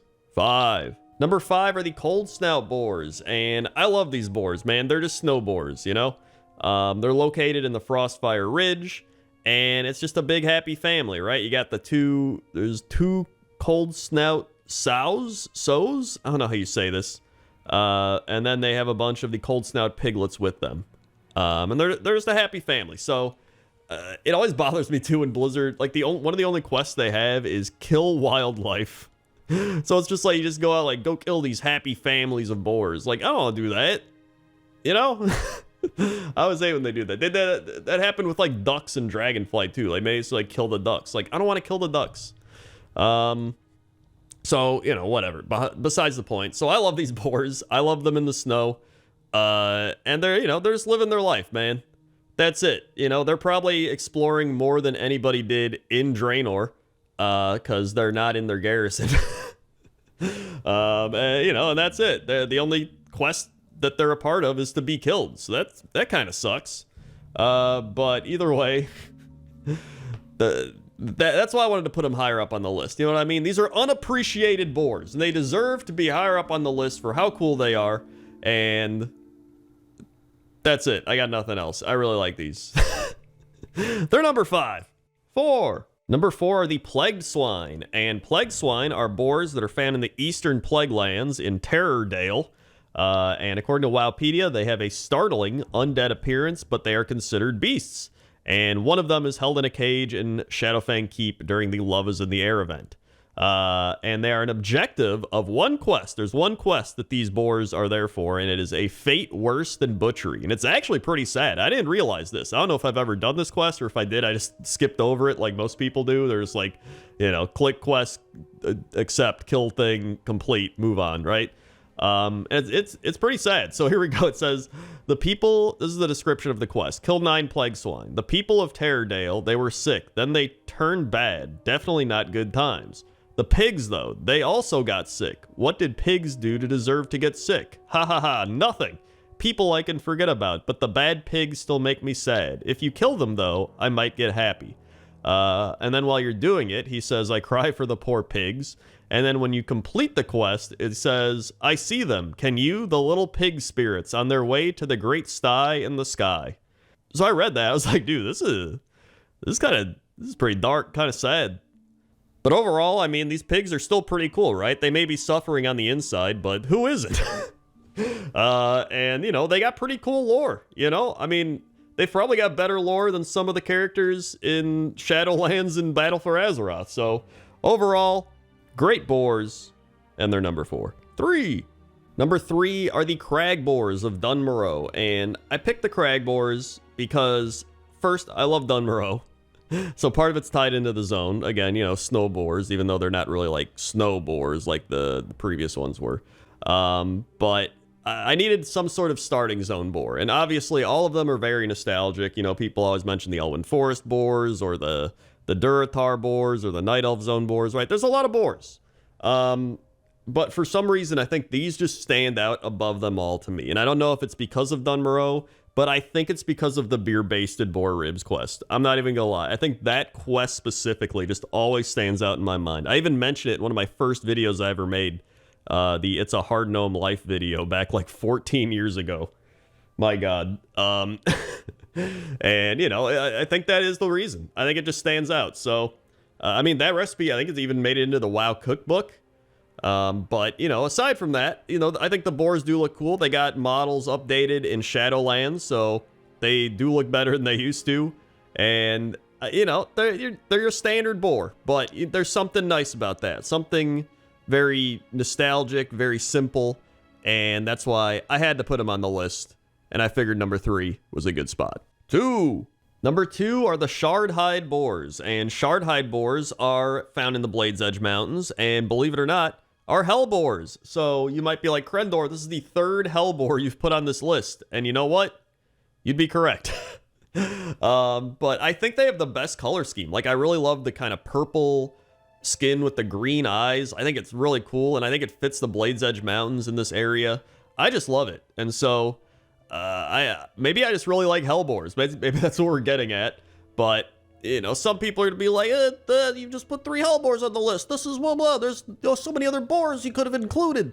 Listen, all right, I get it, but this is the point of the list, is that there is no point. This is a pointless list. A lot of people get that confused. They're like, are these the most pointless boars in World of Warcraft? No, the boars themselves are not pointless. The list is the thing that is pointless, and so a lot of people get confused with that because, you know, the whole reason I made this series is because everybody's making top 10 lists, like top 10 things you won't believe that, right? And so I was like, well, I'm going to make my own list, but I'm going to just straight up be like, yo, this is a pointless list, right? These are just dumb lists that I'm making that don't really matter. So if I put some Hellboar at number 2, it doesn't matter because it's literally just my list in my opinion, which, you know, is pointless. And that's the point, is that there is no point.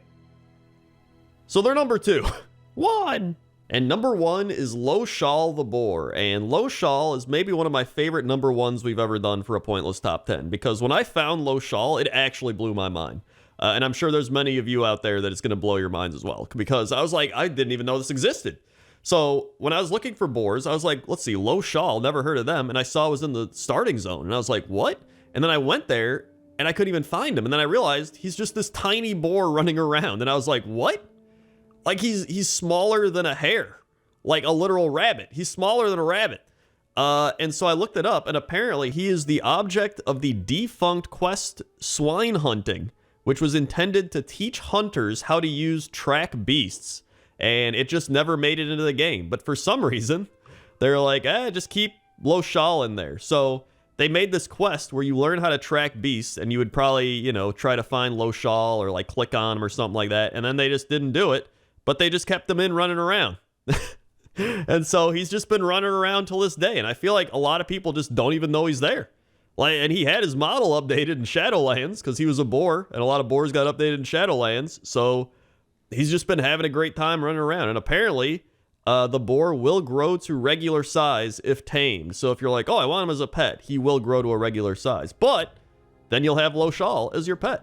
So all these things combined make me put Loshal at number 1, and hopefully you learned something, because I learned something, and even if you didn't, we all get to see a tiny boar run around in circles. 10. Number 10 is Jones the cat. And you might have guessed it, but Jones is a cat. And he's doing cat things by sleeping in random spots in Dalaran. Jones is a house cat. He's found in the Ledger Domain Lounge in Dalaran. When you do /pet, Jones purrs, so that's kind of neat. like a cat. Although some cats, you know, it depends. They want to be pet on their own time.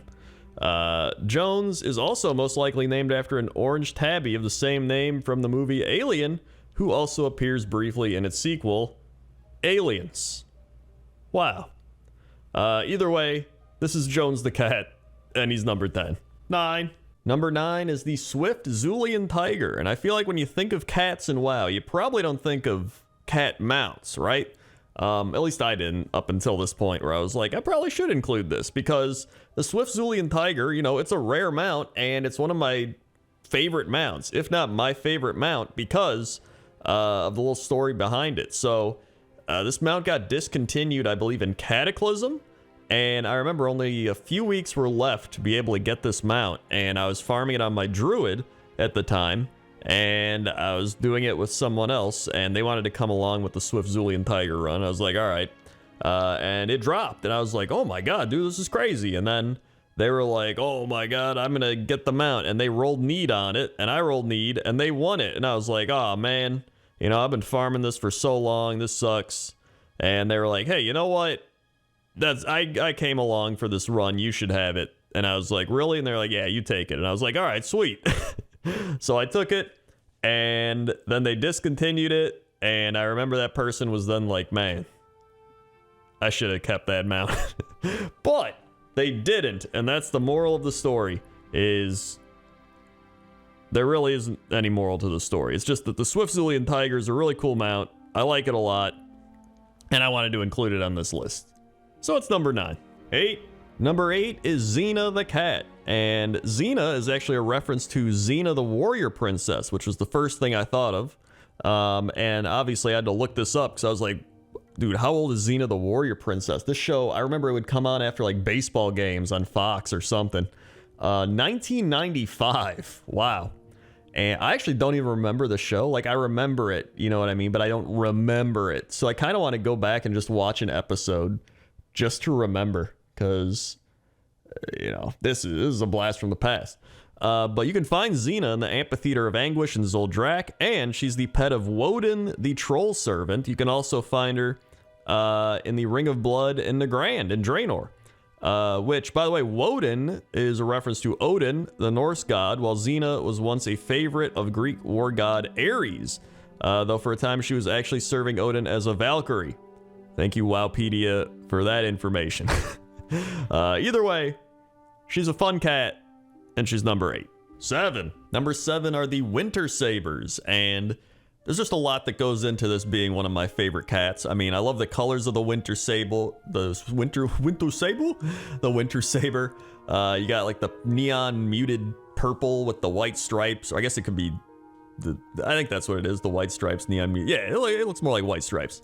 And then, you know, being in Winter Spring, one of my favorite zones, and then being one of the oldest kind of classic rep grinds as well, you know what I mean? Where back in the day, you had to super dude, I can't, whoa, ooh, woo, rep grind. God, where is this going? It's one of the oldest rep grind quests, you know, and they got changed, and I gotta move on. I did 2 ooh-woos in a pointless top 10 segment. That's too many. That's number 7. 6. Number 6 is King Bangalash, and I put King Bangalash on this list because he's the king, right? He's king of the tigers, so it makes sense that he would be on this list as one of the, you know, royal cats, essentially. I mean, he's the grand animal that even Hemet Nessingwary wants you to hunt, right? Like, he's the final quest. So I feel like that notoriety puts King Bangalash way up on this list. Also, apparently, there's 2 things that it says it could stem from. It says King Bangalash is possibly a reference to the critically endangered species of tiger in real life, the Bengal tiger. And other than India, one of its other main habitats is Bangladesh. So Bengal tiger, Bangladesh, King Bangladesh, who knows? It also says Bangladesh, also sounds similar to Bengalas, a panther-like alien in Blizzard's StarCraft series. So maybe they just mixed it all together, who knows? But either way, I mean, he's a cool-looking tiger.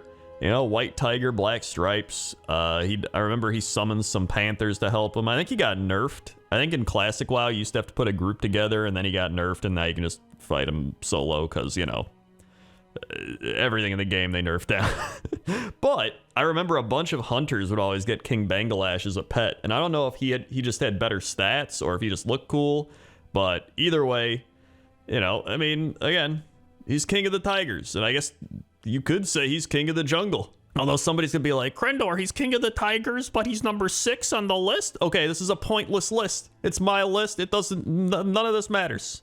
So that's why he's number, oh my God, look how high he jumped. All right, maybe he should be number 1. 5. Number 5 is Twinkle the cat. And Twinkle the cat, first off, great name. They're a white house cat found at Falcon Watch in the Hellfire Peninsula, where apparently there's floating houseplants.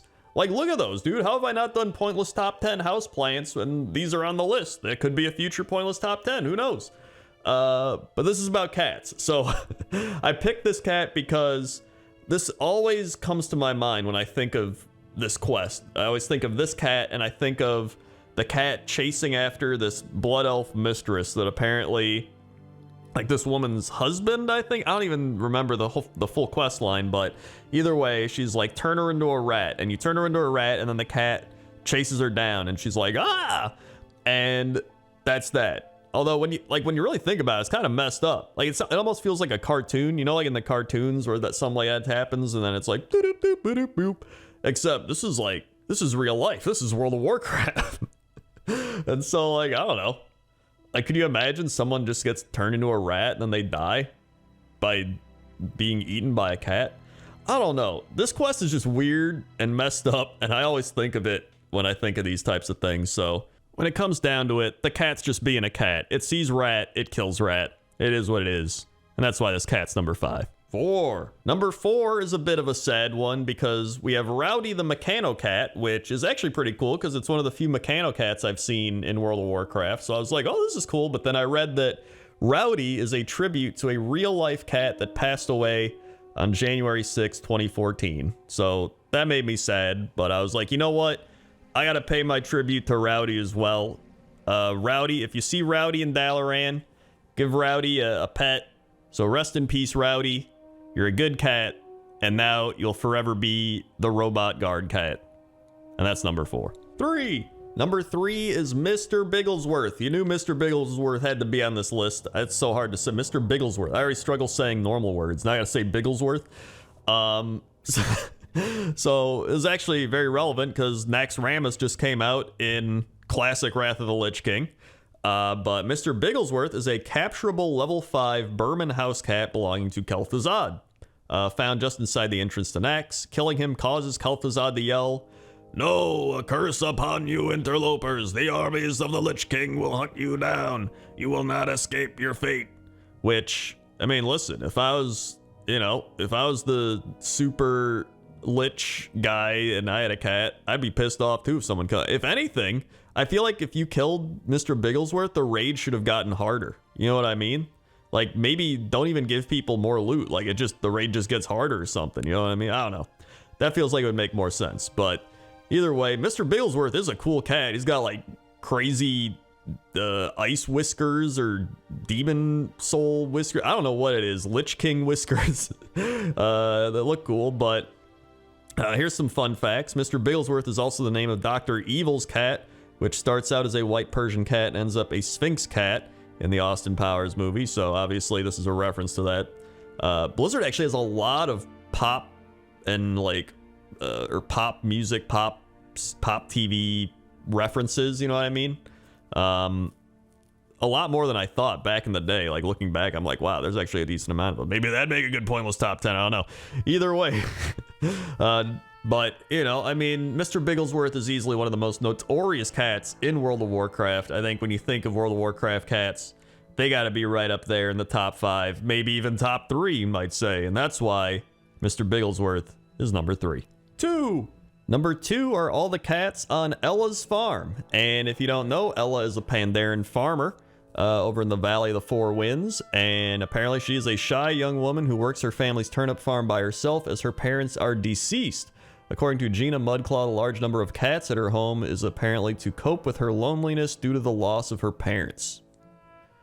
Well, that's sad. I didn't know that up until I read this. I was like, oh, she just has a bunch of cats because she likes cats. Man. Well, she aspires to be a great brewer, but she has a long road ahead of her. Like, we go from that. It's like she has a bunch of cats to cope with the loneliness of her parents passing away. But she aspires to be a great brewer. Ella likes jade cats. She also has a large number of cats. Their names are Ashley, Bella, Cairo, Casper, Luna, Pookie, Shiro, Spartacus, and Virgil. But the main point here is that all of these cats come together to be number 2. I couldn't just pick one. I was gonna pick Spartacus, and then I was like, you know what? No, we gotta clump them all together. I also like the image of all the cats working together to like help her with her brewing, which really doesn't make any sense, like cats helping you make beer. But in my head, it was like a Studio Ghibli type scenario, and she's just like, come on, everybody. And then some of them are like harvesting the hops, and some are like brewing it. And then it's like, Spartacus is the taste tester. And he's just like, meow. But he's like really drunk and wobbling around. This is what happens in my head when I was figuring this out. And I was like, this has to be number 2. It's got to be number 2, right? So these cats are number 2 primarily because I pictured all of them making beer. That, and there's a whole bunch of them. Yeah. 1. And number 1 is the Crazy Cat Lady. Donnie Anthenia, I definitely didn't say that right, is a house cat companion vendor, more popularly known as the Crazy Cat Lady.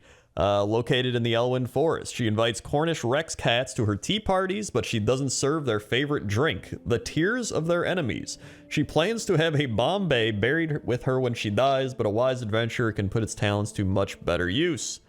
So yeah, she's crazy. I don't know why she's carrying a butcher knife. That doesn't really make sense.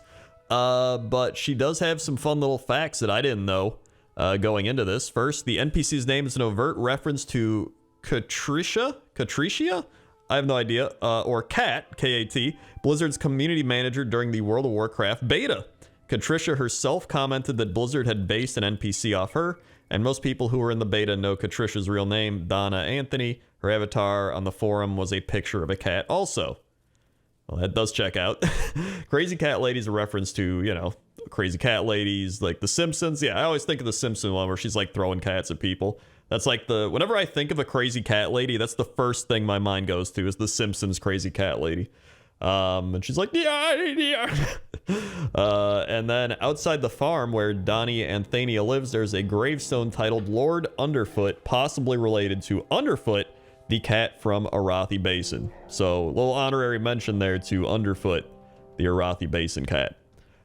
But when I was thinking about who to put at number 1, it was between Crazy Cat Lady House and Ella, because obviously, you know, both have a whole bunch of cats there, but it just felt like this one was more pointless and crazy. You know what I mean? Like, I feel like at Ella's farm, she knows all the cats by name. She's like, oh, there goes Spartacus and Luna and Casper. And here it's just like, there's the Crazy Cat Lady and then cats just roaming around. It's almost like the cats own this house. You know what I mean? Like, there's no structure here. But I feel like that's what it's all about, right? It's pointless, it's wacky, it's crazy, and it's number 1. 10. Number 10 are the Ashenvale Bears, and you might have guessed it, but these bears are from Ashenvale. Wow, amazing. Actually, according to Wowhead, 187 of these bears are in Ashenvale, but there are 2 Ashenvale bears in Stone Talon, so I guess they wandered off, but besides that fact, you know, they're bears. They drop big bear meat. They also drop their bear gallbladders, which, you know, big fan of gallbladders. I don't have one. I guess these bears don't either if you if you take them out. And then, while I was wandering around in Ashenvale, stumbled across this rare bear whose name is Ursangaus. Ursangaus? Is that how you say it? Apparently, He's just a rare NPC or he's for a quest or something like that. But, you know, he's got cool markings on him. Kind of looks like a druid. Apparently the classic quest is Ursangaus's Paw. Either way, you know, Ashenvale bears, they're cool. They're great. And they're number 10. 9. Number 9 are the gray bears of the Hillsborough Foothills. And you might have guessed it, they're gray. There's also some in the Alterac Mountains, but it feels like the same zone when you think about it. I think Hillsborough's just the cooler of the two zones. Alterac Mountains, you just think of Alterac Valley, you know what I mean? Either way, I always think of the bear ass quest when I think of these bears, because you had to do the quest to get 10 bear flanks and then the spider eye core. And this is what I always considered the bear quest ass quest to be, you know what I mean? Apparently there is in Loch Modan an actual bear rump quest or something like that, so there's an actual bear ass quest, but I always tied it into this one because you had to get 10 bear flanks and they were always really hard to get. So that's that. But that's number 8 or 9. Number 9. 8. Number 8 is the Great Bear Spirit, and I picked the Great Bear Spirit because it felt fitting to have a bear that teaches you how to be a bear be on this list. You know what I mean? Like, this is the bear you went to as a druid to learn how to be a bear. So, I mean, he must know something about bears. He's obviously he's like a ghost bear, so I think he used to be a bear, and now he's a spirit bear. I don't know, but apparently they got rid of him in Cataclysm, too, but he's still there in Classic WoW. I don't know why they got rid of him in Cataclysm. Doesn't even make sense. Like, why would you get rid of the Great Bear Spirit? Maybe he knew too much and they had to take him out. Then they replaced him with the mediocre Bear Spirit that didn't know he was a bear half the time and just forgets what he's doing. You're just like, hey, I'm trying to learn bear form. And he's like, what? Oh, yeah, just, I don't know, roar, catch a fish. Listen, man, I got nothing. They got rid of the great one. 7. Number 7 is Old Grizzlegut, and Old Grizzlegut is on this list because of his name. However, he's also on this list because he's a rare bear, and apparently he's a pretty good hunter pet from what I've read up on. And he actually had his model updated in Legion, so you can see this is the updated model. Now, some of these shots are the old model. These are slightly altered, so I don't know if you can actually tell or not, but there is a slight difference. They're not captured in game fully as well. They're partially captured in game. So, again, it's probably difficult to tell, but just throwing that out there. He also had his level reduced from 43 to 37 in Cataclysm. So, if you're out in Fairless, you're walking around, you find Old Grizzlegut, just realize that's one rare bear. Why did I say that like I'm on a TV news program? That's one rare bear. That's one rare bear. Crendor? 6. Thanks, Crendor. We've got breaking news here in the studio of a dwarf being stuck up in a tree, yelling at bears and threatening to punch them. More after the break. See that? You see that little news segment thing I did? That wasn't even planned. That was just pure improv. That's what you get on this amazing YouTube channel. Anyway, number 6 are the black bears in Dunmorrow and Loch Modan, although I think they're primarily in Dunmorrow, but there are some in Loch Modan. Whenever I think of doing the dwarf starting area, I always think of the black bears because, I mean, I always think of that, you know, that intro with the dwarf and the bear from like way back in the original Warcraft. I always think of that, and that's probably a black bear because I would imagine the dwarf tamed it out in the Dunmorrow wilderness or whatever. Anyway, here's some bears and they're like drinking his ale or whatever. I don't know if those bears are legal enough to drink. And then here's some of the Loch Modan black bears. Just chilling out. They're having a good time. And yeah, you know, I think, I don't know what I think. That's number 6. 5. Number 5 is Misha, and Misha is Rexar's bear. Misha's a very large brown bear, and she is the sworn companion of Rexar. And Misha's one of the bears in this list that I think people that don't play World of Warcraft probably know, because she was in Warcraft 3, she was in Hearthstone, she was in Heroes of the Storm, so Misha's been in a lot of games, actually. And some little trivia things for you. In Tierguard Sound, Misha's generic name is Tamed Bear, except for the first 2 cinematics in the bonus campaign in Warcraft 3, The Frozen Throne. Misha goes unacknowledged by everyone throughout the campaign. That is pretty crazy. You would think someone would be like, hey, Rexar, you got a large bear walking with you. That's a little odd. You'd think somebody would notice the large bear companion of this orc, who is also just a massive orc. In fact, I think Rexar's like... Hold on, I gotta click on this. Rexar, champion of the horde, is half ogre, half orc beastmaster. That's right, Rexar's half ogre. So, there you go. You got a little Rexar knowledge on top of the bear facts. So, that's number 5. 4. Number 4 is Ursius, and I put Ursius at number 4 because whenever I think of Winter Spring, I always think of the Ursius quest, where you have to go and kill Ursius. And at first in Classic WoW, he's up in the mountains, he's just walking around. And then in Cataclysm, they made it so Ursius moves into a cave that used to belong to some raging Owlbeasts. And then I guess he's just like, hey, they left, and he just takes it over. And he's been there ever since. So that's Ursius. And I looked up the quest to see if there was a reason to kill him. And there literally isn't. He's just like, hey, Ursius is dangerous. He's up in the mountains, go get him. Like, that's literally the quest. So just great writing there. And that's number 6 or 4. I don't even know where I am. 3. Number 3 is the Dark Moon Dancing Bear. You knew it was coming.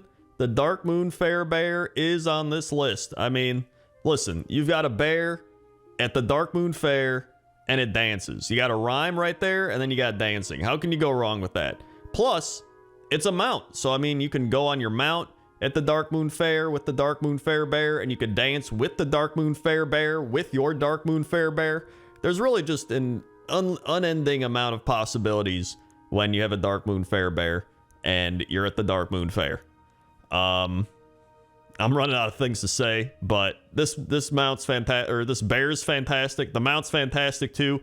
Everything about this is fantastic. And that's why it's number 3. 2.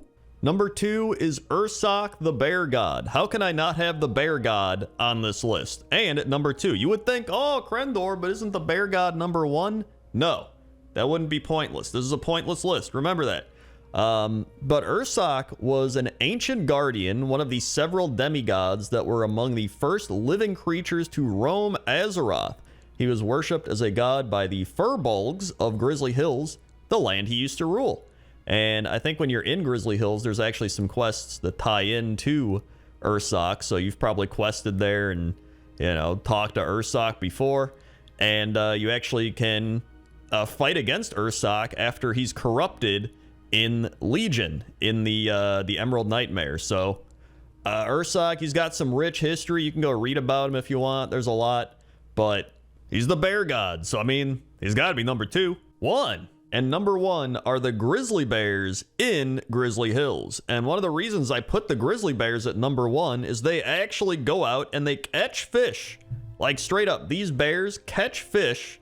They use their paws and their mouths to catch the fish, and they'll bring it on top of their little islands. They also dig up stuff from the ground and eat it as well.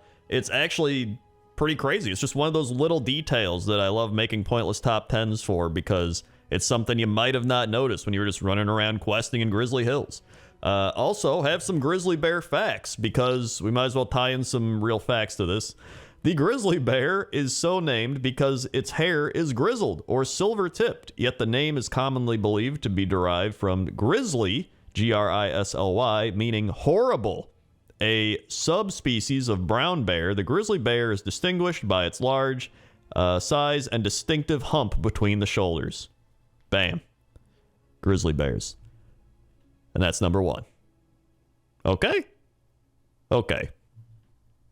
See ya. Hey everybody, thanks for watching this Pointless Top 10 compilation video. If you want some more compilations, there's 3 hours of weird and unusual WoW top 10s, or 2 hours of pointless WoW building and structure top 10s.